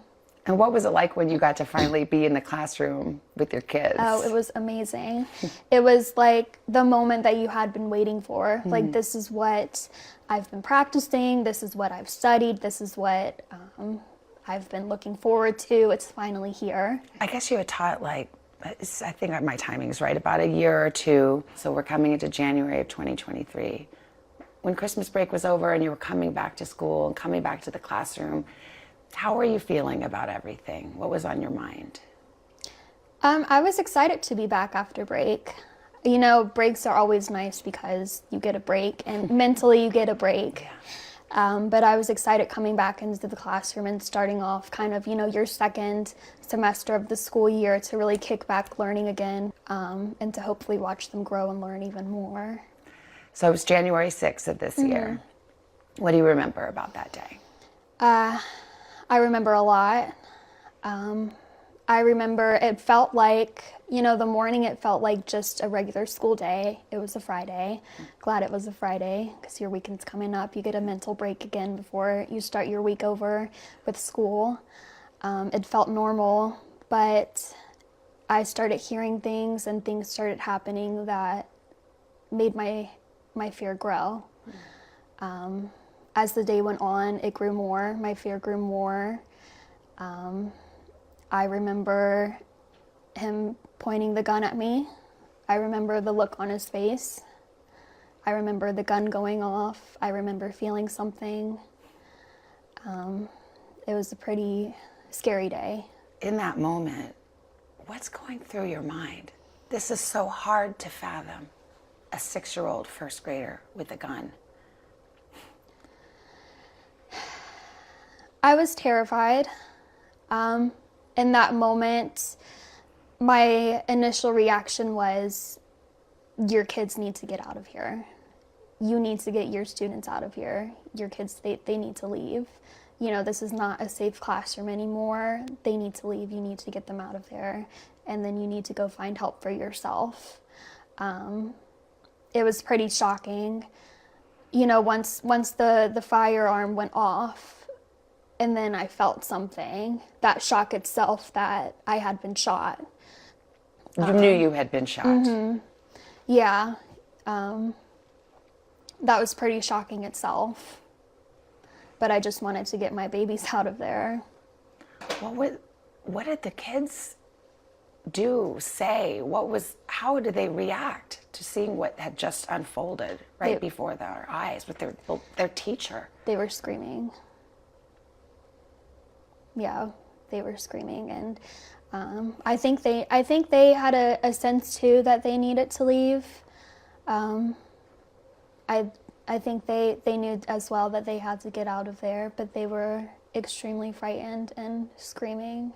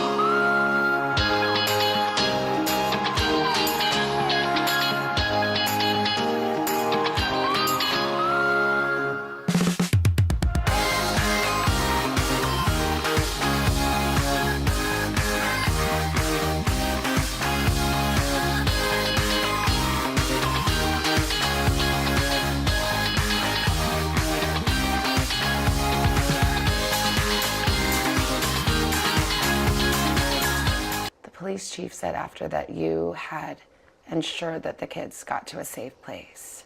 That he said your actions were heroic. What were the next steps? Do you remember, what were the next things that you did? That's still kind of a blur. Got them out and I went to get help for myself.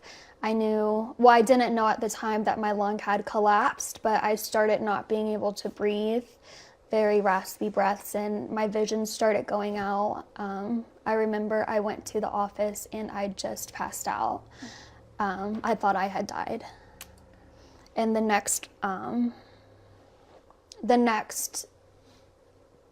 memory that I recall was I woke up on the floor. I was on my back, and two of my coworkers had their hands pressured around my hand and my wound up here. So I'm truly thankful for them to try to stop the bleeding. The ambulance came, you were rushed to the hospital. What did doctors say about the condition you were in and your injuries? It could have been fatal. We believe, with my hands being up, with it going through my hand first, we believe that by the bullet going through the hand first, that it most likely saved my life. I wonder what you think or how you feel about this student. You know, there's some things that I'll never forget, and I just will never forget the look on his face that he gave me while he pointed the gun directly at me. That's something that I will never forget. It's changed me. It's changed my life. How do you even make sense of something like this? You can't. You can't. I'm not sure when the shock will ever go away because of just how surreal it was. And, the vivid memories that I have of that day. I think about it daily. Sometimes I have nightmares. Zwerner's attorney, Diane Toscano, said in a notice of intent to sue school administrators that the Rich Neck administration failed to take action after it was warned 3 separate times that the boy had a gun with him the day that Zwerner was shot. There have been many failures, and there are multiple people responsible for those failures. So we do intend to use all of our legal tools to make sure that we hold those people accountable. Do you feel like you could have been better protected by the school? Yes. You feel like they should have done more? Yes. Did you ever imagine something like this could happen? No, especially in the teaching career itself. This is the last thing that should be on any teacher's mind. The prosecutor announced there would not be criminal charges against the 6-year-old boy. Do you have an opinion about that decision? I'm not going to weigh into the prosecutor's decision, but I am following very closely the Newport News prosecutor to see what they do in this case and who they do charge, ultimately, if they do charge anybody. When you think about everything that's happened and what happened to you, what does justice mean to you in this case? That's a tough question to answer. Yeah. Diane, for you, what do you think is justice when you look at a circumstance like this? As Abby said, that is very tough to answer. My job is to hold those accountable that I can hold accountable, and I'm going to do that. I'm going to use the legal tools that I have to do that. There were failures that day, and those failures could have prevented this tragedy from happening. Abby's going to have to deal with this her entire life, both physically, emotionally. Newport News Public Schools told NBC News in part they are aware of this interview, and while they cannot comment on the interview or Ms. Zwerner's comments, they appreciate Abby sharing her story. The statement goes on to say they are addressing safety and security throughout the division and created 3 advisory committees focused on family engagement, school safety, and student rights and responsibilities. They have also added more security measures, engaged in independent school security consultants, and moved forward with the review of student behavior and supports, adding, "We will continue to do whatever it takes to ensure a safe and secure teaching and learning environment across our schools." Additionally, an attorney for the boy's family tells NBC News, "We welcome the prosecutor's decision not to charge the boy and continue to pray for Ms. Warner's complete recovery."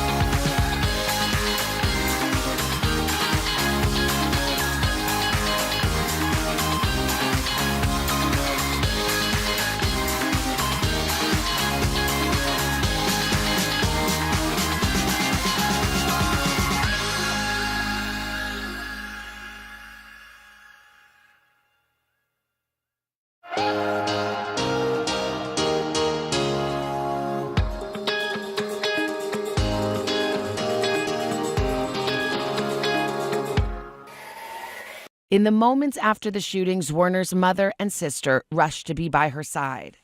Julie, for a mom, I can't begin to imagine. What was that day like for you?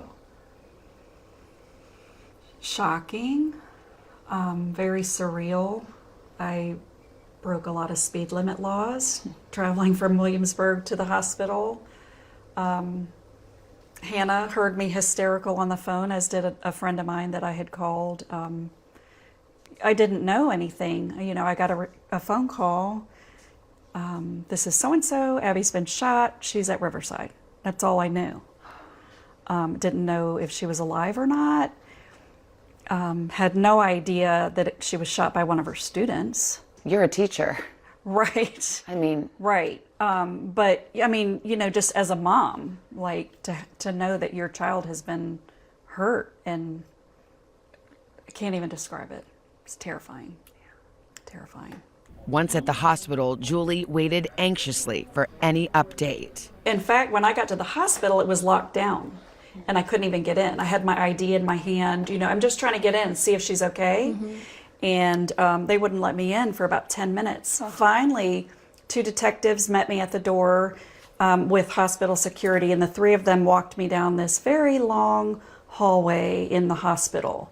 And I realized we were headed to the sanctuary. And yeah, exactly. My heart just, you know, and so I started to steel myself, like, okay, I know where this is going. And, you know, you can't prepare for that, of course. It was just surreal, didn't feel real, like I was watching this outside of my body. Mm-hmm. Thankfully, those detectives immediately told me once we got in there, they said, she's getting some CAT scans. Oh. So it's like, okay. That was the first word you had really heard of who she was. I had no idea. Right, and then that was followed by, and she was shot by one of her students. Mm-hmm. Like that was the very next thing I heard. What did you think when they said she was shot by a student? I probably had some expletives running in my head. I might have even said them out loud, like, what? Are you kidding me? And I know I lost it at that point. It just, you can't wrap your head around that. All of us being teachers in classrooms at rough schools, rough kids, that's not, you're never afraid like that. I never would have thought. And when you saw Abby? Oh my gosh, she called me mommy. You don't call her mommy anymore. No, She called me mommy, and I knew, like, oh my gosh, this is real. I haven't heard mommy in a long time, and it kind of broke my heart. Yeah. What about you, Hannah? How did you hear this news? A coworker who had been notified, I think to tell me calmly what had happened, ran into my room. I'm also a teacher, so I was lesson planning. I called mom, she's crying. No one wanted me to drive, but I got in my car and I drove, and just like mom, I thought Abby was dead because we didn't have any news, just that she had been shot. When you finally got to see her in the hospital, how did she look to you? You don't know what to picture. You know, you watch medical shows and you kind of have an idea in your head of what to expect. She looked bad, really out of it, really fragile. Do you remember those early days in the hospital? Not much. Yeah. Not much. It's just a blur. Things happened very fast, you know, trying to save me. So it just seems like a big blur. Yeah. Did they do a surgery right away, more or less? Or did they? Or They did the next day. The next day, okay. Yeah, they had to stabilize the bones that were still in her hand. Yeah. So they inserted several pins just to kind of get things back to where they're supposed to be. Yeah. That was the very next day. Yeah. Hannah, you've been helping to take care of your twin sister. What has this time been like? I'm just so grateful that I was able to be there for her. We already lived together, which was nice, but we spend every waking moment together. And just being able to take care of her, and it's taking her to appointments, it's making her food, it's cleaning up, opening toothpaste, things like that. I'm really, really grateful that I'm able to help her with that and be there for moral support too. We were talking about, you know, this is a story that so many people talked about, and this is Abby's chance to tell her own story. What would you want people to know about Abby and about your family and how you're doing? She will never give herself enough credit. She's always downplaying everything. I look up to her. She's an inspiration. She saved her students' lives. I know. You did that. She doesn't think that she's a hero. You are. What about you, Julie? I am just overcome with sadness when I think about it. Just, you know, this should never have happened. It's tragic how much her life has changed, and just to see her having to go through what she's going through. She wants to get better, and she wants to, you know, get back to do the things she loves to do. And she is inspiring. You have a strong daughter. Yes, definitely. What has it meant to you to have your family just surround you with love and help? I feel like there's no words for it. My brother actually he was stationed in Washington State, and he was able to be stationed back closer to home just for me. So, you know, he made that big career move just for me to be closer to home. You know, I feel like it's hard to come up with words to describe how amazing my family has been. We just care about you. But the support she's received has extended far beyond her family. What's it been like to have this become a national and even international story that you are at the center of? I mean, I'm sure it's surreal. Yes, very surreal, like you said, and just overwhelming. You know, it's hard to comprehend sometimes how many people out there really are just supportive and caring. That in itself has been hard to comprehend. There have been so many strangers reaching out. We have tons of handmade cards, handwritten cards with people's stories. And what does it mean to you? Because you've seen a very dark side of humanity. What does this mean to you, to see another side? It helps me remember to take each day as they come, that each day is special. It helps me remember that I do have support in all areas, all aspects. Do you think you'll want to teach again? I would rather not answer that question. Okay. Yeah, no problem. When you picture yourself in the future, what gives you happiness and hope? I hope that my hand will fully recover. I hope my mind will be at more peace, you know, the more time goes on. Really just take it day by day. What would you want people to know about you now? You have people who have prayed for you and sent you cards, people who are admiring you and loving you. What would you want them to know? Now they get to see you and meet you a little bit. What would you want them to know about Abby? That I'm just so thankful. I'm thankful and I'm grateful, and their messages, their cards, their support has not gone unnoticed, and it's been truly inspiring to keep pushing me to move forward in a positive way. And it's just been very uplifting, and I'm, from the bottom of my heart, I'm very thankful. What do you tell yourself to get through? What gives you hope? I'm still here. You know, I believe I made it here for a reason, and the support that has been flowing in, the overwhelming support from, you know, friends, family, strangers, everyone that I've worked with, been in contact with, that's been very uplifting as well. If you could talk to your students, what would you want to say to them? I would first tell them that I love each and every one of them.